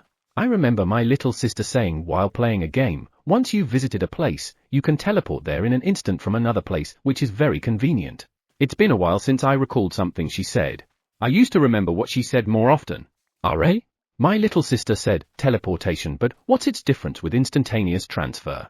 The transfer means moving to another place, right? I think they are the same. That means a magic that changes my current position. Is that right? Let's think about it more clearly. Instantaneous transfer means in a short time, right? Moving from my current position to another place. In short, magic that changes my position to another in a short time, is it? No, my head is getting all tangled up. Let's not think too deeply. Simplicity is the best. My little sister said teleportation, so a magic that takes you where you want to go is teleportation magic. Can instantaneous transfer magic make you go to a place you once visited? Because once you visited a certain place, you can visualize it. That means even I can use instantaneous transfer magic, right? As long as I can imagine it, I can go there. I can imagine the garden of my residence. It might be good to strongly imagine it and change the place in an instant, but I have to think about what will happen if I fail. I could move in an instant, but I'd be in a completely unfamiliar place, and that's terrifying if you think about it. Yeah, what if I could move using my feet by passing through some kind of door? This way, even if I fail, I only need not to go through the door. If I can interact with those who are on the other side of the door, we can confirm that we are where we want to go before moving. Okay, I'm going to imagine a firm image. It's a pain to imagine a door. How could I imagine a door? Let's use the one from the famous anime. Do I need a door? I don't think I need one. Let's stop with the door and just imagine the transfer magic will be using a black frame. Perfect. Transfer magic. Ooh-wah, eh? I looked at the two animals, Koa and Karu, who suddenly reacted. However, before I could say anything to them, I was pulled by something. Eto, why am I on a tree? I looked at Shuri, who pulled me and put me on a tree. What was that? Shuri's alarmed voice made me nervous as I followed her gaze. What is she talking about? I looked ahead and saw the black frame that I had imagined earlier. Oops. I feel an enormous magic power. HNN? That magic power. My gaze swims as Shuri says that. I did it again. No, I never thought that the transfer magic would be casted. I imagined and said it, but I didn't use magic power. If that is the case, why did the transfer magic activate? Speaking of which, don't I do something similar from time to time? Isn't it your lordship's magic? You're right, Shuri. I wasn't thinking. You're right. It's okay since I'm the one who casted it. I see. Shuri let out a sigh and dexterously picked me up with her leg and climbed down from the tree. How is she holding me? I'm kind of curious. I mean, I can get down by myself. What was that thing about? Shuri and I climbed down from the tree and approached the black frame. At that moment, there was a faint glow in the black flame. I see something. Shuri pointed to the glowing area, and sure enough, there was a slightly blurred image floating within the black frame. However, I don't know where it is. I'm pretty sure I imagine the garden of my residence. However, what I saw on the screen was not the garden I knew. Did I mess up? Good. It's great that I didn't directly use magic on myself. However, where did Koa and Karu go? I'm sure Koa and Karu were surprised when the magic activated. I looked around, but they were nowhere to be found. I wonder. I have a bad feeling. Your lordship, Koa and Karu are there. Eh? Shuri is pointing at the distorted image. I thought it was impossible, but when I checked, I really found Koa and Karu. Then, I tilted my head when I saw the background of the two. RA? The garden? I noticed that the garden was in the image and Koa and Karu were there. Your lordship, what kind of magic is that? You mean it worked? Teleportation magic. Again. Something amazing. Shuri sounds a little dumbfounded.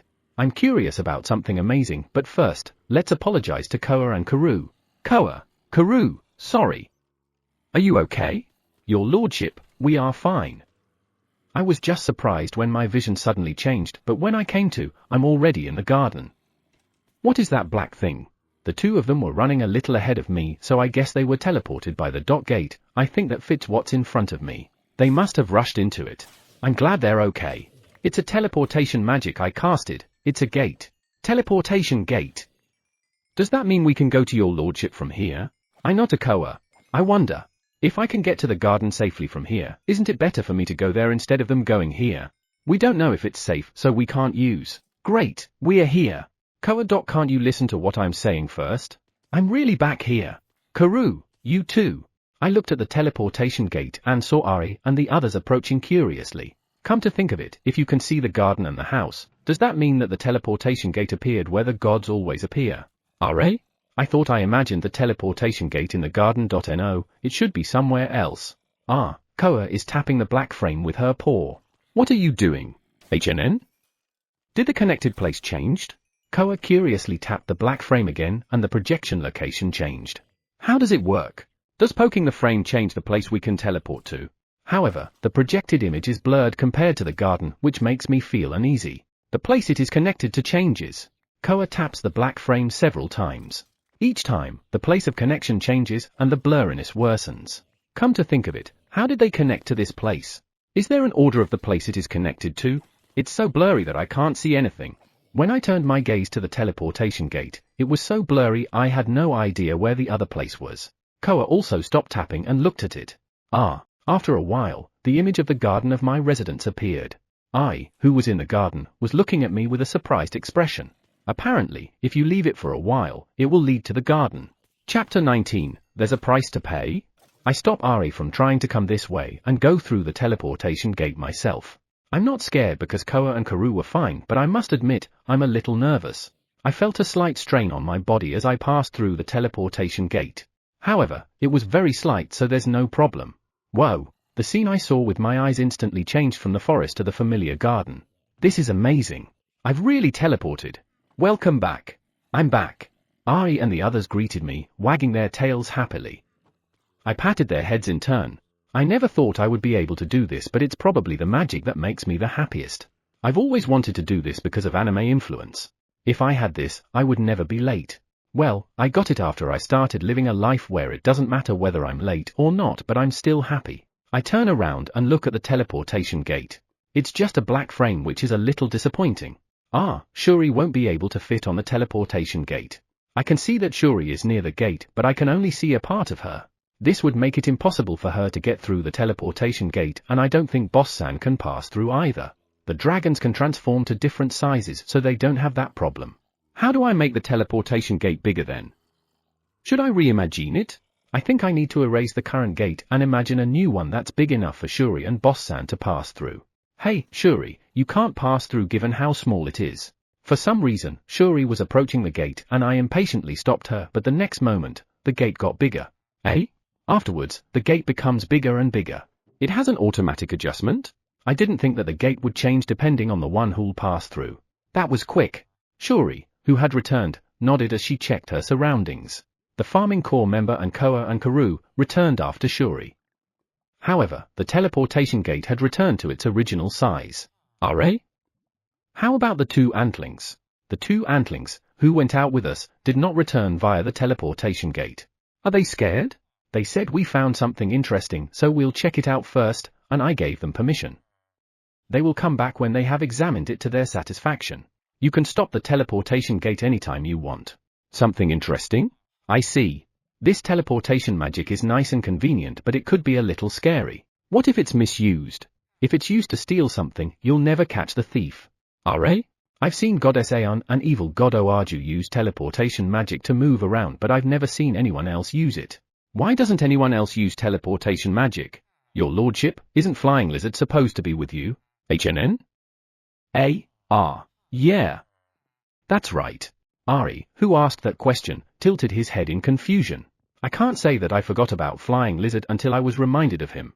It seems like I'm more excited with the teleportation magic than I thought. What should I do about Flying Lizard? I don't know where he currently is, so I can't pick him up using the teleportation gate. We can only wait for him to arrive then. Now, let's ask about teleportation magic. I'm not sure how to deal with it if it's abused. Koa, why isn't anyone used teleportation magic? If even I can create a teleportation gate, it should be easy for the dragons and Koa, who are skilled with magic, to do so. However, I've never seen anyone other than the gods use teleportation magic. A magic that distorts space can't be done by using magic power alone. It requires divine power. Eh? I was surprised by Koa's explanation. Is that so? When I used the teleportation gate earlier, I didn't feel that I used my power that is similar to divine power. Well, I didn't feel I used magic power either. I see. The dragon should be able to use teleportation magic if they have divine power. Right now, they can't. The reason why the dragons can't use divine power is because they were born on an unblessed planet, right? If only they could get blessings, they would be able to use their divine power. Not necessarily true. Suddenly, I heard a voice from above me. When I looked up, I saw light blue slowly descending. Not necessarily true? Perhaps it's because you don't have divine power. I'm sure you'll be able to do it when you can use divine power, right? That's what Koa said. Not everyone who possesses divine power can use teleportation magic. This kind of magic is very difficult and it often fails to activate. Also, there's a price to pay if you fail. Difficult? No, it was easier than I thought. Or rather, it even activated on its own. If there are only a few people who can use teleportation magic, I guess I don't have to worry about misuse. By the way, there's a price to pay? I went through the teleportation gate, but there's no particular change in my body. Shuri, Koa, and Karu are as healthy as ever too. How about the farming corps member? He's not here. That's strange. Where did he go? He went home? Apparently, he has something to do with the one eyes. Back there, it doesn't look like there's a problem with the farming corps member. Light blue, what do you think of my teleportation gate? Also, what's the price to pay? Your lordship's teleportation magic is stable, so there's no problem. The price is the load on your body when you teleport. Worst case scenario, you could be in bed for a month or more. I was stunned by Light Blue's words. I didn't know there was such a heavy price to pay for teleportation magic. Not knowing is scary. That means teleportation magic is scary, is it? It's pretty normal. Light Blue smiled bitterly. Are you saying that the cost of teleportation magic is not even special? It's really scary not to know. What other magics has prices to pay? Everything. Every magic has a price to pay if it fails. Ignorance is a scary thing. I didn't think that every magic had a price. I look at the teleportation gate. The forest we were earlier can be seen clearly. Right. Light blue, the scene that can be seen from the teleportation gate is sometimes blurry. Why is that? Blurred?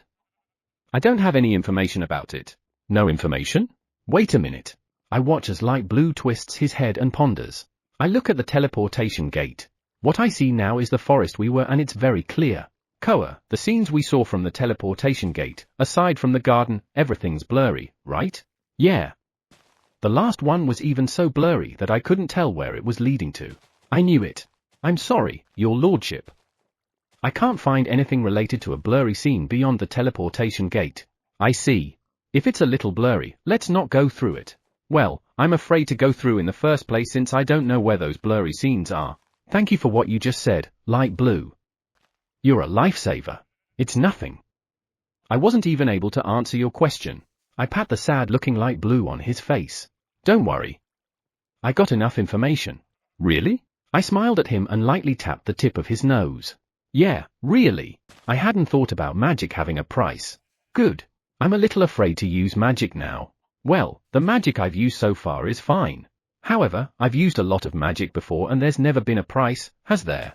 Come to think of it, all the magic your lordship uses is original, so you should be able to predict the cost, right? All my magic is original? It seems like Flying Lizard has returned. Koa's words made me turn my gaze above. He's ahead of schedule, isn't he? No, I'm the one who came back in an instant. I wonder if those who came on board are all right. Chapter 20, Welcome, though they're sleeping. I waved my hand toward Flying Lizard and he came down with great momentum. And his momentum is scary. What? I was surprised when your lordship's magic power suddenly disappeared. How did you come back? So you noticed that I disappeared from the forest because you can detect my magic power? Sorry for worrying you. I apologize for that. I was able to use teleportation magic, so we went back in an instant. Teleportation magic. You've used an amazing magic again. I apologize again to Flying Lizard, who seemed surprised, dismayed, and amazed. Sorry. He stared at me and took a relieved sigh. I'm glad you're okay. Thank you for your hard work. Though if I had known that I could use teleportation magic earlier, I wouldn't have asked you to take the beastkins here. Sorry for the trouble. No, it's all right. It's not a trouble. Was there really no problem? I don't know why, but everyone's asleep. As soon as Flying Lizard came down, I checked the beastkins, and they were all sleeping soundly. There should be a problem for them to all lose consciousness, right? Nothing happened? Nothing in particular. Come to think of it, I heard some shouting when the others came to check on them. That's definitely it. Flying Lizard looks curiously at the beastkins on his back. Thanks for bringing them here. They were just a little startled, but they'll be fine. Let's move them to their rooms. And how are we going to do that? Should we use magic? Should we take them one by one or all at once? Your lordship, we'll take care of them. HNN? I looked at the slightly unfamiliar voice and saw some giant one-eyes. Come to think of it, the one-eyes could change their sizes as they wish. Can I leave them to you? Leave them to us, they said happily, and then unloads the beastkins from Flying Lizard's back to their shoulders. Alright? You're going to carry them on your shoulders? When the kids are sleeping, you carry them on your back, right? Is it only my imagination, or do they want to handle them messily? Goo. Ma, they're doing a job that they don't really have to do. Also, USA and Kuhi said that beastkins are tough. It should be all right. Russell, HNN? When I looked at where the scream and falling sound came from, I saw a beastkin sitting beside Flying Lizard with a surprised expression on his face. Koa said he was a rare beastkin, so I remember his namate should be Gers. Are you all right? Did you hit your head? I was a little worried when I saw Gers froze with his eyes wide open. It's not the first time we've met, so what's with that reaction? I'm all right, Daisu. Sorry. Gers stands up and bows his head. I'm a little surprised at his quick movement. I hope you're really all right. This is the place where you're going to live. Gers looks around. He is stunned to see my Rock Mountain residence. His tail wags when he sees the vast field, and his ears loped seeing my companions as they train in the square. I can't help but laugh seeing his changing expression. Even so, why did he wag his tail when he saw the field? I turn my gaze to the field. Like always, the farming corps are tending the vegetables. And as usual, the amoebas, grand spiderlings, and grand antlings are cheerfully helping them. There are grand spiderlings and grand antlings in the forest, and there are amoebas in the river, though they are of different species. I guess he reacted like that after seeing the farming corps. As expected. Gasp! I heard a gasp from Gers' mouth. I look at him and see that his tail is completely curled inward. This should be a reaction of someone scared, right? Gers is currently looking at a big one eye. I'm Kimmy on the shoulder of that one eye. He's sleeping, so he'll be carried to his room. Is he scared, thinking something will happen to them? I see. Sorry for the bother. He probably did his best to respond. However, his tail is still curled inward. What can I do to reassure him? Your lordship, you're back. Futa, who looked sleepy, came running and hugged me tightly. He must have woken up from his nap. I'm back. I patted his head and he pressed his head against it. He's completely sleepwalking. HNN? RA? Your lordship. He seems to have woken up. Futa looks up at me curiously and I can't help but laugh. RA? Futa looks around curiously. It seems like he noticed Gers, who's standing nearby. Come to think of it, Gers is a different kind of beastkin compared to Kuhi and USA. I wonder how he will react. I'm sure it will be fine. I am sorry. Gers, who met Futa's gaze, apologizes with his face down. See cool. Futa runs up to Gers and holds out his hand. Nice to meet you. I'm Futa Daisu-sensei? He misunderstood. No, I'm not. I'm one of the guards of the teachers, Gers Daisu. HNN? Guard? Dad Avis and the others are supposed to be the teachers' guards? This is the first time I heard of it, but it doesn't matter. I see. Eto, please take care of me from now on. Futa holds out his hand with eyes full of expectations, but Gers is confused and looked suspicious. His tail is also busy wagging and curling. He's confused, all right. No handshake? Hearing Futa, Gers hurriedly grabs his hand and shakes it violently. His tail is also wagging wildly. Please take care of me from now on. His voice is restrained, but I can tell he's glad. But still, that look from Futa's face. He looks like he likes Gers a lot. I hope this won't cause any trouble. Footer, can you go and wake up the others? Let's get him away from Gers for now and give him time to calm down. Understood. Gers Oniichan, let's train together later. Ah, he calls him Oniichan. Wait a minute. I want to be called Oniichan too. That will probably never be going to happen. I don't know, I mean, with me? Train? Gers look at me with confusion. I feel a little sorry for him. Footer, he's new here so he need to get used to this place first. Is that so? Footer tilts his head as he looks at me. I slowly pat his head. That is so. This is very different from all the places they have been. Let them take their time to get used here first. In a few days, I'm sure all of them will get used to this place. I see. Right. Sorry. When Footer bowed his head to Gers looked a little puzzled. No, you don't, Bo need. Gers talked in a rumbled way seeing Footer like that. Gers, calm down. Footer, go wake up the others. Fura replied with a yeah and ran back inside. Now, since Gers is here, let's give him a tour around their new house. Gers, I'm going to show you the house you're going to live in, so follow me, okay? Affirmative. A giant one-eye reached out to the last sleeping guy, Dad Avis, but he jumped up. Ah, he's awake. Dad Avis looked at the one-eye and quickly reached for the sword at his waist. Commander Dad Avis. Dad Avis looks up in surprise hearing the impatient voice of Gers. That's a one-eye. You were sleeping, so I asked them to move you. Davi's gaze turns to me. He rushed down from Flying Lizard and came to me. I'm sorry. No. Ha, don't mind it. Though I'm wondering if you're feeling okay. I don't think there is since they are magically stabilized there. I'm okay. The trip was okay. No, I'm sorry that I lost consciousness during the ride. Davi's tail and ears and drooping down. He seemed to have been shocked and fainted. That can't be helped since you've met all the dragons at once. I would like to show you around the house now. Is that all right? Or do you need to take a short break? I'm okay. You don't look okay though. Okay. Then, listen with Gers and inform the others later. That is the house where you are going to live in. Dad Avis looked in the direction I pointed and his expression turned into a blank stare.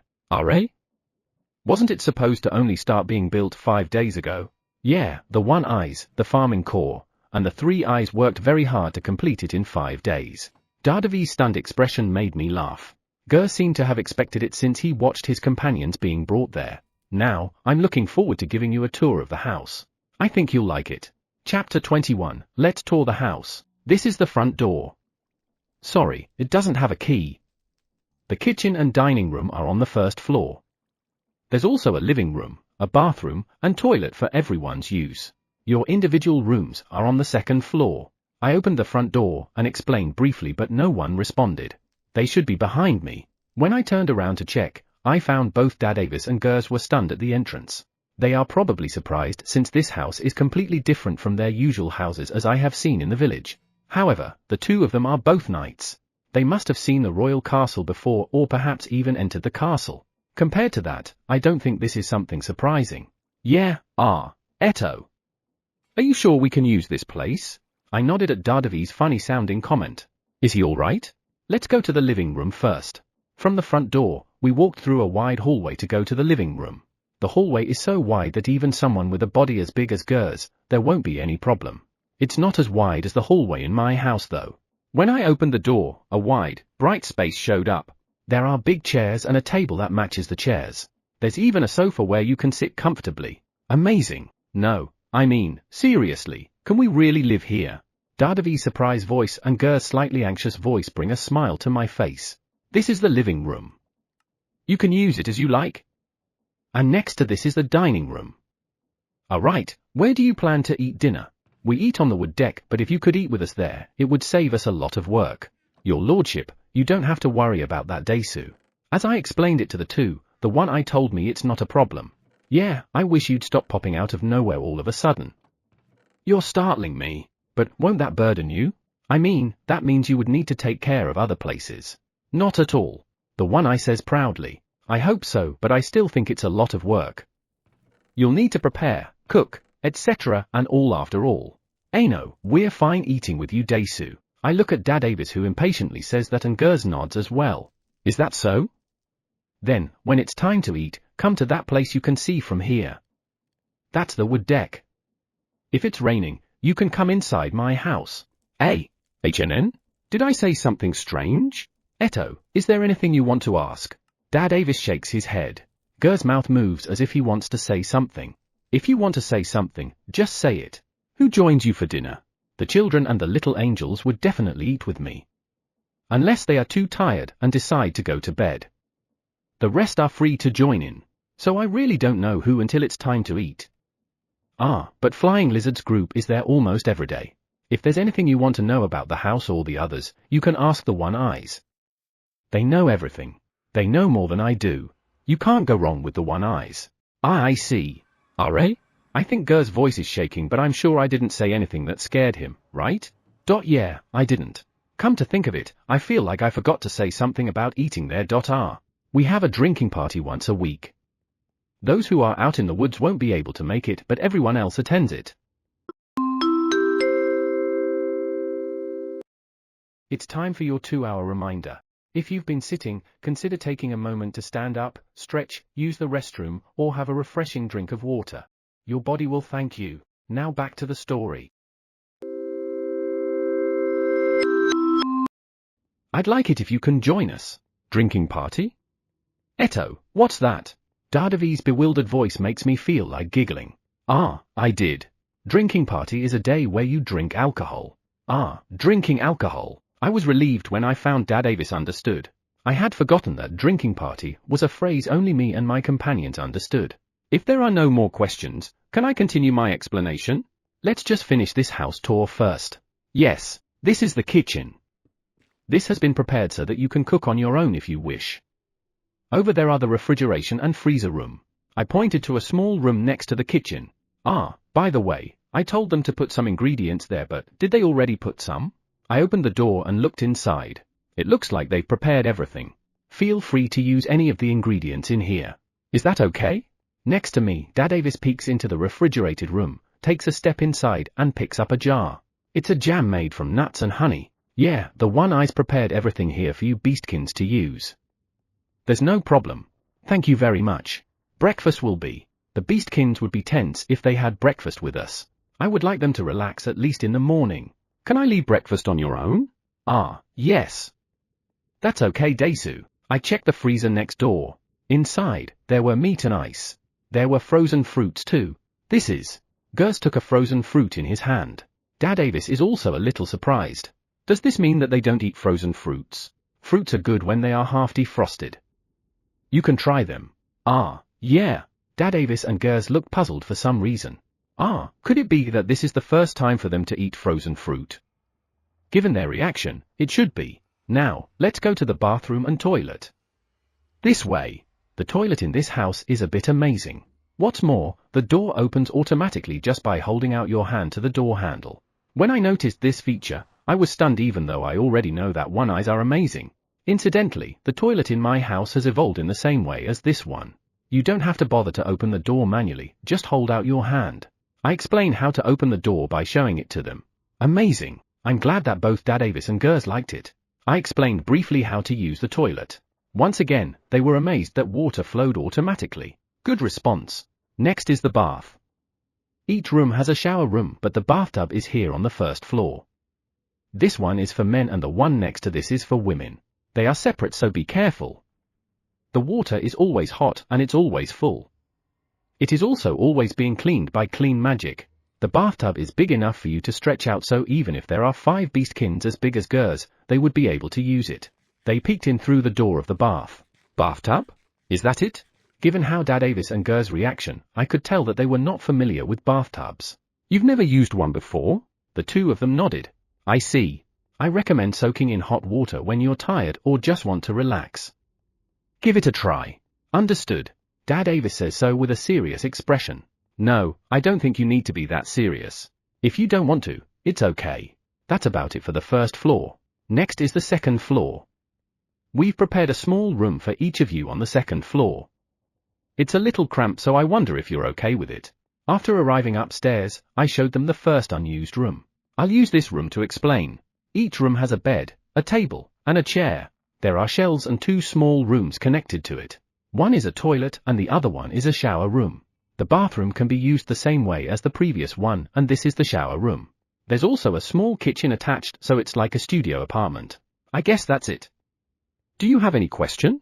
Dad Avis and Gers looked around the room and shook their heads. Anything else? No, thank you for getting us these wonderful rooms.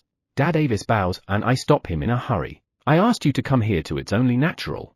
But still, as I was giving them a tour, I thought how amazing the one eyes, the farming core, and the three eyes are. I have a question. Dad Avis looked at me as if he had remembered something. What is it? How much is the rent here? Dad Avis tilted his head. Gers' eyes are fixed on me too, as if he also wants to know. I mean, rent? No, there's none. Eh? They're free? Gers' tail wagged softly for a moment as if he was surprised. I'll provide you this much since you've come this deep into the forest. Don't mind it. Gers nodded happily while Dad Avis was a bit puzzled. I guess Dad Avis is the more cautious one. Chapter 22, Enter Kingdom 3rd Night Order Commander. 2. Enter Kingdom's 3rd Night Order Commander's POV. I woke up due to sunlight. Did I forget to close the curtains yesterday? I get up as usual and go to where With a confused head, I tried to get out of the futon and noticed its fluffiness. My futon doesn't feel like this. It's harder. Yesterday. My head awakens instantly. Yes, this is the deepest part of the forest where the god of the forest resides. I stood up vigorously and sat down again. Let's calm down first.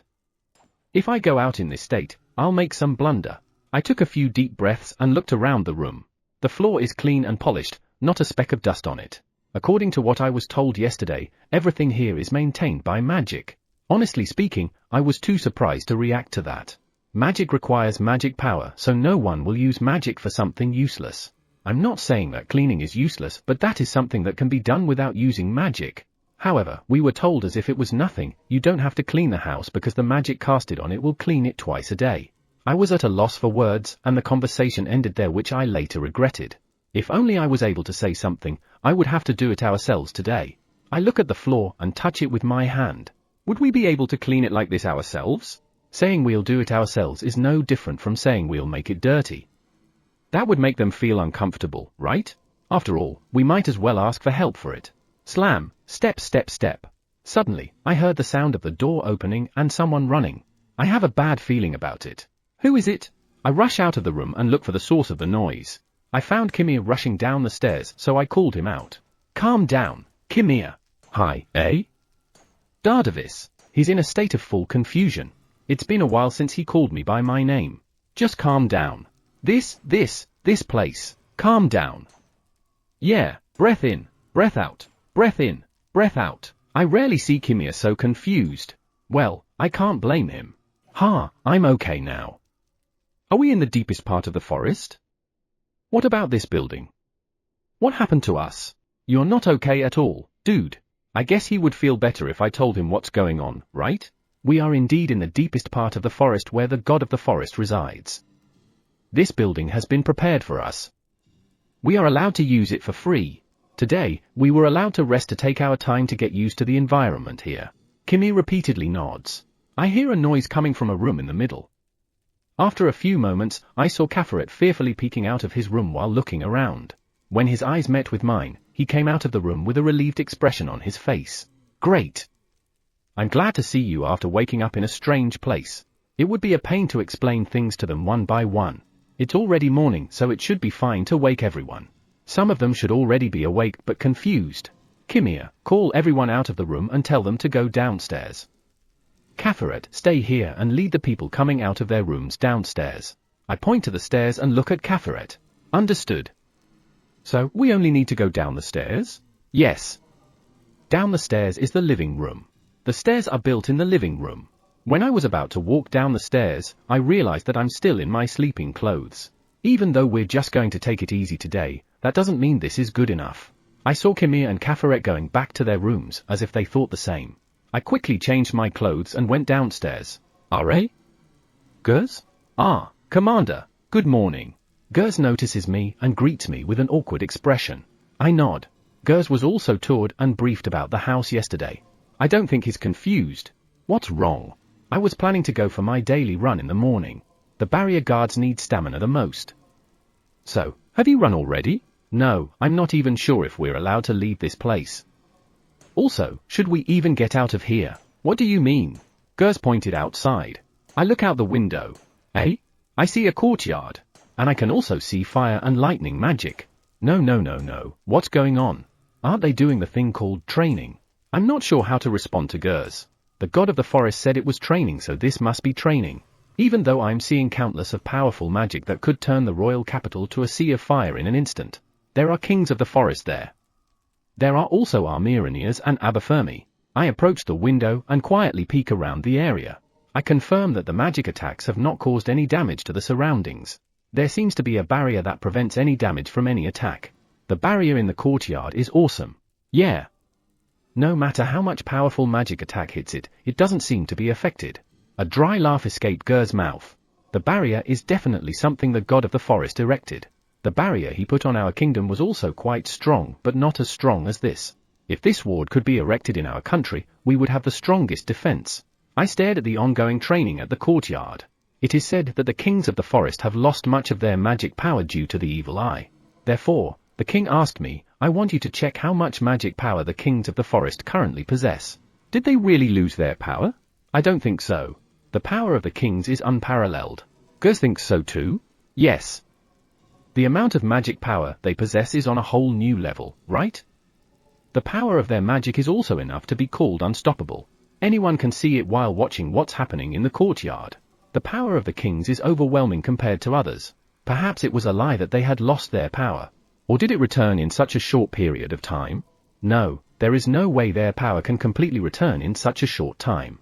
It is said that the kings of the forest have lost most of their magic power. Or maybe they only lost a little. If that is the case, how did word get out that they had lost most of their power? The people who investigated it were those who can be called as authorities in magic of Enter Kingdom. I don't think they would report a lie.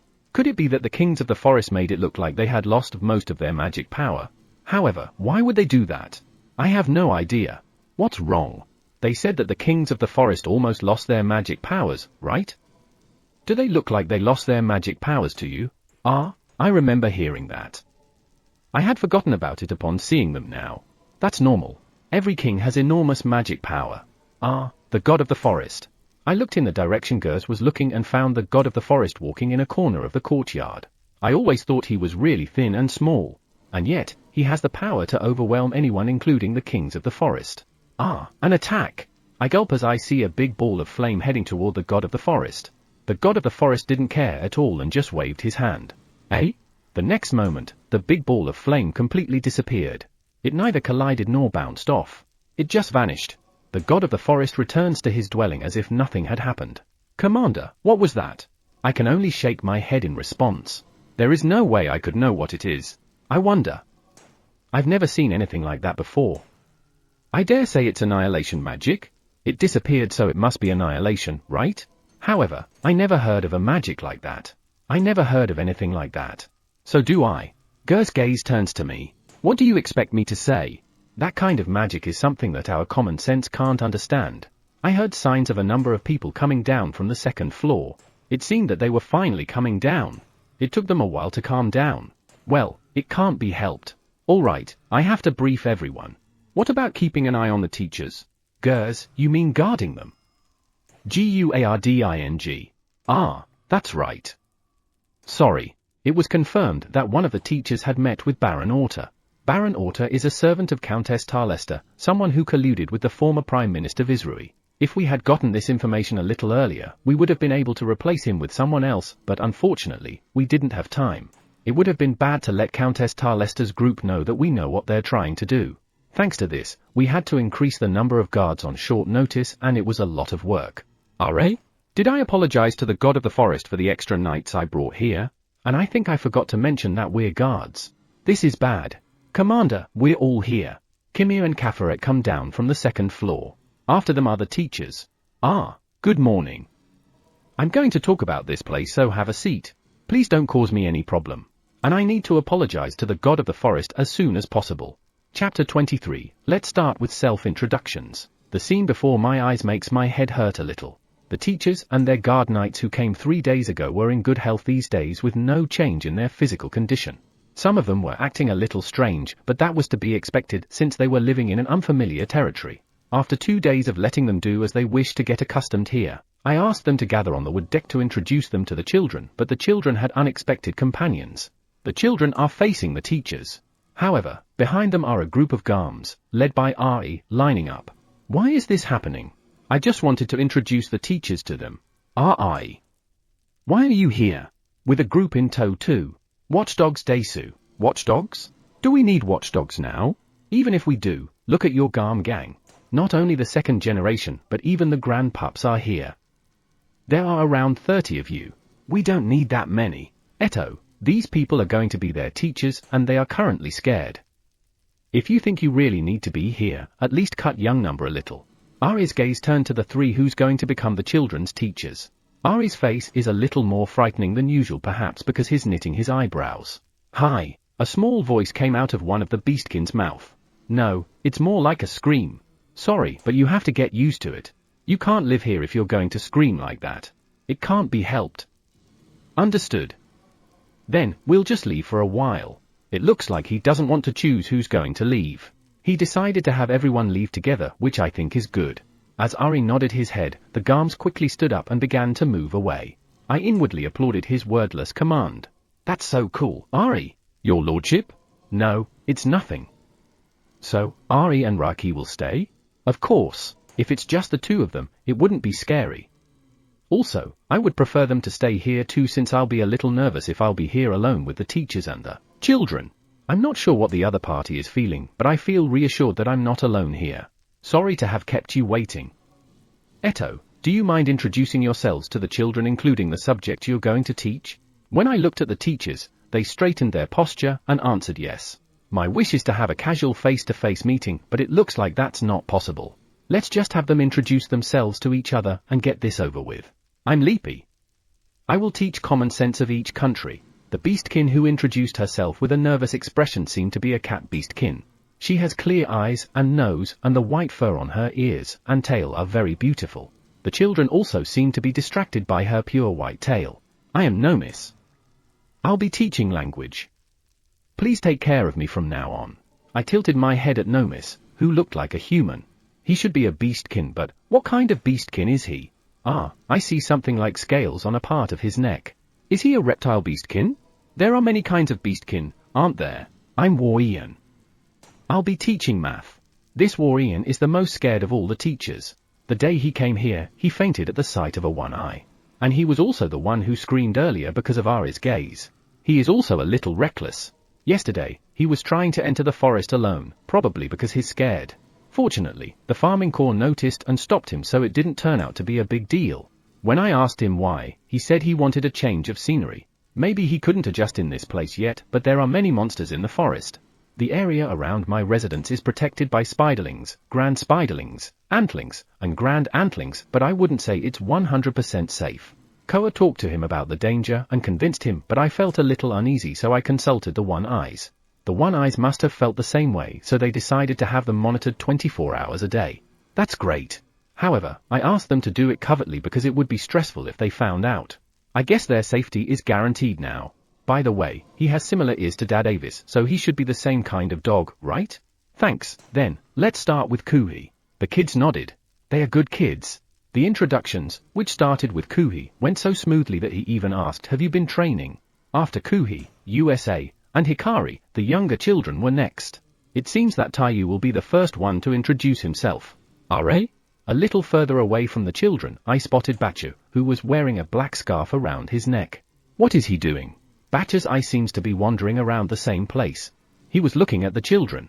HNN? I've never seen Bachu that restless before. More importantly, he seems to be very worried about the children. Could it be that they were practicing? I looked at the children and saw them glancing at Bachu after they're done introducing themselves. I can't help but chuckle. I never thought they would really be practicing their self-introduction. How cute! After Futa, the last one, introduced himself, Bachu made a guts pose. It looks like they all have succeeded.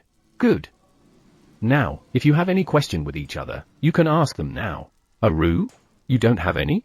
Sakura, Tsuki, and Koyo shook their heads. Ah. Can I call you Master? Tsubosa's question made the teachers look puzzled. Master, that's the word they use during special training. Eto, please call us teacher. Teacher? Yes, please. At Leapy's desperate request, Tsubosa nodded. though he looked a little uncomfortable. Do the teachers have any question you want to ask the children? If I call them teachers, the children will probably follow. Yes. What time should we start studying? We'd have to decide that. My guts is telling me to do it 6 days a week, but that would be hard for them all of a sudden. Besides, the children wanted to have time for special training. Can we have special training in the morning and study after lunch break? If they are tired from the special training, would they be sleepy studying in the afternoon? Let's schedule it in the afternoon as a trial first. I'm thinking of having you train in the morning and study for a few hours in the afternoon. What do you think? The children happily nodded. Kuhi and USA seemed to be okay with it. How about you, Hikari? Hikari has recently been learning how to use his demonic power from evil god Oaju. I don't want to interrupt that. I'm fine with it. I only have a little more to learn from evil god Oaju. Eh? Is that so? I thought you only started learning the other day.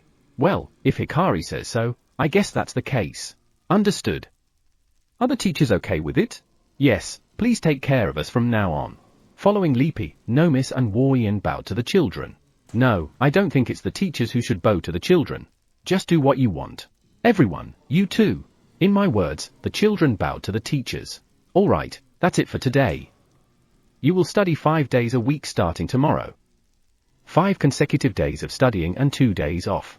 Yes, good response. I looked at the teachers and they nodded.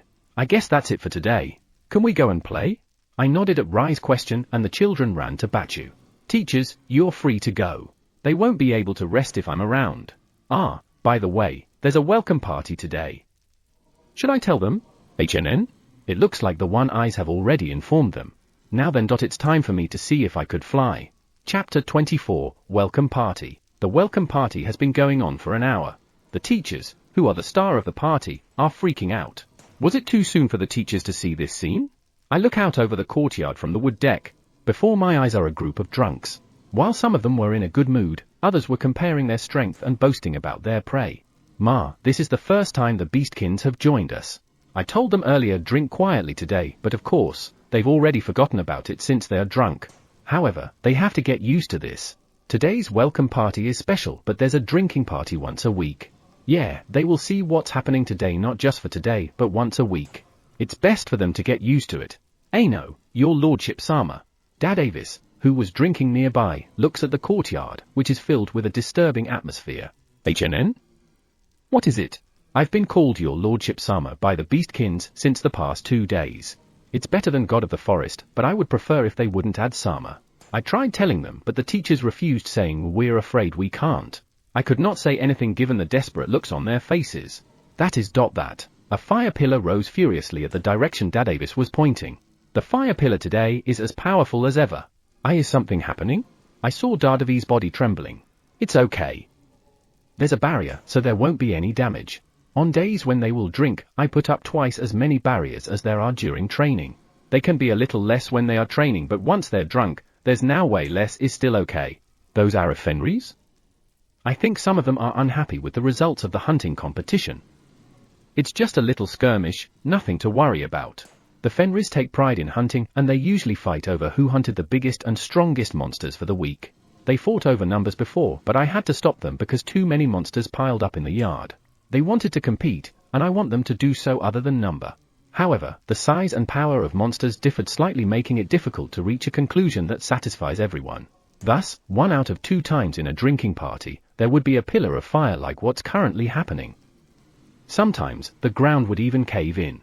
Even so, I let them be since they know the limit. You call that little skirmish? Nuff, the female knight sitting next to Dad Avis, stares at the newly risen pillar of fire with eyes wide open. Nuff is a bird beastkin. Bird beastkins only have feathers on their ears, so they don't look like beastkins at first glance. When I asked her if she had wings, she said they already had degenerated. A pity. Her not-so-beastkin-like appearance aside, it seems like their kinds can see farther than any other beastkins. However, she said they're not so good at night. Boom! While I was watching the fire pillars of the Fenris, I felt a vibration from somewhere else. I looked over and saw that part of the courtyard was scorched. Is it Boss-san? Or Shuri? I wonder which one did it first today? From what I'm seeing, the Seiken food have already been moved to a safe place by the spiders and ants. Boss-san and Shuri's children were trained by the One Eyes, so they are great at escaping. And they have good characters too. drinking sake with their parents. Ano, is that okay? Kimir points to Boss-san and Shuri, who have started a scuffle. There seems to be a lot of excitement around the two. They definitely bet on something. It's okay.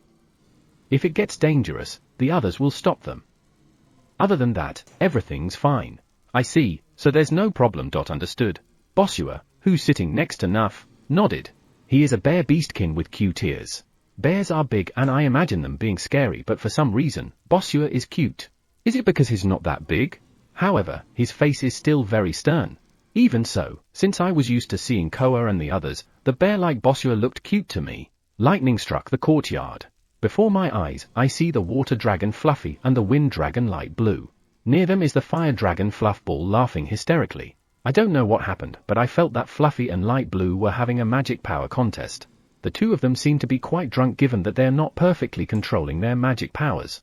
Aren't they doing something a little dangerous? If they keep going like that, an explosion might occur, engulfing the surrounding area.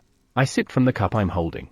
The wine is refreshing and goes well with the deep-fried potatoes. Hey! The beastkins looked at me with surprised expressions. HNN? Sorry. Did I scare you? Though it looks like everything's fine now. After I said that, the beastkins turned their gazes to Fluffy's group again. A one-eye showed up and touched Fluffy and Light Blue, making them tremble. The one-eye used a magic stone to suck the accumulated magic powers. It seems like they have sobered up because of it. They look like they calmed down. Fluffy and Light Blue looked around in surprise. They sobered up all right. The next moment, the two of them tried to fly. However, neither Fluffy nor Light Blue managed to do so. They were caught.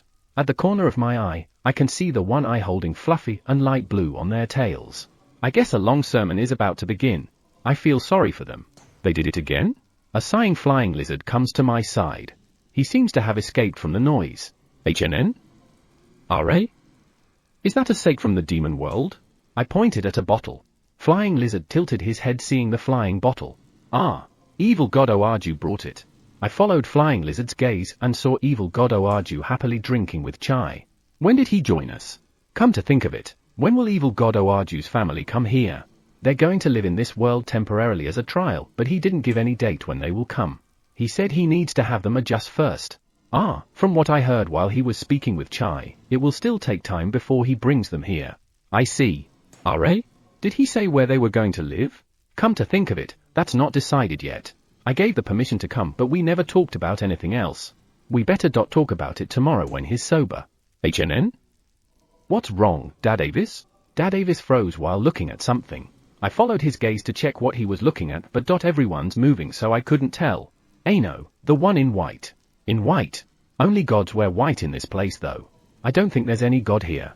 Your lordship, it's a little hard to see because Marshmallow's there, but that one near the place where evil god Oarju is goddess Aeon, I think. Hearing what Flying Lizard said, I looked at that place.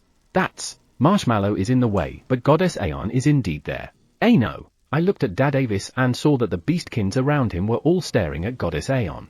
The one in white is goddess Aeon. She's a goddess. On the other side, the one in black is evil god Oarju. He's an evil god. RA? No reaction. When I looked at the beastkins, the teachers already fainted. I guess that's a little too much for them to take. I asked the one-eyes to take the teachers to their rooms. Thanks for your hard work. As the one-eyes carried the teachers, for some reason, we were engulfed by a big shadow. When I looked up, I saw the Cerberus mother and child. Crash crash crash. HNN?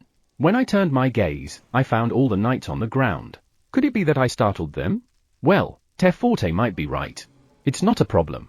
Maybe. Let's hope this is not a farewell party. Chapter 25, Enter Kingdom's Teacher Warian. Enter Kingdom's Teacher Warian's POV. Ooh-wah, what the? Where am I? Ah, this place. I am still alive? I catch my breath and look at my limbs. There's no visible injury anywhere. No, I didn't do anything to get hurt. Why did I even think of being injured? Come to think of it, I don't remember going to bed yesterday. RA? Yesterday. I turned blue remembering what I saw last night. Right. Yesterday, there was a welcome party. No, was that really a welcome party? Isn't that a show of force? Perhaps it was. No, I guess it was. Even so, they shouldn't have found out what I was up to. Yeah, his lordship shouldn't have known. But I never thought that there would be a goddess and a demon god visiting here. If their purpose was to make us uncomfortable, that's too much, isn't it? In addition, it's broken. The communication magic tool that was given to me as a way to secretly contact. The moment I activated it, it stopped working after a crackling sound. I thought I could fix it right away since I can do simple repairs on magic tools. However, for some reason, I wasn't able to fix it. I wondered why, but I had no idea that it was caused by the high density of magic power. I had no way of knowing that this place's magic power density is several times denser than any other place. Even if I do know, there would be no magic tool in Enter that could withstand such a high density of magic power. Other knights' magic tools have been repaired? The reason I knew why I couldn't fix mine was because I heard the knights consulting the golems about the broken magic tools they had brought with them to contact their families. At that time, the golem said the magic power here is so thick that it wasn't able to withstand it. Even so, I never expected the golems say it would fix them. What should I do? I want it to repair my magic tool too. However, what should I say when they ask me why I brought a communication magic tool? I can't say that I brought one myself to contact my family like those knights. In short, its very existence is dangerous. Russell, what's that? I stood up and quickly looked in the direction where the sound was coming. What I saw was a beautiful wall, nothing else. Was it just my imagination? I can't relax in this place. But then, if I try to go to the forest, I will be chased by the golems. Why are there so many golems? Terrifying. What if I am attacked? No, I shouldn't think about something like that. I shouldn't. Ma, the kids seem to be pretty obedient. They should be easy to tame. HNN? The hallway is getting a little noisy, maybe it's time to get up. Come to think of it, I wonder if they're going to start studying today? RA? What was that again? I'm sober at that time, but I'm scared so I couldn't remember. Let's just ask the other teachers. Knock knock. Good morning. Are you all right? Whose voice is that? That doesn't sound like the knights. Good morning. Thank you for your concern. I'm all right, Daisu. Tilting my head, I open the door of my room. There's no one on the other side of the door. RA? That's good to hear. His lordship is worried about you. Lordship? Pretty sure we're referring to him as Lordship Sama. In other words, I look down slowly. Hi, thank you. I'm really fine, Daisu. To cover up my scream, I quickly smiled and thanked it. Why are you here? Why? No, he said his lordship was worried about me. Is that the only reason you're here? Then, there shouldn't be any other meaning. Is that so? I've prepared breakfast downstairs, so please come in. Now, if you'll excuse me. Why, yeah. Thank you very much. Breakfast? Breakfast. Yeah, food. I need it. Yeah. I smiled, closed the door of my room, and exhaled heavily. For some reason, when I look at a golem, I feel as if it knows everything. That can't be true though. Rights. Breakfast. I can't stay in my room all day. I would look suspicious. HNN? My clothes are still the same as yesterday. I'll have to change. But first, I need to take a shower. The facility here is amazing. I took off my clothes and entered the shower room. When I turn the faucet, high-pressure hot water comes out. It's impressive. Every time I use it, I can't help but be impressed. Even the high-class accommodations in Enter's royal capital don't have something like this. Sure, there are showers, but it takes a long time for hot water to come out and the pressure is very weak. It is indeed a magic tool that can only exist in his lordship Sama's residence. By the way, what kind of material is this? I looked at the shower head, but I couldn't tell what material it was made of. The most common material used for magic tools is iron. I'm not familiar with the material, but I heard that it is inexpensive and easy to process. I'm sure it's not iron. It's too light after all. Since it can be curved beautifully like this, it must be an easy to process material. Beautiful silver color and round. There isn't a single material I can think of. Is there a material that can only be found in this place? If I took it out and sold it, wouldn't I make some money? I better get out. His lordship Sama should be fine, but I can't help but feel that the knights are suspicious of me. Originally, we were told that there were 4 knights accompanying us, but now, there are 2 more, making a total of 6. And they are our guards. According to what I heard before, Dadavis and Kimir will surely come since they have already interacted with his lordship Sama before. Aside from them, there should be 2 other vice commanders who'll accompany us. At least that's what the information Baron Orta has obtained, so it shouldn't have been wrong. Before I knew it, it had already changed. Guards. If you're going to come to this place, you certainly need guards. Their presence alone makes me feel a little safer. I'm curious about the knights, but so far, they haven't acted strangely. Is it just my imagination? Let's get a little more involved and see what happens. I wipe myself and get dressed. I pull myself together and open the door of my room. From today on, I'm a teacher who works hard to teach the children. Alright. POV change. I moved from the corner of the wall. That was close. I was almost found out that I got nervous. My body is still small, so my legs are still weak. I'll have to be more careful. Even so, what does he mean by shouldn't have known? And he didn't like the welcome party? His lordship gave us all the permission he could, and everyone had a lot of fun. Come to think of it, he said it was broken. I looked at the table. I don't know what that thing is, but it looked like he wanted to fix it. Why didn't he just ask the golems to fix it then? Is there a reason why he can't ask them? Something is fishy. I guess that's the reason why his lordship told us to keep an eye on him. I'll make sure to inform the rest. More importantly, he mentioned something that bothered me. Tame the kids. Tame those kids? I don't think that's ever going to happen. Because they already have a master, which is the golem called Bachu. If that guy does something to the children, that golem will probably snap. No, he will definitely snap. Shiver. Just thinking about it makes me tremble. We have to make sure we don't get involved.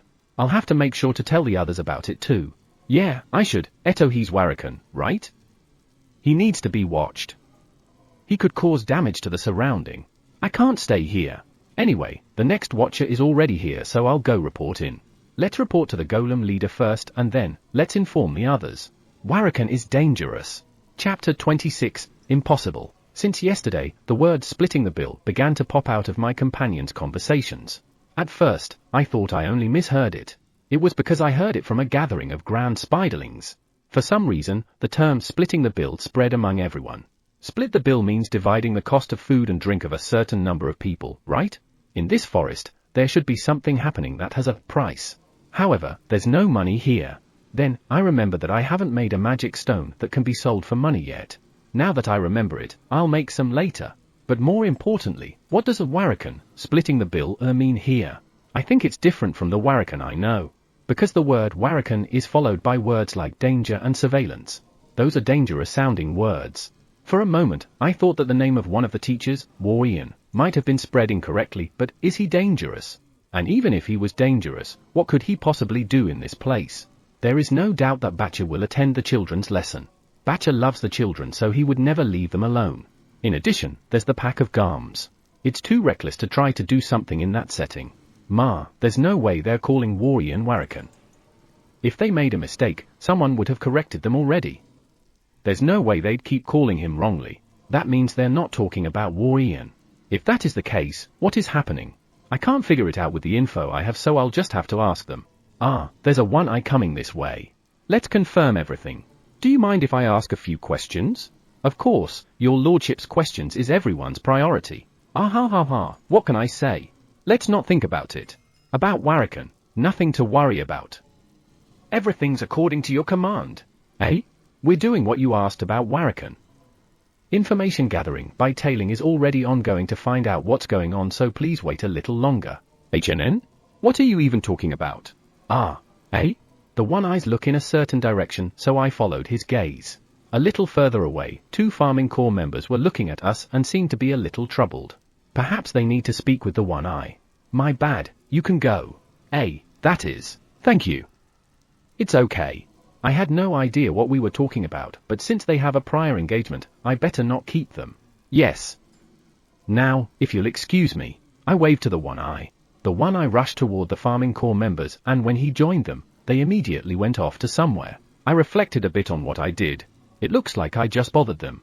I'm the only one free here, so I should be careful not to bother others. Let's review our conversation. What did the one-eye say? Given the response, it's not the Warakan I know of. They're not splitting the cost or something. Then, what do they mean with Warakan? Now, I'm back to square one. Is it like an it word? Yeah, no wonder I can't figure out what it means. So that's how it is. By the way, what is tailing ongoing? Could it be that there's some kind of problem? Could it be that it has something to do with the beastkins? It's a word that started to spread after they arrived. Perhaps it has something to do with them. Come to think of it, the beastkins have good ears, don't they? So that's why they used Warakan. I see. As expected.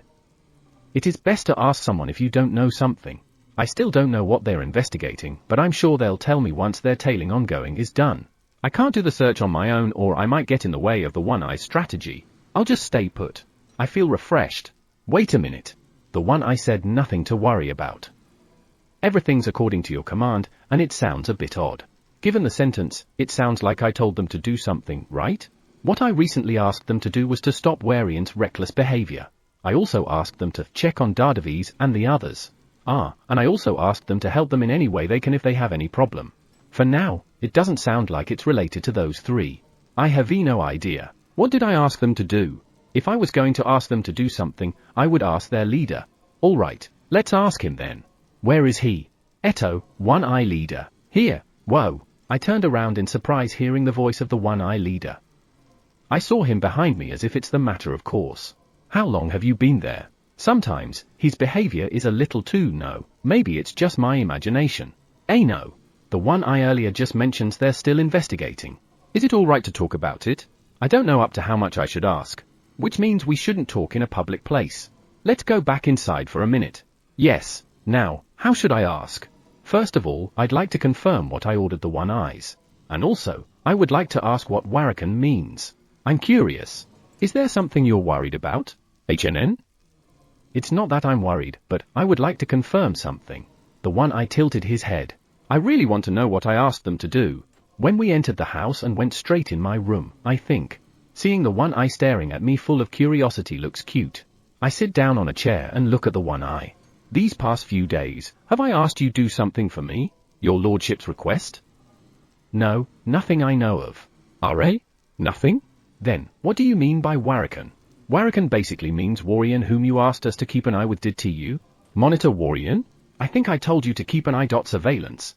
You told us to watch Warian if he goes into the forest again and he might do something, so it's better to have someone keep an eye on him as much as possible. Okay. I did, but why did you put him on surveillance? Isn't that what you asked us to do? Aside from telling us that we must keep an eye on him 24/7, you also said I don't think he would like to be watched, so do it stealthily. Isn't that an order for secret surveillance? It looks like I didn't say it right. Knowing the cause, I sighed. Really? But it did tell us that he was planning something bad. HNN? Come to think of it, they're tailing him. What is Warian planning to do? He seems to have a plan against the children. He said they look easy to tame according to the report. By children means Taiyu and the others, right? He wants to tame them? That's impossible. The children are very defensive. They're pretty wary against everyone to begin with. When the children learned that USA and Kuhi were former slaves, they said we can't trust anyone aside from the ones living here.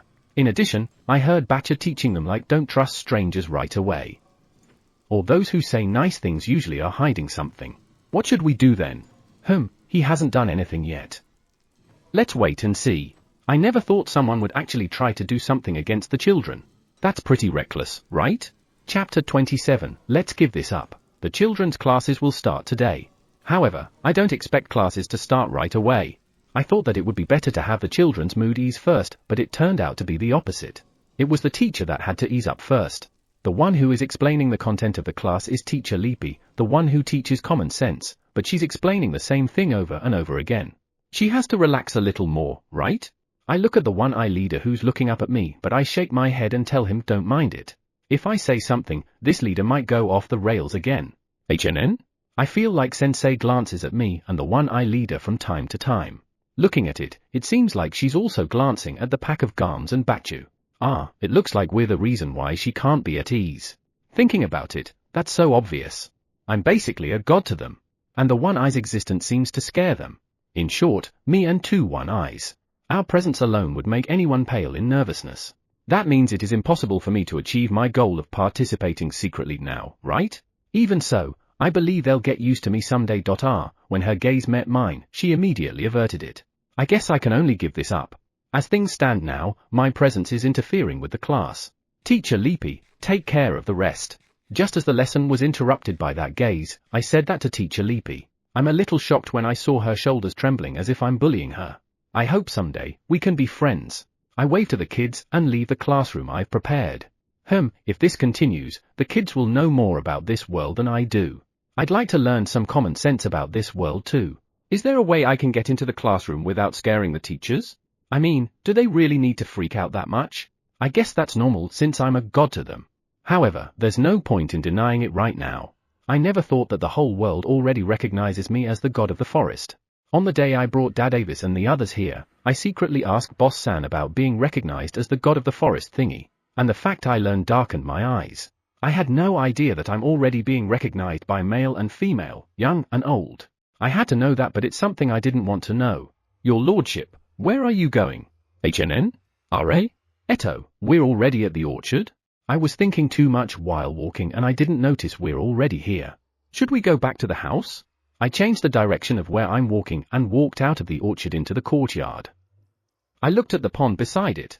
At first, it was a pretty little pond. Now it's a pretty big pond. I wonder how long it will expand.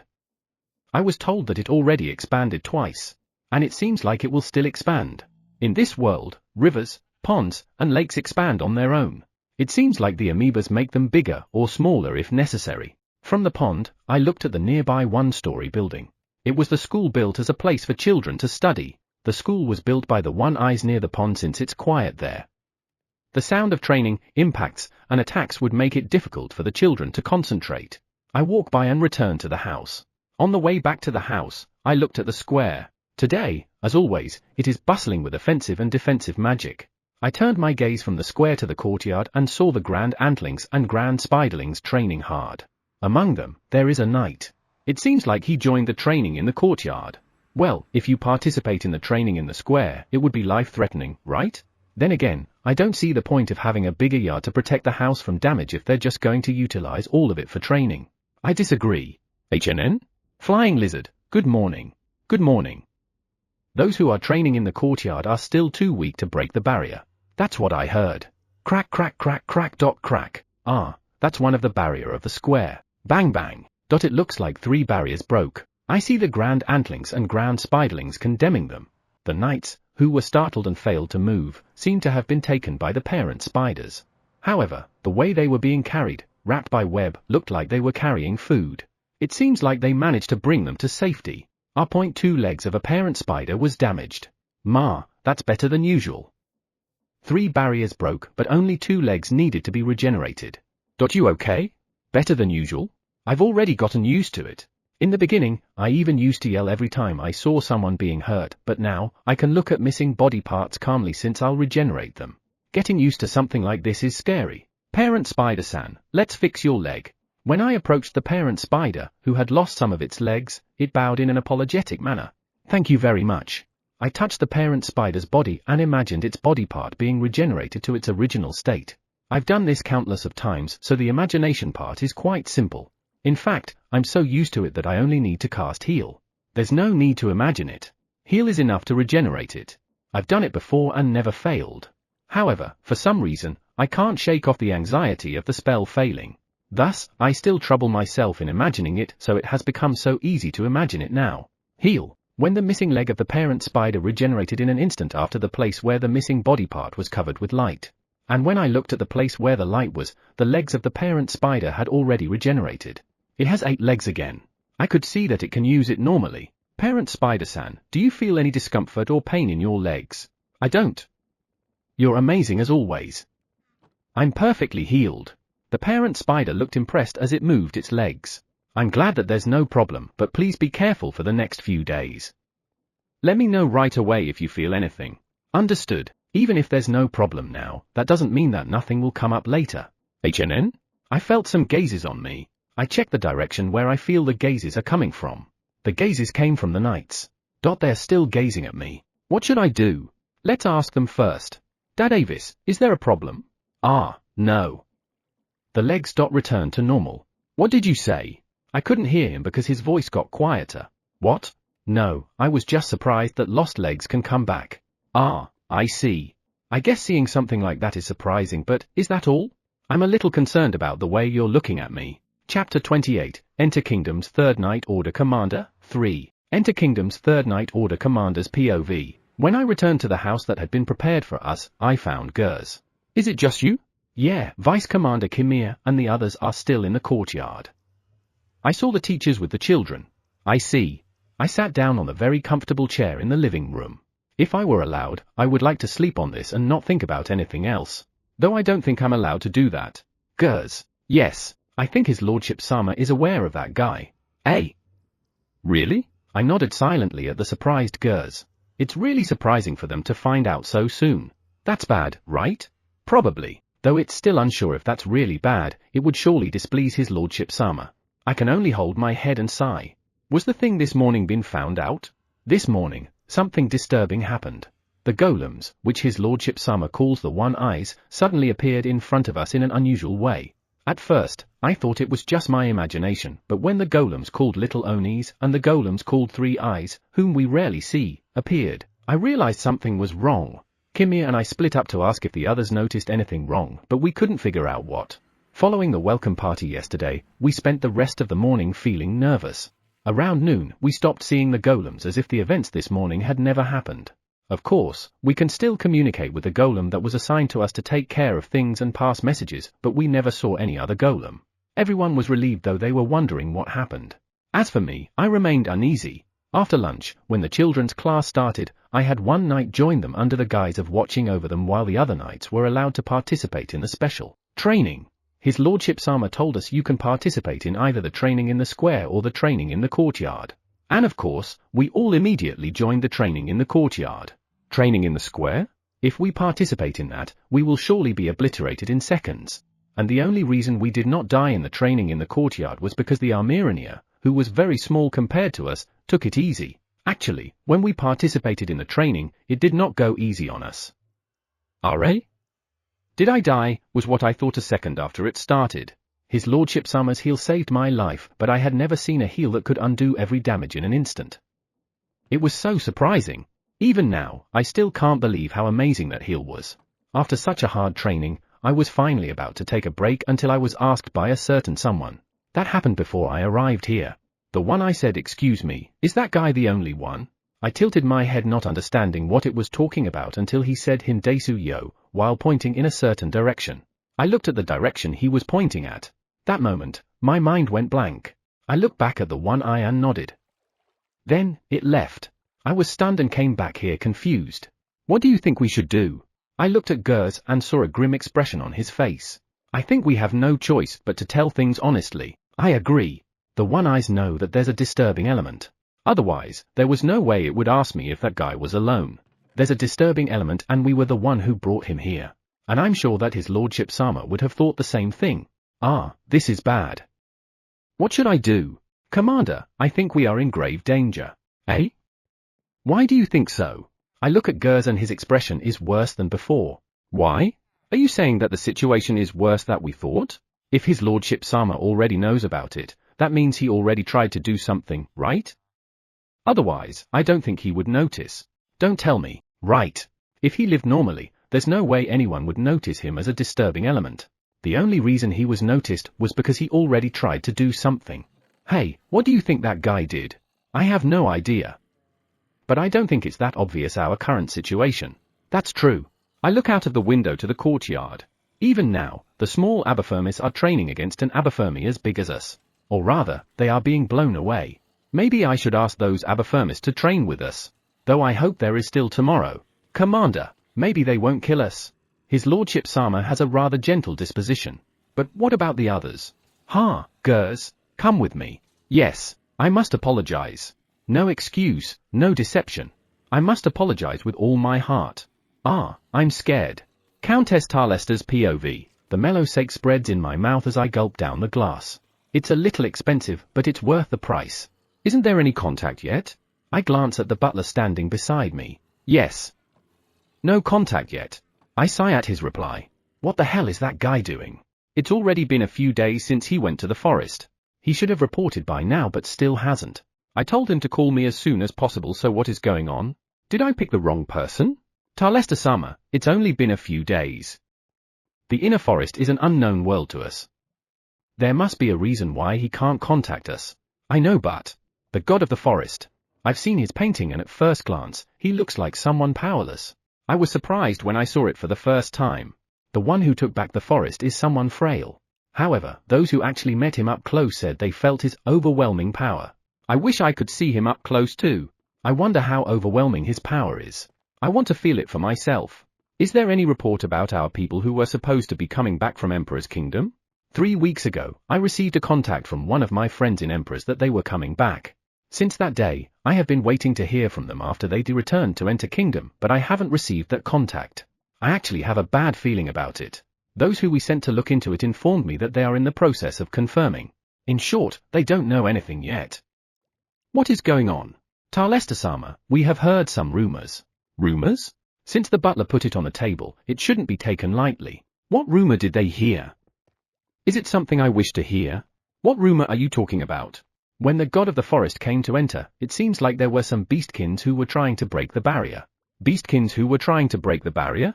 Are you saying that they might be our men who came back from Emperors?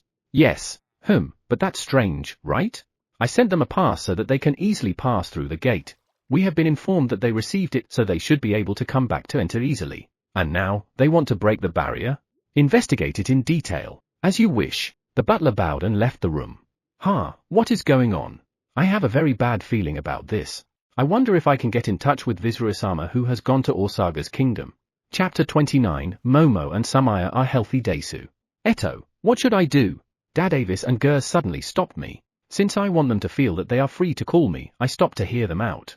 However, they suddenly kneeled and apologized. How should I react? I can't say something like good grief, can't I? No, calm down. They're just showing their bushido though they are knights. Eto, I'm not mad, so you can stand up. Yeah, stand up right now. Everyone around is already staring at us. Kimia and the others are even getting impatient. But, it's not really a problem. Nothing has happened yet. Dadavis and the others looked puzzled, but they stood on their feet. Good. Ma, about that guy. This is bad. They said they are in the process of investigating him, so I have no idea what to expect. If I say something bad now, they'll probably freak out. Let's wait and see for now. He's planning to tame the children, but that is something that will never happen. Alright, let's change location. There are children in the courtyard. That means the teachers will be coming here too. It would be better if Warrior won't see this delicate situation. Understood. Dadavis nodded with a nervous expression. You really don't have to worry about it. Da, bonk, I suddenly heard a scream and my head hurt. When I pulled off the thing that's clinging on my head, I saw Momo, the little angel, smiling happily. Seeing Momo, Dadavis and Gers were stunned. Welcome back, Kikyakia. When I turned my gaze to the courtyard, I saw Godfio and the other little angel, Samaya, floating gently. No. Dadavi's puzzled voice reminded me that I had not told them about the angels. These little children are angels and they're in this form because of something. The one I'm currently holding is Momo and the one floating over there is Samaya. I've asked Godfio to check the health of these children. The two angels were supposed to be adults, but somehow, they ended up being toddlers. Because of my increased concern, I asked Godfio for a health checkup. I hope there's nothing wrong. It's been a while. What's the result? No problems. They are in perfect health and there was nothing wrong with their brains. We didn't know what caused the problem. Well, it's good to know that they're healthy. Unfortunately, they weren't able to find the cause. Thank you. It's nothing. Are they the teachers that Goddess Aeon was talking about? Godfio's gaze turned to Dadavis and the others. No, they are the guards of the teachers. Guards? I see. I'm the god of time, Fio. Nice to meet you. It's an honor to meet you. I'm Dadavis, commander of the Third Knight Order of Enter Kingdom. I'm Gers, a barrier guard. It's a pleasure to meet you. Dadavis and Girs put one of their hands on their chest and bowed. Come to think of it, I've seen this a few times. Is this the knight salute? You're polite. Ah, Momo. Samaya. You're back. Da. Momo, who was at my chest, flew to Taiyu and the others with excitement. Then, she held off to Tsubosa's head who was walking next to Taiyu. Whoa, Momo. Hikari hurriedly supported the wobbling Tsubosa. Taiyu and the others looked a little nervous, but they soon laughed and greeted Momo. Pow. Samaya flew over to me. Welcome back, Samaya. Aren't you going to them? Ah. Samaya reached for me so I hugged her tightly while being careful of her wings. She was soft like a baby. Though she's bigger than a baby. Momo and Samaya had become able to talk, though only a little, shortly before I left them in Godfio's care. The children were happy to be able to speak with them, but suddenly, they were back to their original state of not being able to speak. The impatience of the children at that time was terrible. Given what happened, their slow growth, and other concerns, I consulted Godfio and asked him to check their health. Your lordship, how did it go? Are Momo and Sumaya okay? Sakura looked at Sumaya in my arms. Momo and Sumaya are healthy. Then, why aren't they getting bigger? What's the result? I'm not going to stretch this out. I'm going to be honest. They weren't able to find out. However, we are sure there is nothing wrong with their brains, so you shouldn't worry about it. I see. I wanted them to talk a lot. Both Momo and Sumaya can understand what we are talking about, right? The reply is the same as before, heart and ahs, but I know they understand what we are saying. This is why I don't understand why they can't talk. I see. Then, we can talk? Of course you can. Sakura smiles happily at Sumaya. Sumaya jumps out of my arms and reaches out to Sakura. Sakura hugs Sumaya and goes to the other children. Any idea of what's causing it? I looked at Godfio and saw him smiling at the children. HNN? The only thing we can think of is the influence of power. Power? Yeah. The powers in this world have changed a lot in the last few months, right? Are you talking about how this world has darkness magic power and demonic power? I see. That's what God Sukiya said when he saw them. God Sukiya? One of the gods that studies the bodies of angels. You can call him an angel expert. An angel expert? Aren't angels created by gods? Yes, but they were created a long time ago. There are more things we don't know that we know about them. So, you're saying that the information about angels were not passed on correctly. I'm sure it's not the only one though. Since even Godfio said it was a long time ago, I can't imagine how long it was. It is indeed a very long time ago. I felt some gaze on me. I forgot about Dad Avis and Gers. My apologies, Dad Avis and Gers. Etho, let's go talk somewhere. But still, where should we talk? Would Warrior think something was wrong if I invited them to my house? Maybe I'm overthinking it. The only place I can think of other than my residence is the forest. Let's go to the forest. HNN? The forest? HNN? Why are you so surprised? Can't you go to the forest? But I've seen beastkins in the forest a lot, so I think they were used to the forest. Can't you? No, we're okay. Then, let's go. Godfio, take your time. I will. I watched Godfio go into the living room before leaving for the forest. As I started walking away, Dad Avis and Gers follow me. After them, Koa and Chai followed as usual. From the courtyard, I walk along a path that was built in the middle of a field, passing through a path next to the square. It's a very long way to the forest when you walk at a leisurely pace. I never thought of this before since I always run through the forest. I quietly peek behind me. We should be far enough from the courtyard and the square so even if I spoke with them here, no one would be able to hear us. About Warrior. Yes. Hearing me talking suddenly, Dad Avis replied. His first priority is to tame the children but he will fail. He will fail? Dad Avis asked me as if to confirm my assertion. He's probably wondering why I'm so sure. The children are too cautious for him to be able to do that. There's also a one-eye named Batcher who's always with them. He won't be a threat. They nodded at what I said, but there still seems to be some concern. Perhaps it was because Warrior was introduced by the king. Whatever he will do, that's about him. I wouldn't ask the person who introduced him to take responsibility. I could see Dad Avis looked relieved. As for Gers, I'm not sure. Though he seemed to have relaxed, so he should be fine. Chapter 30, Web Traps Are Dangerous Daisu. Passing through the field, I went out into the forest. I'm very familiar with it since I often go for a walk here in my spare time. I was about to go back to my residence after talking about Warrior, but Dad Avis and Gers said please permit us to see the forest. I was a little surprised, so I told them you don't need my permission so feel free to look around. They smiled happily after that. I came with them to see what they wanted to see, but it was just the usual forest. However, both Dad Avis and Gers' tails were wagging happily. I was so curious that I couldn't help but stare at their tails. Perhaps noticing my gaze, they both looked a little embarrassed. For us beastkins, the depths of the forest are very special. Gers nodded to what Dad Avis has said. Is that so? Why then? Is there something that is unique to the depths of the forest?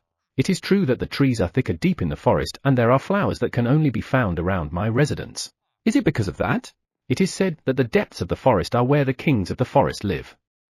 That's what makes it special. Kings of the forest?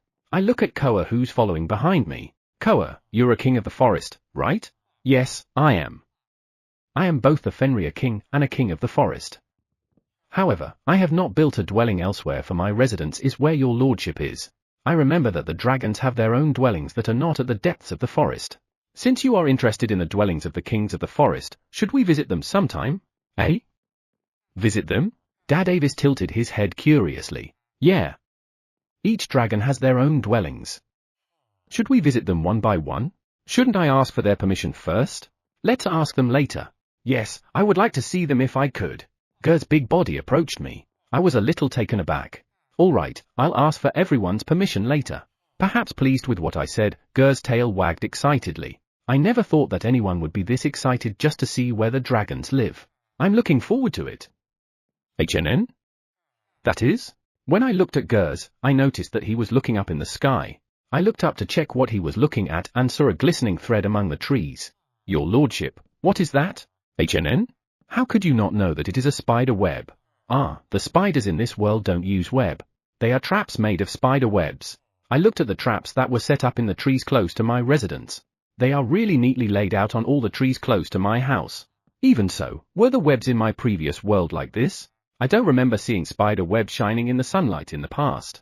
Is this also something unique in this world? Spiders? Gers tilted his head curiously. What's wrong with spiders? Ah, what is tuna? No, Chuachuarania. I mean Chuarania. It's a trap made by the Chuaranias. I'm glad I remember it. But still, Chuarania. Can't it be shortened to something that's easy to say? Chuarania, hey? You mean Chuarania can use thread? Yeah, I heard they evolved. Evolved? A wry smile appeared on their surprised faces. You two are very close. Ano, can I touch those threads? I shook my head to Dadevi's slightly excited voice. If you don't want to die, you better not. Those webs, though they look sparkling and beautiful, have changed a lot. The first time I saw it in action, the monster that hit it rolled over in pain. I was surprised and checked the monster, but the monster had already stopped moving. When I asked what happened, I was told that the web had been coated with deadly poison. The dead monster was 4 or 5 times bigger than me. I wondered what kind of poison could kill it instantly. However, the trap with deadly poison was removed the next day. That's because the little Oni told them that the poison had contaminated the monster's body and it can't be eaten. The next time I saw it, the monster that touched the web was burned. I heard that the poison web had been removed and was changed with fire attack this time. I thought that the monster would soon be extinguished, but contrary to my expectation, it was not burned to ashes. However, they were told by the little Onis that the monster burned by that was not suitable for cooking, so it was removed immediately as well. After that, they seem to have captured a monster alive. When the monster hit the web, all the surrounding web wrapped the demon at once. The parent spiders said perfect catch as their webs are very strong. Moreover, they made it stronger than usual so that it would not break no matter which monster was caught in it. However, the little Oni struggled to cut the web. Seeing that, the parent spiders gently removed the web. After that, what gimmick did they use on the web? BZZZ. Right, electric. I mean, wasn't that the sound of a monster touching the web and being struck by lightning? That's what will happen if you touch the web. Do you want to check it out? The two nodded silently and went to look for the source of the sound. Koa, where do you think it is? It should be a little distance away. Ah, look, these spiderlings are gathering there. A little further away for Koa could mean very far. Ah, I see it. It looks like it's not far today. We approached the spiderlings gathering under a thick tree. They seemed to have noticed us and raised their legs to greet us. Sorry for interrupting you. How's the trapped monster? It's all right. We finally decided. Decided? After several trials and errors on using traps, we finally perfectly tuned the lightning attack to make sure the monster is okay. I see. That's great. It looks like they've tried a lot. Amazing, right? We did great, right? Yes, you did. It was really difficult. Fine-tuning the attack power is a heavy challenge. If the lightning attack was too strong, they would turn black and inedible. If the lightning attack was too weak, they wouldn't fall down easily. It's really stressful to do. I was super difficult. I see. You must have worked hard. But still, the motivation is how to secure a tasty food source. I approached the fallen monster, but it didn't even twitch as if it was completely unconscious. Given how the spiderlings are reacting, they shouldn't have killed it. When I gently approached the monster's face, I heard the sound of its breathing. It's unconscious. I looked at the monster's entire body. There's no blackened body part. It seems to have been attacked with perfectly enough power. Are? Where's Dad Avis and Gers? When I looked around, they were looking at me from a distance away. Have you seen enough? Yes. For some reason, I could feel nervousness from the two of them. I wondered why and thanked the spiderlings. I think it's time to go back. Even if we stay longer, there's nothing to see. Understood, thank you for showing us around. No problem. They're not very responsive. They're a little more nervous than earlier. It can't be helped. Let's slowly deepen our relationship. Right. When we get back, can you take a look at the magic stones? They are magic stones with less magic power I made for trading purposes. Magic stones? Dad Avis looks at me curiously. I want to trade the magic stones for money in order to pay the teachers' salaries.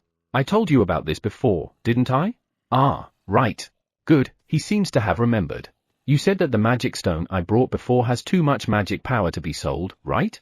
Because of that, I prepared a magic stone with less magic power in it, so it should be sellable. I want you to look at that magic stone. I work hard to make it.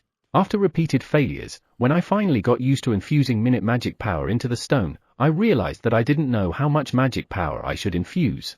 As I was down in the dumps, the One Ice helped me and I managed to prepare 100 magic stones. However, I felt that the amount of magic power that I had put into the magic stones was too little. Chapter 31, You children are cute, but there was no problem with the magic stones. No, there were a few problems to be precise. The magic stones that I showed to the two could be exchanged for money in the country of beastkins. I was happy and relieved, but it seems that they still had too much magic power in them. I was worried thinking that it was too little, but I was told that about 2/3 of it would be fine. As expected, I replied with an "Eh?"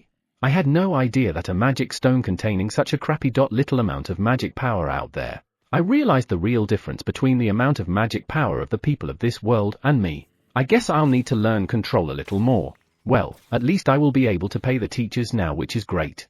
And one more thing I'm concerned with was resolved unexpectedly. What did you study today? My question was happily answered by the children. Yes, I realized that the children would talk to me about what they learned, which means I no longer need to ask the teachers. I was surprised when they started competing with each other to tell me what they had learned at dinner on the first day of class. I realized at that time that the children could teach me. I never thought a problem of mine would be solved this way. However, it is a bit of a problem because sometimes a kid would tell something different from another. Well, in such a case, I just need to ask Ari or Batcha, who were observing the class. Ari? From the start, I've been asking Ari and Batcha. Well, as long as the children are having fun. I heard that this world was created by the 3 gods. I nodded to Taiyu, who spoke happily and replied, and not exactly. They are not 3 gods, but 3 apprentices. I heard that each of the 3 created humans, beastkins, and elves. Is that what happened? However, it was the power of the fruit of the world that created. Ari? Could it be that the apprentices wanted humans, beastkins, and elves, and the fruit of the world reacted to them? Is that what happened? I tilted my head a little at what Tsubasa said. Even so, isn't this world just been completed a short while ago? Everyone nodded to Rai. Children are honest. That's a secret. The people of this world don't know about it. The children looked at me with admiration. Evil God Oaju completed it and Hikari took over it. At Tsuki's words, I noticed that Dadavi's group, who were eating nearby, were looking at me, dumbfounded. Yeah, what should I do with this? When I looked at Hikari, he averted his gaze. Don't tell others about that too. Okay. Right.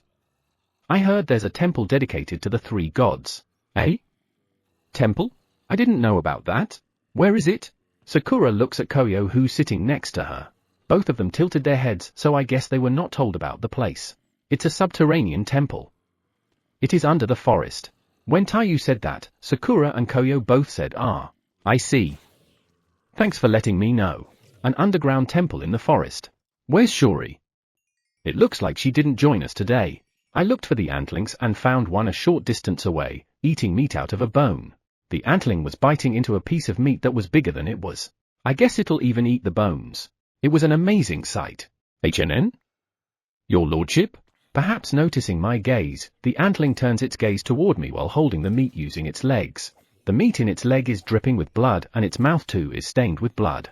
If a stranger sees it, he will be horrified. No, even I was taken aback a little. No, it's not time to act like this. Did you know about the temple under the forest? Temple? Ah, they say it's near the land of humans. However, it's hard to find, and even if you do, you'll lose track of it quickly. Lose track? Does this mean that the apprentices played some tricks on it? If it's near the human country, I might have already walked over it without noticing. An underground temple. I'm curious. Maybe I should go there. Your lordship, are you going there? I chuckled at Futa's excited expression. When I looked around, I found that the other children were also staring at me. I'll ask others to go with me. The children complained about what I said. They probably wanted me to say let's go together, but I can't. I don't know what the apprentices have been up to, so whatever's in that temple is unknown. I can't let the children go there unless I know it's safe. Once I found that everything's okay, I'll take you there. Okay. The cuteness of the children's energetic reply makes me blush. They're good and honest children. Ah. Right, your lordship. There's an ancient ruin near that underground temple and they found a big magic stone there. They say it was the one that gave power to the magic eye that attacked the forest. Two teachers looked at Koyo with surprised expressions. Why? Is that so? While looking at the teachers, I gently looked at Dadavis and the others and saw them staring at Warrian. Ah, I see. They weren't going to tell the children about the magic eye. However, Warrian told them about it. HNN? What does he want? I don't think it makes much sense to talk about the magic eye. Your lordship, that magic stone is rope, isn't it? Does that mean that rope attacked the forest? I shook my head at Sakura's question. I mean, Sakura should already know the answer to this question. Well, I don't know what she's trying to do, but let's just go with her. No, rope was brainwashed. The children look at each other and nod. It seems like I said the right words. Right. There's no way Rope, who loves your lordship so much, would do anything against your will. I chuckle at Sakura's happy conclusion. Rope is an awesome stone made by gods called Magic Stone of Fortune. From the children's point of view, I guess it doesn't matter. Yeah. Anyone can feel how he loves your lordship. The children nodded as Tsubasa said that. Is rope that easy to understand?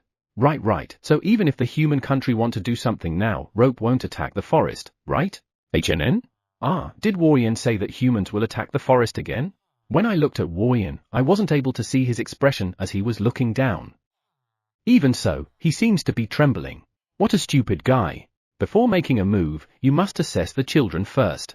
Well, I don't think he will do anything if he really assessed them. Ah, sorry, Teacher Warrian. That was a secret, right? Sorry, teacher.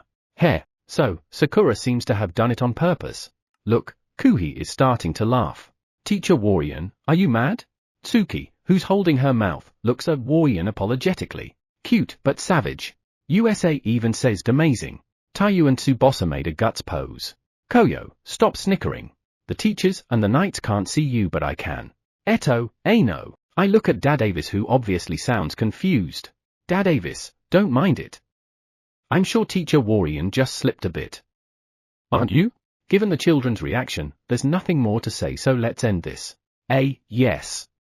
Sorry. Dadavis' eyes narrowed seeing Warrian's attitude. He was really mad and it's very obvious. Well, I don't want to get involved. But still, the children are .ma, okay. They are good and honest children. Chapter 32, Moderately, 10th day of classes. Training and studying. I was worried about whether they would be able to manage both, but it seems like there's no problem. They also seem to be having fun every day, running while in the square in the morning and studying quietly in the afternoon. I thought some of them might fall asleep because they were studying after exercising, but they didn't. They are really good children. Is studying fun? I asked the kids who were about to eat dinner with me. Yeah, the children answered cheerfully, which brought a smile to my face. I was worried because he was a little older, but Hikari smiled and nodded. It looks like I have nothing to worry about. I see. Good for you. The dinner began when the one-eye served the dishes. Tsubasa began talking happily. Today, we learned about the countries of this world. It looks like today's report is Tsubasa's duty. Is that so? What countries are there? The children's reports have changed a little over these past 10 days. It seems like they have developed an order of reporting. Until then, everyone's speaking together. Futa was the first one to report alone. Back then, I thought Are while looking at them, but they were listening to Futa's happy reporting. As I continued to watch, I noticed that the rest of the children were giving him a follow-up if necessary. What a nice group of children. I was secretly impressed. The country of humans is called Emperor's Kingdom. The king is Eto. Tsubasa's gaze wandered a bit. It's King Ganma's. Right, Ganma's. When Koyo gently whispered to Tsubasa, he nodded repeatedly. Cute. I see. Yes, King Ganma's is the man who abolished the slavery of beastkins, and he is a very decisive man. It is said that he is under the protection of the god of the forest, because he saved King Ganma's many times. HNN? Under the protection of the god of the forest? The god of the forest is me, right? I saved him many times? When? Your lordship, why did you save King Ganma's? I smiled back at Sakura. I wonder. I don't recall me doing anything like that. However, it would be better to have everyone think of that. If you are the reason why slavery was abolished, you would be resented. If the fact that I'm protecting him means he'll be targeted less often, I shouldn't say anything against it. If the king was to be killed, it might destabilize Emperor's kingdom. Because he is someone the Emperor's kingdom needs. And don't you dare ask why? No way I can answer that. Your lordship even knows about people in faraway places. Amazing. Koyo's word stabbed my chest. Aha. Your lordship is right. He is the man Emperor's kingdom needs. He is a man of sheer will, commitment, and above all, a good judge of character. He is the best person for the job. I applaud the one eye in my head.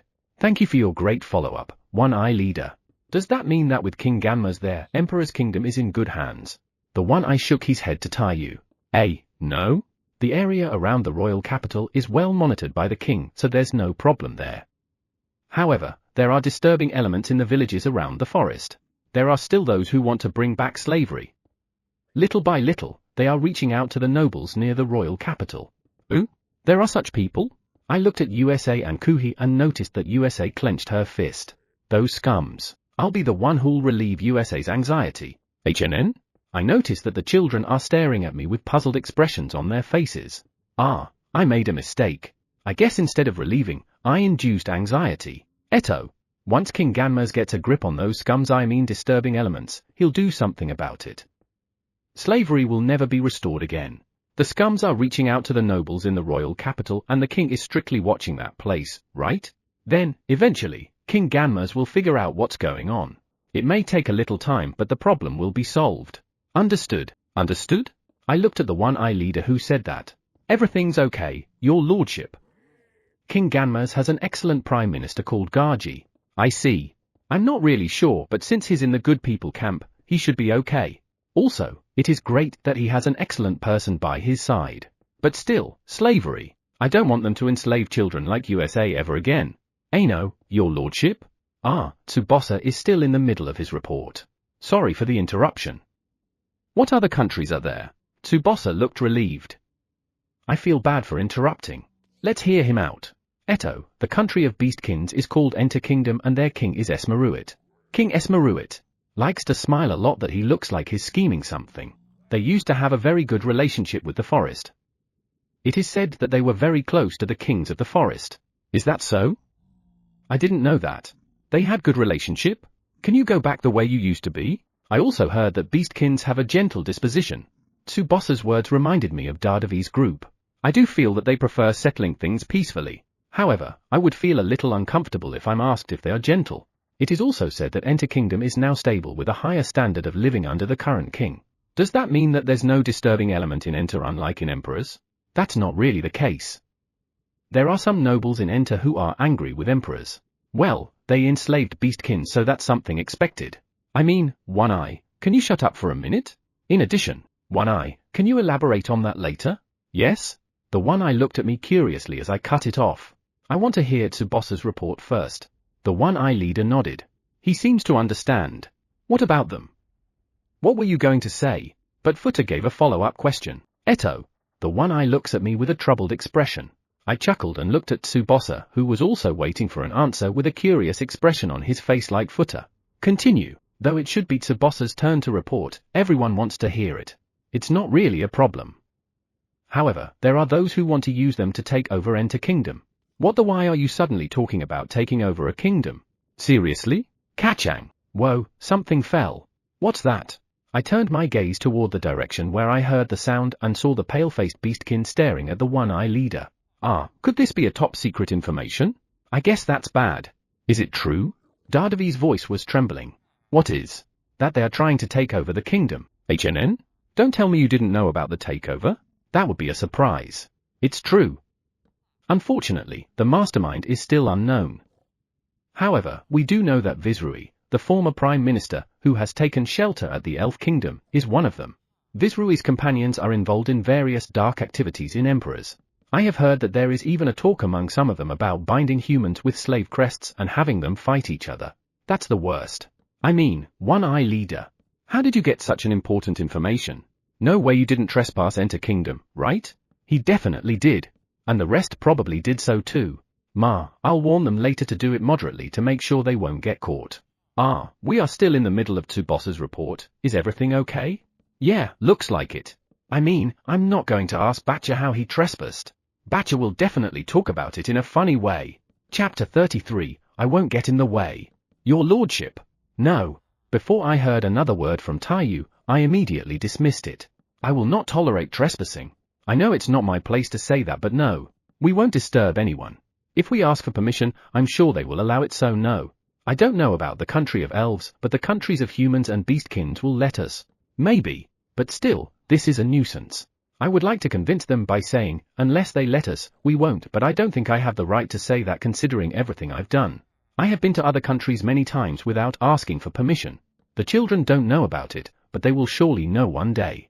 Honestly speaking, I'm afraid of what will happen once they find out. Too bad. HNN? Right. I would like to go there, surprise them a bit, and run away immediately. Oi, Sakura and Koyo. What the heck are you planning to do? Surprise them? Then, escape? If you trespass other countries, you'll be banned from training for 2 weeks. Hey! The children panicked when they heard that. Hey, can't you try hiding your panicking a little? Taiyu, Rai, Tsubosa, Futa? Won't. Sakura, Tsuki, Koyo? Yes, we won't. I'm finally relieved after hearing their replies. Wait, what about Kuhi and USA? I look at them and they shake their heads. I never had a plan like that from the start. Hikari? I won't do something like that either. I would feel more comfortable if I do it openly rather than sneaking in. Good. When I look at Taiyu and the others, they look really disappointed. I can't fold on this one. Still, I'll have to be careful from now on too. I just told the children to not do it, so I shouldn't do it myself. Until now, I've been traveling from the sky without thinking about boundaries. It's a hassle to get permission after all. No, that's not it. From now on, I have to act like a good example. HNN? Am I supposed to be the children's example? That would be bad for the children. Please, make them use the teachers as their example. No, I heard Dad Avis. It seems like the knights still can't move on about the kingdom takeover thing. Is there a problem? I don't know much about it, so even if you ask me, I won't be able to answer. Can you tell us more about it? I mean, I know that don't know who the mastermind is yet, but I was wondering if you could provide us some information about the known collaborators. Eto, I think you should ask the one-eye leader regarding that. I only heard about it from the one who got the information, Desu. It was a grand spiderling who reported that information. Should I fetch it? A grand spiderling, huh? Ah, the smallest type of spider, the grand spiderlings. They can go anywhere and can even sneak into clothes given how small they are. They're good at covert operations. Are they? Sneak into clothes? Does that mean they can trespass all they want? Can I ask that favor? We are aware of those who are against the king, but we want to make sure we didn't miss any of them. Understood. Go and call the grand spiderlings who got that information. The leader of the one-eye stepped away from me and after a certain distance, ran away.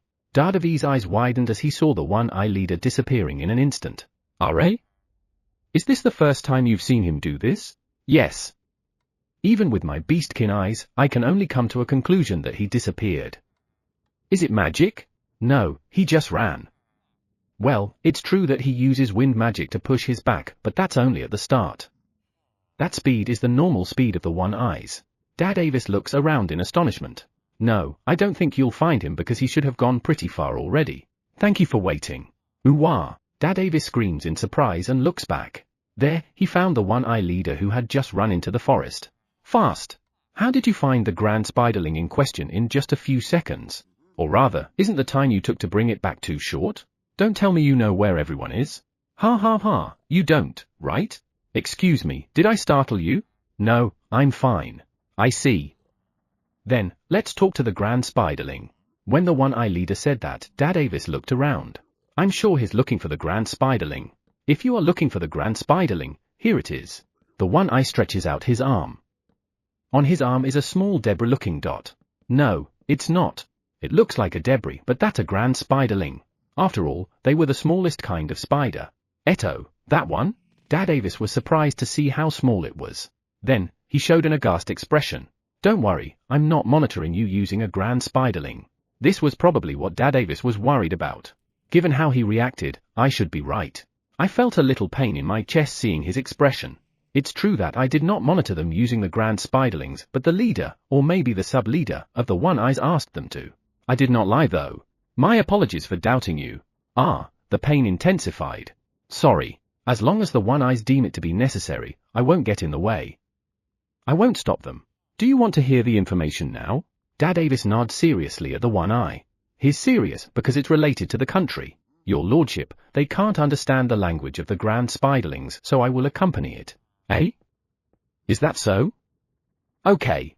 Dad Avis and the others don't understand the spider language, but I saw them talking normally with parent spiders. Come to think of it, I may have never spoken with the smallest grand spiderlings either. Next time, I'll check if I can communicate with them. Then, I will go to the house where Davies Dono is staying to talk. All right. After I saw the One Eye leader off, the sub-leader stood by my side. He will be responsible for taking care of me, but I can take care of myself. I have told them this many times, but they aren't easy to persuade. I looked at the children and found that they're done eating. All right, that's it for today. After I said that, everyone put their hands together. Thanks for the food. As soon as that was over, the children started gathering plates and stuff. As I help them, I look out into the garden. It seems that the knights are the only ones who are listening to the grand spiderlings. The 3 teachers are relaxing on the wood deck. No, are they relaxing? Shuri is nearby and is acting suspiciously. I hope they get used to it soon. Your lordship, we'll take the plates. The children head to the kitchen with stacks of plates. There are no plates left. Thanks. I thank them and move toward the living room. While I was relaxing in the rocking chair, the children came into the living room after cleaning up. And before I knew it, they were already playing table games that had been prepared for them. I was really surprised at them. How did they learn about board games? The most popular games among the children are chess, go, and shogi. I myself don't know the rules, but the children enjoy learning the rules from the One Eyes. I tried playing chess while listening to the rules, but found it difficult. Jenga, Game of Life, and Reversi were a bit nostalgic. And there are many more games whose names I don't know of. Like a game played by piling up round spheres to a mountain. I heard of its name before, but I've forgotten about it. Currently, the One Eyes and the Little Onis are struggling to make cards. Couldn't they just use paper? Also I thought, but I heard it would take no time to be ruined. It seems like the One Eyes and the Little Onis, who are making paper, learned about it, so they're currently looking for a way to strengthen them. Since we don't even know what kind of material can be used, how long will it take for the cards to be completed? Ma, I hope it won't take months. Chapter 34 Disappeared? Your lordship, can I have a word with you? Boss-san, who seemed a little serious, called out to me. What's the matter? We have found the underground temple. Was reported to me by my children. Really? That's great. It has only been 6 days since I asked them to find it. I didn't think they would find it this early. I feel like I'm forgetting something important.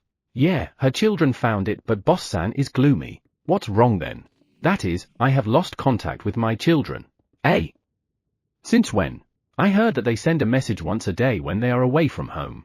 That means they failed to do so. 2 days ago, they sent me a message saying we found the underground temple. And I instructed them to stand by. They responded with yes, and that was the last message I got from them. So, they have been out of touch since 2 days ago. You probably already went to the place where the underground temple is supposed to be located, right? Yes. However, there's no sign of an underground temple in that place. There's also no sign of my children. No sign of an underground temple? I remember now. The Antling said it's not easy to find, and even if you do, you won't recognize it right away. Boss-san, do you remember what the Antlings had said about it? I do. That's why when I received their message saying they found it, I immediately went and arrived at the place in 30 minutes. However, I didn't find anyone there. So, in 30 minutes, both the underground temple and Boss-san's children disappeared. If they were in an environment where they could be contacted, they would definitely be contacted. In other words, they're in an environment where they can't be contacted, or worse. No, let's not think about that. First of all, what can we do? Boss-san, take me to the place where the underground temple was found. As you wish, but I'm afraid it might be dangerous. It's all right. Let's go. I nodded and Boss-san immediately turned and ran toward the forest. She must be quite worried. Even I could tell how she's less relaxed than usual. As I started running, Koa and Chai followed me. Light Blue came with us too. Koa, Chai, and Light Blue, we never know what's going to happen, so keep your guards up. Understood. I was running behind Boss-san and we came close to Emperor's Kingdom, the country of humans. Here, I stood next to Boss-san and looked around the place. However, I didn't find anything unusual. I could not find any door or cave that could lead into the underground temple, nor could I detect any distortion in the air. If there was distortion, I would know there was something there, but there was none. There's really nothing. It's just the forest. Ah, that's right. Chai, did you notice anything? Chai shakes his head at Koa's question. Neither Chai nor Koa found anything. How about light blue? I can't find any difference. It's your usual forest. Indeed. This is a part of the forest like everywhere else. Come to think of it, the Antling said I heard it's near the human country. In other words, all the witnesses agreed that it's near the human country. I also won't believe it if someone says that the spiderlings passed an uncertain information. In other words, there must be something here. How do I find it then? Let's just try to find it by casting a detection spell on the area around here. Eto, if there's something unusual from the soil, trees, and flowers, it will light up. Detection magic. I cast a detection spell on the forest as far as I could see, but it didn't consume much magical power. Nothing lights up. Like, nothing? No, they wouldn't inform us about this place then. Boss-san, how big were the spiderlings that reported? If they were the grand spiderlings, they'd be too small. 2 parent spider and 2 spiderlings. Ah, they are definitely the sizes that I can find. Especially the parent spiders, they are big. If I can't find something as big as them, they'll probably be in the underground temple. Is it possible that they can't help but enter the underground temple? For example, the path leading to the underground temple was about to disappear, so they entered it. That's possible. This is only my theory, but let's assume that the parent spiders are in the underground temple and try to detect the underground temple by trying to detect them. The place to look for is the underground. Underground this place. Parent spider detection, detect underground. Whoa, a lot of magic power has been consumed. My magic power touched something. This is also massive power? This power, I felt something similar before somewhere. But where? Your lordship? What are you doing? Boss-san looked at me anxiously. Then, I realized that I had casted magic without saying anything again. Yeah, I've done it again. Your lordship? Ah, I thought the spiders disappeared because they went to the underground temple. Because of that, I tried to detect them underground. Then, my magic detected something. This familiar magic power is. Boss-san, I found them. What? Where? Where? Is this underground? Something doesn't feel right. It's as if it's there, but it's not. I don't get it. I don't think the underground temple is in a different space. Right. This power. Similar to the different space I've created. It's similar to the power that filled that place. I see. So, the underground temple is in a different space. If the underground temple is the same as that space, there must be a limit to who can enter. The parent spider and spiderlings could enter, but that doesn't mean I can, right? I guess the only way to find out is to try. There should be no trap or anything, right? I didn't ask about things like this when I created my different space, but I should be fine. Eto, imagine that I can move to the different space we found. That's easy. Now, it's just a matter of who's going with me. What if something goes wrong? Then, I'd better go alone, right? Your lordship, I'll go with you. When I look at Boss-san, she's staring straight at me. It might be dangerous. I'll be fine. Also, it seems like we changed places. Changed what? Before we came to this place, it was Boss-san who said it might be dangerous and I said it's okay. Right, we've changed places. Koa, Chai, light blue, I'm coming with you. I nodded as light blue approached. Light blue, as I said before, it might be dangerous, right? Yeah, that's why I'm going with you. Koa and Chai will stay here because we need to let the others know if something goes wrong. Koa and Chai nodded. It seems like I can't make the decision. Now that it has been decided, let's go. I firmly imagined myself, Boss-san, and light blue flying toward the spiders in the different space. Different space teleportation. Ooh-wah, I'm shaking. No, I feel like. As my body shakes, my vision turns black, and soon, the world becomes dazzling white. Did I succeed? Boss-san. Your lordship. Light blue Dono. I gently opened my eyes at the sound of the voice and saw the overjoyed figures of the parent spider and spiderlings. Thank goodness I've succeeded. Chapter 35, Mysterious. But, hey, after feeling relieved seeing them safe and sound, I felt strength leaving my body. Finally, the spiders are running toward us at great speed, perhaps due to their happiness. Wait a minute, aren't you a little too fast? Will they stop? No, can they stop? I don't think so. Physical strengthening. Bang! Ooh! Vibration and shock echoed through my strengthened body. I'm so glad that I managed to cast physical strengthening in time. I'm really glad. Cut it out. Bonk! Bonk! Bonk! Bonk! I looked at the angry boss-san and saw that the other 4 spiders were rubbing their butts with their hind legs as if they had been spanked. Sorry. We're just so happy. The parent spider looked gently at me. It was stranger that I could see their dreary expressions even though their faces hardly changed. Ha ha, I don't mind. I'm glad you are okay. Are you hurt or something? We are fine. When I patted the parent spider's head, it wags its butt happily. Cute. But still, my body feels a little strange. I guess the shock still affected me even though I strengthened my body. If this continues, let's not think about it. I feel sick. I look around. Is this the underground temple that the apprentices built? The first thing that caught my eye was a building made of white stone and a lake surrounding the building. Beyond the lake, I could not make out what's beyond it. All I know is that there is something sparkling, but I can't see it even if I tried to.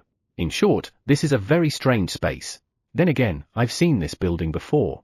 I look at a building with lined up white columns standing a short distance away. I've seen it in textbooks and on TV. It's in Greece. Eto. Partron? No, that doesn't sound right. Parton? Partholon? Parthenon. Was it Parthenon? I think it is. I am not really interested in the history of other countries. No, to be exact, I'm not good at studying. Even so, I'm sure this is Parthenon. Probably. They look alike. The Parthenon I saw on TV was crumbling here and there, but this one isn't. As I started walking to get closer to the building, I saw a building in front of me and I'm certain it's the building that I saw in the distance earlier. What was that? Why are we coming near the building when we haven't walked that far? Is this some kind of magic? What's wrong? We suddenly arrived at the building, so I was wondering what happened. When I turn around, I can see the place where we were standing earlier in the distance. I knew it. We seemed to have approached the building in an instant.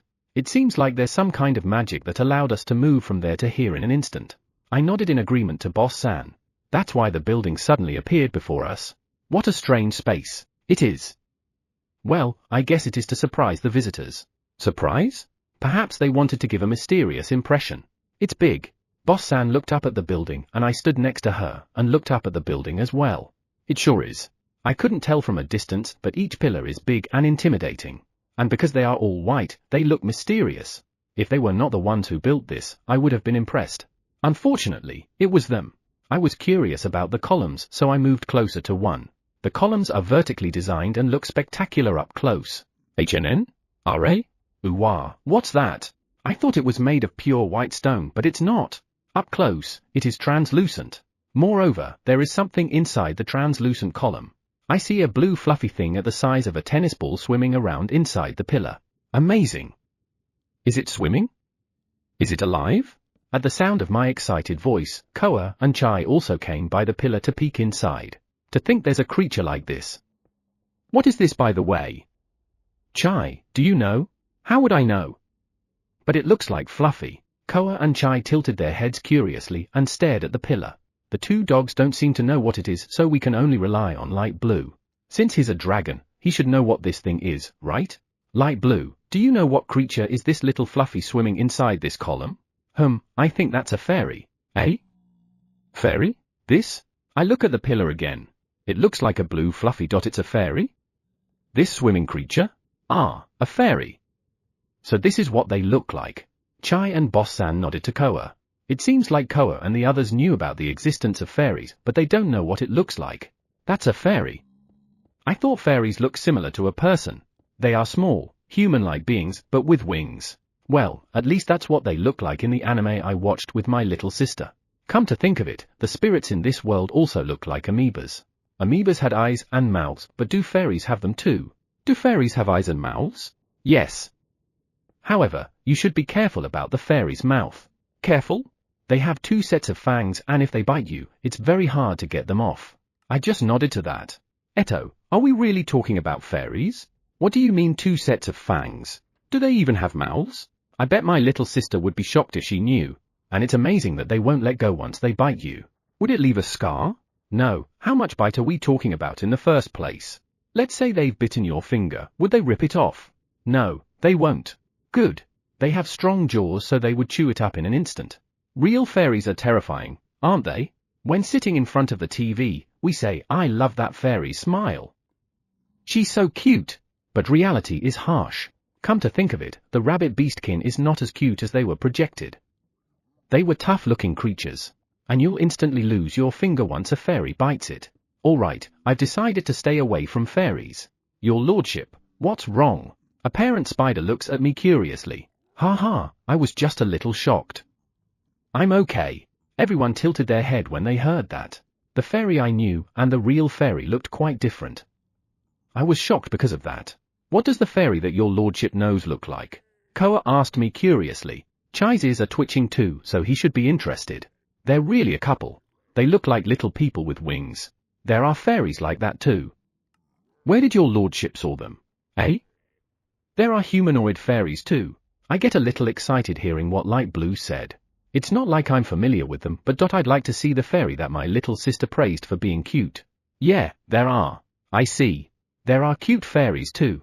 I've never actually seen a fairy, but in my previous world, there were tales about humanoid fairies. I see. To think you have some pretty horrifying tales there. Horrifying? That's the word you use because of humanoid fairies? Eto? Are humanoid fairies horrifying? Humanoid fairies basically eat everything. Eat? That's our must-know knowledge. Yeah, I have to remember, no matter what a fairy looks like, don't go near it. Chapter 36, Magic is anxious. I took one step away from the column for some reason. Yeah, distance is important. Is something wrong? I smiled at Koa, who asked curiously. Are? By the way, why are you here? Why are Koa and Chai here? They're always with me, so I didn't find it strange, but why are you here? Koa, Chai, weren't you supposed to be waiting for us in the forest? Yeah, we should have. However, as soon as your lordship disappeared, a path suddenly appeared in front of us. Eh? Really? Even so, you shouldn't have gone there. It was a good thing that the path led to this underground temple, but it could have led to another place. I don't really want to go, but I figured that we need to find out where it led. You might be right, but what are you going to do if something went wrong? It's all right. There was a parent spider there, so I asked her for a string. String? Ah, there's a web tied around Koa's waist. Chai is tied on his waist too. If something goes wrong, we are supposed to pull them to send a signal. Also, Flying Lizard was worried and followed us. He took our place. I see. So that's how it is. Ma, everything's okay then.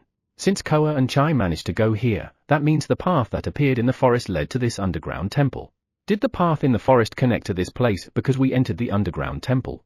No, it should have been connected to this place from the start given how the spider group entered this place.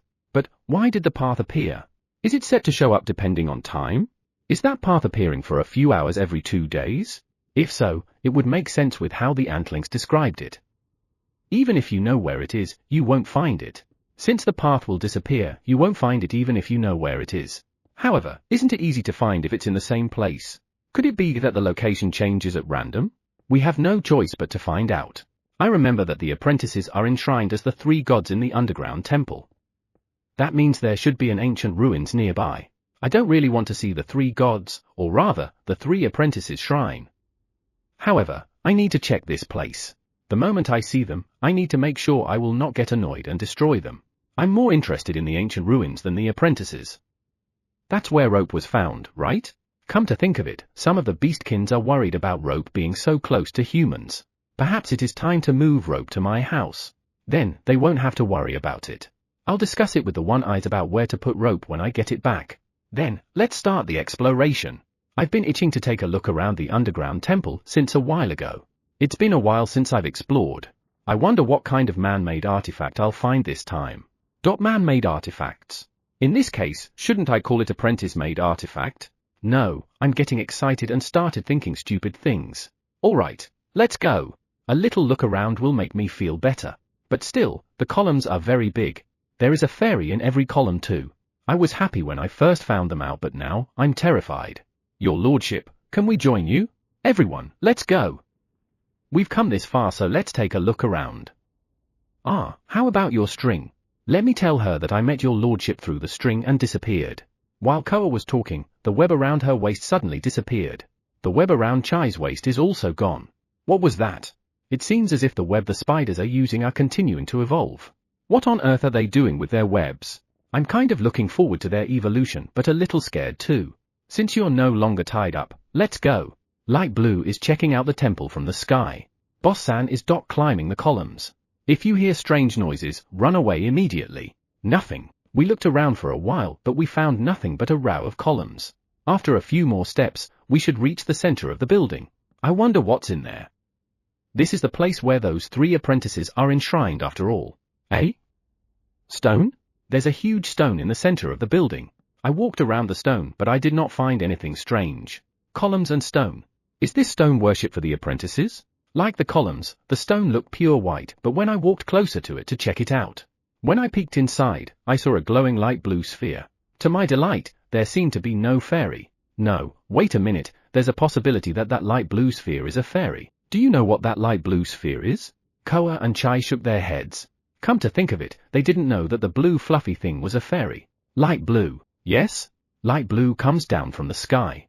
I pointed at the stone. That glowing light blue sphere over there, is that a fairy? Light blue stares into the stone. No. That's not a fairy. I'm relieved. I see. Thanks. It's not a fairy. Great. I gently touch the stone. HNN? Warm? I can feel the warmth of the stone from my hand.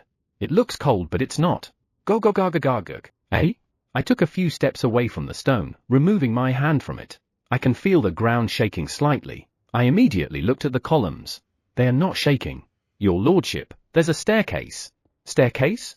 I followed Koa's gaze and saw that a part of the floor before the stone had disappeared, revealing a staircase.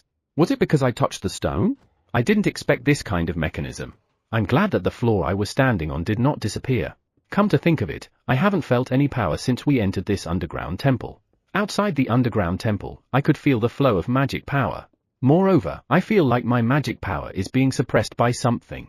I put my hand on my chest and used detection magic inside my body. I can tell that I have magic power but I can't feel it because something's blocking it. Strange. I stopped the detecting magic and walked up to the stairs. I gently peeked down the staircase but it was too dark to see anything. I want to light it up but I can't use magic because something's blocking magic power. However, maybe I still can. Light. I knew it wouldn't work. Your lordship, I'm going to take a look downstairs. Ah, wait! The spiderling approached the stairs so I hurriedly stopped it. We don't know what's down there. Puff! HNN? Suddenly, the staircase brightens. Apparently, it has a sensor. Read. Now it's easier to see. One of the spiderlings said that and quickly went down the stairs. Ah, I forgot to stop it this time. I hurriedly peeked down the stairs. It's pretty deep. The spiderling descending the stairs gradually became smaller and smaller. Finally, the spiderling stopped moving as if it had reached the bottom of the stairs. Is everything okay? The spiderling, which had reached the bottom of the stairs, waved its leg. It looks like the coast is clear. Now that the spiderling has done its best, I should do what I can too. I waved to the spiderling at the bottom and stepped into the stairs. Phew, stairs without handrails are scary. I'm always nervous that I might slip and fall. Your lordship, I see a light over there. I looked in the direction Chai was pointing and saw a faint glow at the end of the long hallway. Let's go. RA? I can't detect the surroundings. Ah, right. I can't use magic here because something's blocking magic power. I've always been using magic to explore the area around, so I'm a little nervous. In the beginning, I felt uncomfortable using magic but now, I feel uneasy that I can't use it. Glowing wall? As we went through the hallway, I could see what the glowing thing was. No matter how you look at it, it's the wall at the end of the hallway. I don't think a glowing wall means it's the end, right? When you come closer to the wall, the light becomes dimmer. And now, the wall is completely visible. It's just a wall no matter how you look at it. The wall is clearly visible in the pale light. It's really a dead end. Maybe you can pass through it. I slowly reached for the wall. Touch. It's a wall all right. I thought I might be able to pass through, but it's just a wall. Too bad. Eh? Does that mean it's really a dead end? Chapter 37, Irritating. Frustrating. Knock knock, knock knock. It's really just a wall. I knocked on the wall here and there but it's just an ordinary wall. It's just glowing faintly. It's a little irritating. It can't be helped. Let's go back. Koa and the others look disappointed. It's a total waste of time. RA? Your lordship, are you going back already? HNN? I look in the direction where I heard that voice and see a spiderling on the wall. When I look up, I see another spiderling on the ceiling. It was the one who had taken the initiative to descend the stairs. And there's another one. Are we going back? On the opposite wall from the spiderling, there's a parent spider. I nodded to the parent spider who's looking at me curiously. Yeah. It was a dead end. The spiderlings and the parent spider look at the end of the corridor curiously. I guess they were wondering. If it was a dead end, why is it shining? That alone will give anyone high expectations. Let's go back. Hearing me say that, the spiderlings and the parent spider change direction and start to go back. I'm not used to seeing a parent spider moving along the way, though seeing smaller spiders walking along the wall feels normal. I wonder why they're not falling off the wall. Click. Eh? What was that sound? I think I just heard something being pushed. Koa and the others look around too, but can't figure out where that sound came from. Ah, at the foot of the parent spider. Chai's words draw everyone's attention to the foot of the parent spider on the wall. Part of the wall went down. A part of the wall at the base of the parent spider's leg has been pushed into the wall. No doubt, this is where the sound from earlier came. Could that be a button? I look around, but I don't see any change in the hallway. Nothing happened. Click. HNN? Ah, the parent spider has moved its leg out of the way. I look around the hallway again. Nothing? Just a sound? I feel like I'm being played by the apprentices. Irritating. Let's go back. Let's just get the hell out of here. Click. Again. Or rather, it's me. I looked at my feet and saw that I pushed a part of the floor. But I think nothing will happen. Click. It's open. Eh? I look at Koa and notice that she's staring on the wall behind me. What's there? I gently peek behind me and see that part of the wall has disappeared. The wall disappeared. That should have made a sound. All I heard was a click. I exhaled loudly. Since there's a new path, that means we did not waste our time. As we approach the path, light comes on. Another hallway? And it's the same scene as before. What's on the shining wall at the end of this hallway this time? Perhaps we will be able to pass through it and a room will appear. Well, I guess I shouldn't get my hopes up. Let's go. We move forward down the newly found hallway. White walls and white ceiling. I'm a little fed up since it's the same exact design as earlier. I hope something's up ahead. Click. Eh? Where is it this time? As I tried to find the source of the sound, the wall on my right suddenly disappeared. It looks like we don't have to go to the dead end. Lucky us. I think I'm the one who pushed it. I looked at the source of the voice, the ceiling, and saw a spiderling looking at its leg in confusion. There, a part of the ceiling is pressed. Don't mind it. It's a good thing that we didn't need to go all the way to the dead end. The spiderling nodded and looked beyond the vanished wall. But still, the switch is on the ceiling? Normally, no one would ever walk there. The apprentices really have bad characters. RA? As I approached the wall, I felt the wind. And it was wind with magic power in it. I can feel magic power. The lights went on and I braced myself for what I'm about to see. Yeah, if it's a hallway again, I would turn back. I look at the brightened space. A much bigger space comes into view. And in the center of it, I saw something like a big transparent cylinder. It was too far away for me to see clearly, but it looked like the cylinder was designed to hold something. Aquarium? I hear a popping sound coming from the space. I looked around carefully, stepped into the space, and used my magic power to explore the place. Great! I could use magic. I spread my magic power into the space and checked for dangerous magic and places where magic power is abnormally concentrated. I found no abnormalities. There is no magic that looks like a trap, and there's no place where magic is concentrated. There's no tricks in this space. I don't know if the apprentices are doing something wrong. For now, it's safe to assume that this place is safe. When did I become able to check the dangerousness of a place? This magic is a wonder, isn't it? I really came to be able to do it subconsciously. What's wrong? I respond to the curious Koa with a shake of my head. It's nothing. It seems like we can use magic in this place. Right, it seems like magic is flowing in this space. That's good news. I'm a little worried because we can't use magic. As I approached the aquarium in the center of the space, I saw something swimming. What's that? Whoa. The moment I realized what was swimming, I took a few steps back. I didn't expect to see a giant version of fairy swimming around. Gua. Inside the aquarium, the fairy turned toward us and opened its mouth. UWA, it really has fangs. Inside its mouth are rows of sharp fangs. Moreover, its mouth is wide open, which doubles the eeriness. Scary. I guess the little fairies are cute compared to this. Well, I didn't see the little fairies open their mouths, but I think it won't be as scary as this one. My image of fairies has changed drastically in the last few minutes. For the worse. It makes sense when they say it's not a fairy, that's a yukai. This is a yukai, not a fairy. Ah, it opened its mouth again. Could it be intimidating me? Your lordship, Over here. There's a magic stone. I turned my gaze to Koa and saw a big magic stone in a place I couldn't see, which was behind the aquarium. When I moved closer to it, I could see that it was cloudy white. Its height is the same as mine, around 180 centimeters. The width should be, I can reach out with both hands. I don't need to stretch my hands that much. This is big. Still, I don't feel anything from this magic stone. I can feel power from a small magic stone just by standing close to it. I can't feel power from this magic stone at all. It seems like the power in the magic stone has been used up. Used up? The power? A magic stone of this size. It must have been filled with a lot of power. Perhaps it was used up to power this space. I see. I reach for the magic stone. Batching. Eh? When I looked back, I saw the fairy slamming itself into the aquarium. What's this? What is it doing? What will happen if that fairy gets out of the aquarium? Aquarium? Koa looked at me curiously, so I pointed at the aquarium. That vessel that contains the fairy, isn't that an aquarium? That thing that keeps the fairy is called a barrier box. I see. So, what do you think the fairy will do when it gets out of the barrier box? Koa looked a little uncomfortable. It will attack us. I'm sure of it. I knew it. Batching. By the way, why is the fairy hitting the barrier box with its body? So scary. Chapter 38, Flutter. Hearing the sound of the fairy bumping into the barrier box, I examine every inch of the place where the magic stone is placed. I can't find anything particularly suspicious. I'm surprised that it's not crushed, even being physically assaulted like that. Koa told me that the barrier box was made in such a way that it will never break. I felt relieved and started to examine the space, but the sound of the banging made me feel a little scared. Let's check this place fast and get out of here. That thing is made to hold fairies forever. It won't break with just that. Forever? That makes me feel a bit sorry for them. Come to think of it, why did they keep them around? Koa, do fairies have any powers?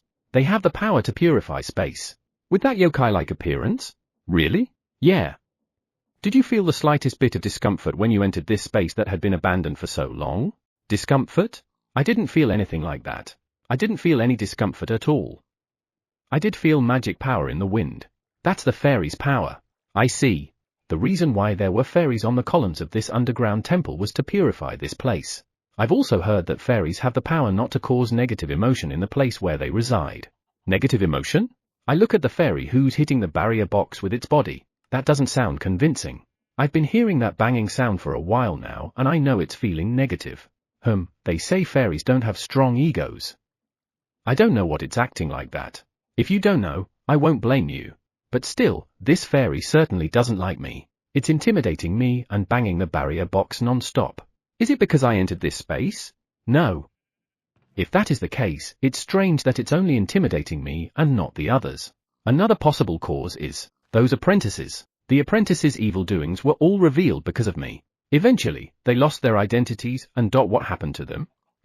They would never be able to get involved with this world, right? If this fairy loved those apprentices, it might hate me. If so, it is being unreasonable.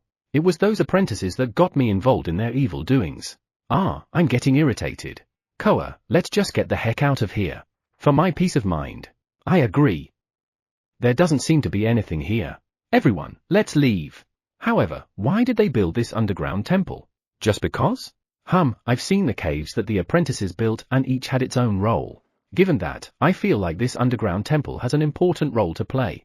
Because I can see that out of all the things those apprentices have built, this is the grandest. Crack. HNN? I think I just heard a different sound just now. It's just my imagination, right? Your lordship. The barrier box. I knew it. I had a bad feeling about this. I looked at the barrier box and saw a small crack spreading. This is bad, very bad. I thought you said it can't break it. 5-layer barrier. Me and my companions lightly glowed. This way, even if we were attacked, we wouldn't get hurt. Crack. Smash, fall. Break. That's the sound of a big piece of the barrier box falling. My companion started getting ready to attack. I'm out. In the space full of tension, a very energetic voice suddenly resounded. Everyone froze. Was that voice? No way, the fairy? That's R.A.? Whoa. Roll. Before me, the fairy rolled down from the barrier box. I thought it could fly since it was floating around the barrier box. It can't? Embarrassing. It has always been my wish to meet you, your lordship Sama. The fairy, jumping lightly, tries to come towards me with sparkling eyes. I thought about the possibility of it closing the distance at once and prepared for it, but it was only fluttering up and down. Flutter, flutter, flutter, flutter, flutter, flutter. The fairy is fluttering up and down in front of the barrier box. Perhaps it is desperately trying to fly to me. It just doesn't seem to be moving forward. Apparently, there is a problem with the way it was trying to fly toward me. It flies up and down, but it's hardly moving forward. In short, it's almost just fluttering in the same place. To be honest, I feel like I've been bamboozled. I've been wanting to meet you for a long, long time. Since that time your lordship Sama saved my life. Ha, ha. Please wait a moment. That time? Life? I'd ask for details, but it's hard to ask a fairy who's chasing its breath. Take your time and rest for now. From the barrier box to where I'm standing is around 5 meters. I thought it would fly at me at once, but after jumping for around 1 meter, it went down to the floor and started to take a rest. It seems like fairies have less stamina than I imagined. No, is it because it wasted too much trying to fly? Either way, it seems like it will take a long time before it reaches me, so I picked it up. I thought it would certainly attack us. That's what I heard. I mean, I've never even heard that fairies can talk. When I whispered to Koa, I saw that she's also puzzled. Well, something unexpected seems to be happening. As far as I can tell from how the fairy acts, it has no intention of attacking us. I mean, it couldn't even move. How could it attack? Are you okay?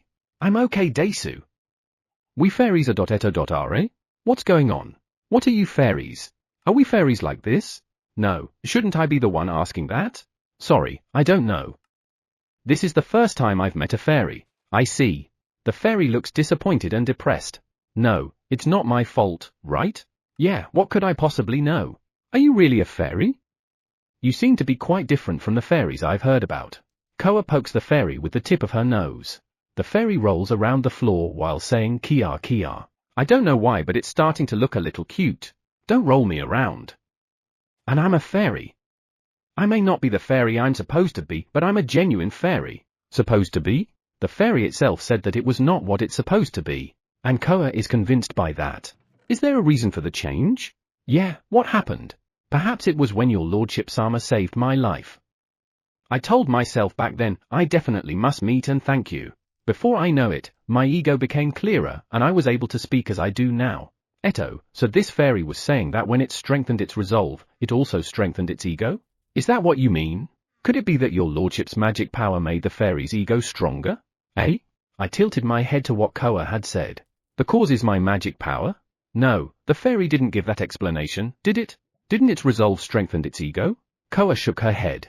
A true fairy would never think. I must definitely meet and thank you. The fairy must have evolved due to your lordship's magic power. Really? I look at the floating fairy. It evolved? Your lordship Sama. I will never get in your way.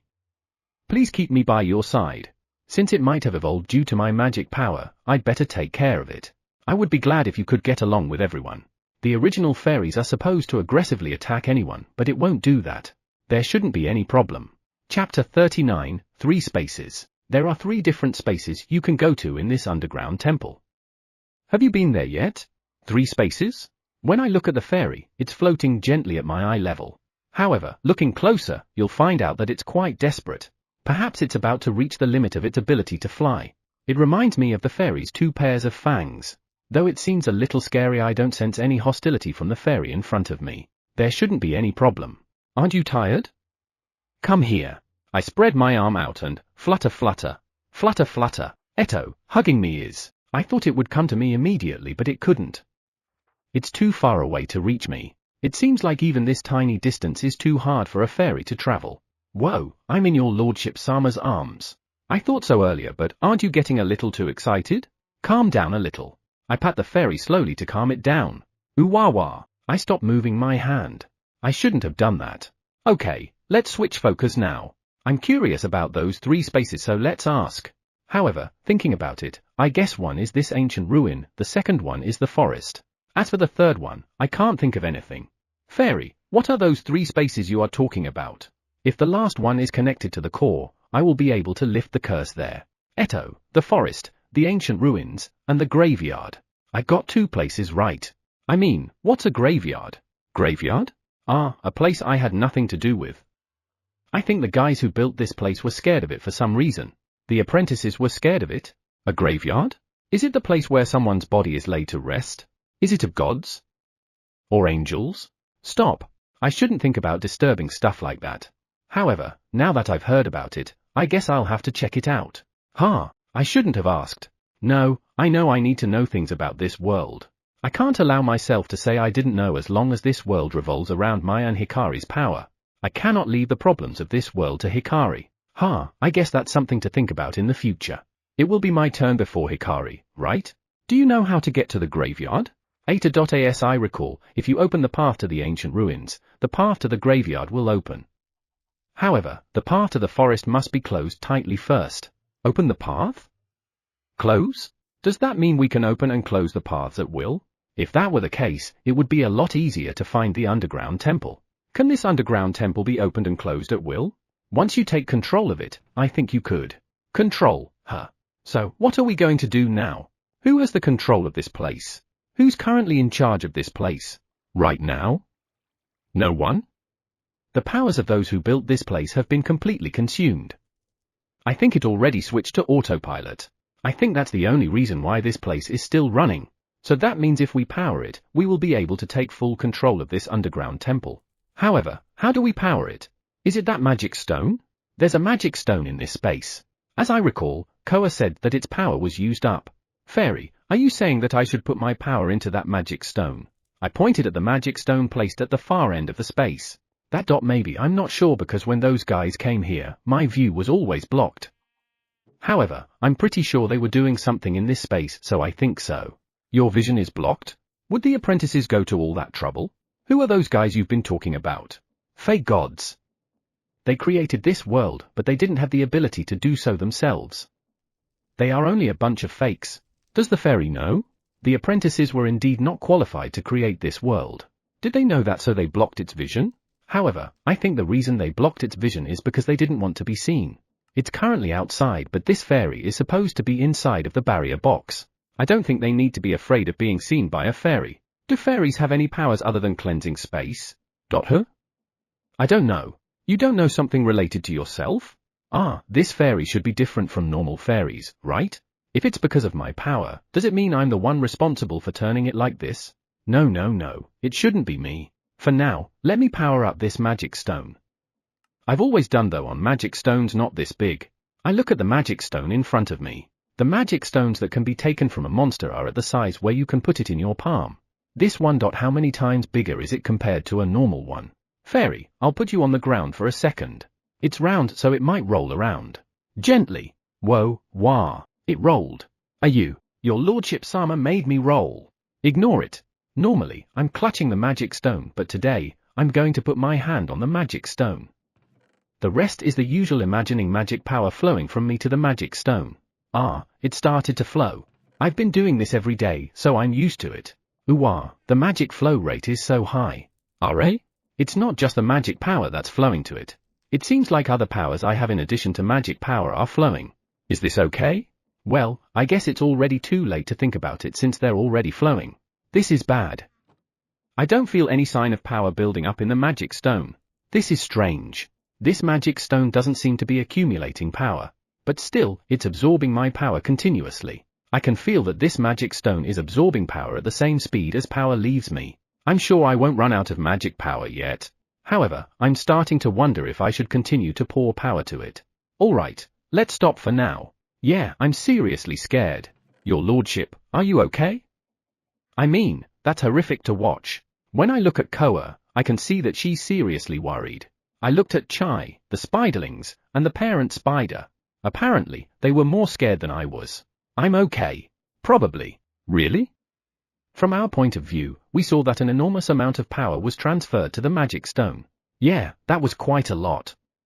I even freaked out halfway. I put my hand on my chest and checked the power inside my body. I found that I still have enough power. In other words, I could still pour magic power to it a little longer.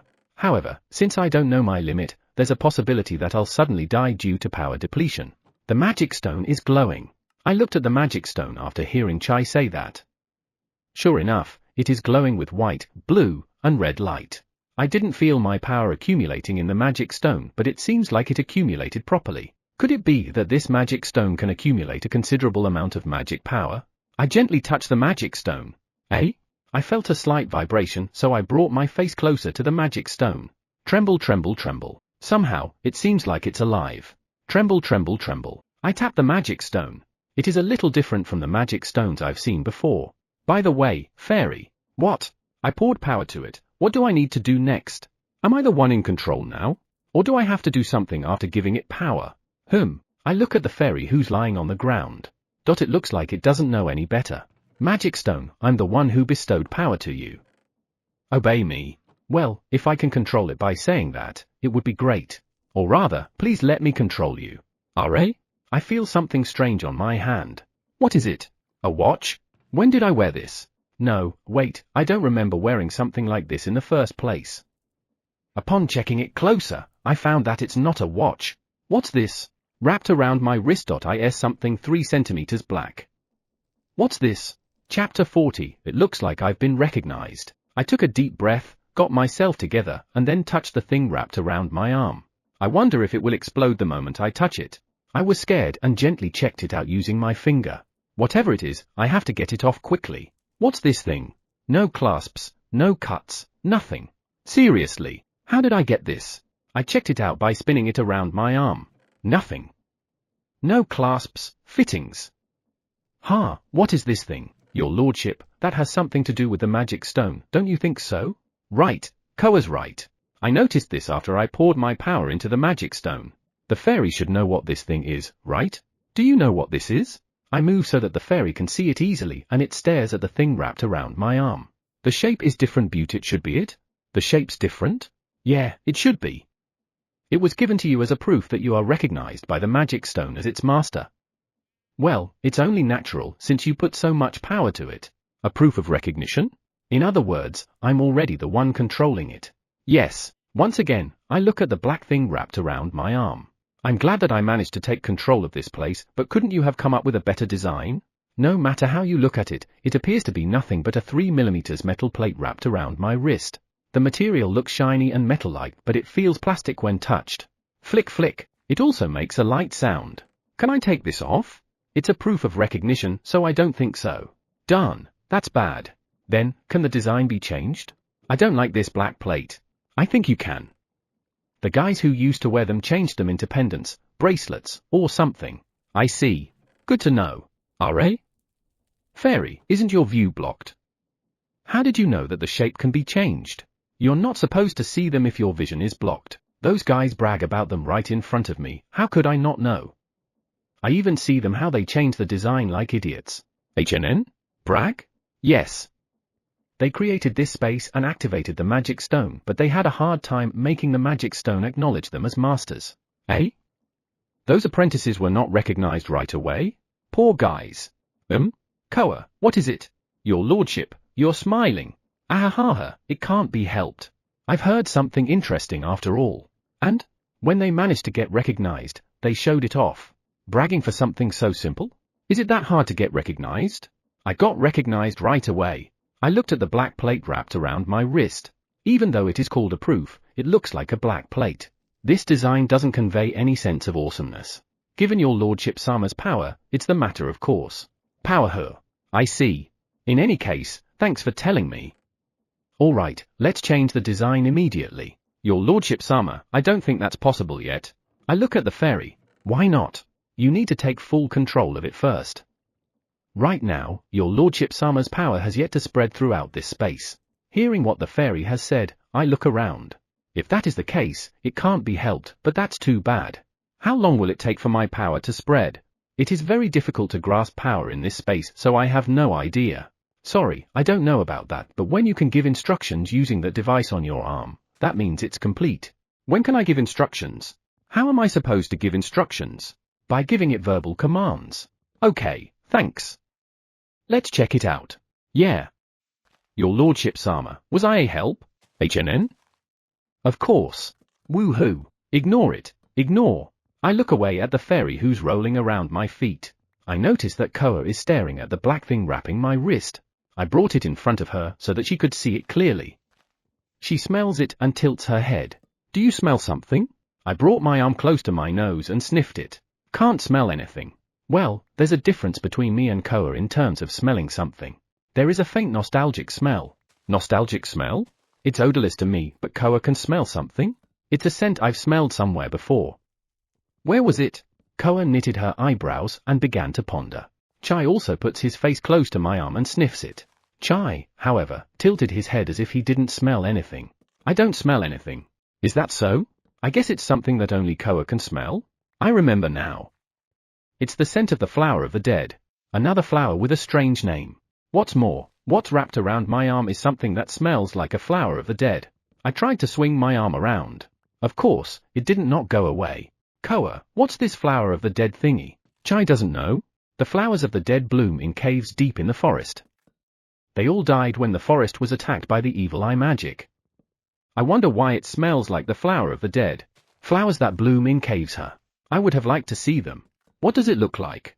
It has red thin petals and surrounds a white stone at the center. The leaves will all disappear once the flower blooms, but when the flower is done blooming, white leaves will appear again. It's beautiful. And most of all, it smells good. I put my nose close to my arm again and smell it. I still can't smell anything. If they're all dead, I guess we'll never see one again. I think so too, but why does it smell like that? Perhaps there are flowers of the dead somewhere in the underground temple. In this space? Ah, before that. Why is it called flower of the dead? Beautiful flower that smells good. I don't think the word dead is appropriate, because the scent will lure you into the cave. You'll be charmed by the flowers, and before you know it, you are already turned into their nourishment. The name flower of the dead suits it well. You shouldn't go near it if you don't want to be its nourishment. Koa knows the details. Have you seen it before? You're here so it doesn't look like you were charmed by it. I've seen it. I saw the flower and got charmed, but I'm still okay. I don't think anyone that was charmed can be called okay. Though Chai, Ari, and the others had better be careful. Does that mean that they would fall to its charm? Chai, be careful. I will. All right. However, why would a dangerous flower like that be in this underground temple? Fairy, what? Don't roll over so happily. Is there any place in this underground temple where there are flowers? There were trees around this temple, but no flowers. There are flowers here. The third underground level is a flower garden. Third underground level? This is the first basement floor because it's just down the stairs from the ground level. How many floors does this underground temple has? One above ground, for underground. There are for underground levels. Do we have to find the stairs in that irritating passageway? How do we get down from this floor? There's a staircase in the corner of this space. Good. In the corner? I look in the direction the fairy is looking. There's no stairs leading below. All I could see was the wall and floor. Hidden staircase?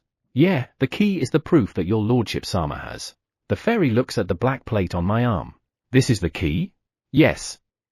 I think it works as a key. Understood. I went to the corner of the space like the fairy told me. What do I do now? How do I use this thing? Your lordship Sama, put your proof close to the wall. I follow the fairy's instructions and bring the black plate close to the wall next to me. Bang! BZZZZZ. It worked. It seems like the key function worked properly, and after the sound from the wall stopped, a part of the floor disappeared, revealing a staircase. The second underground level is empty, the third underground level is a flower garden, and the fourth was a strange space. I tilted my head. There's nothing in the second underground level. I have no idea what the apprentices were thinking. Let's go down for now. Is it okay for you, fairy, to leave this place? I would love to if you can come with us so I can ask you some questions. It's okay. Then, let's go. Ah, can you smell the flower of the dead from here? Koa, do you smell flowers? No, I don't. That means Chai can go with us.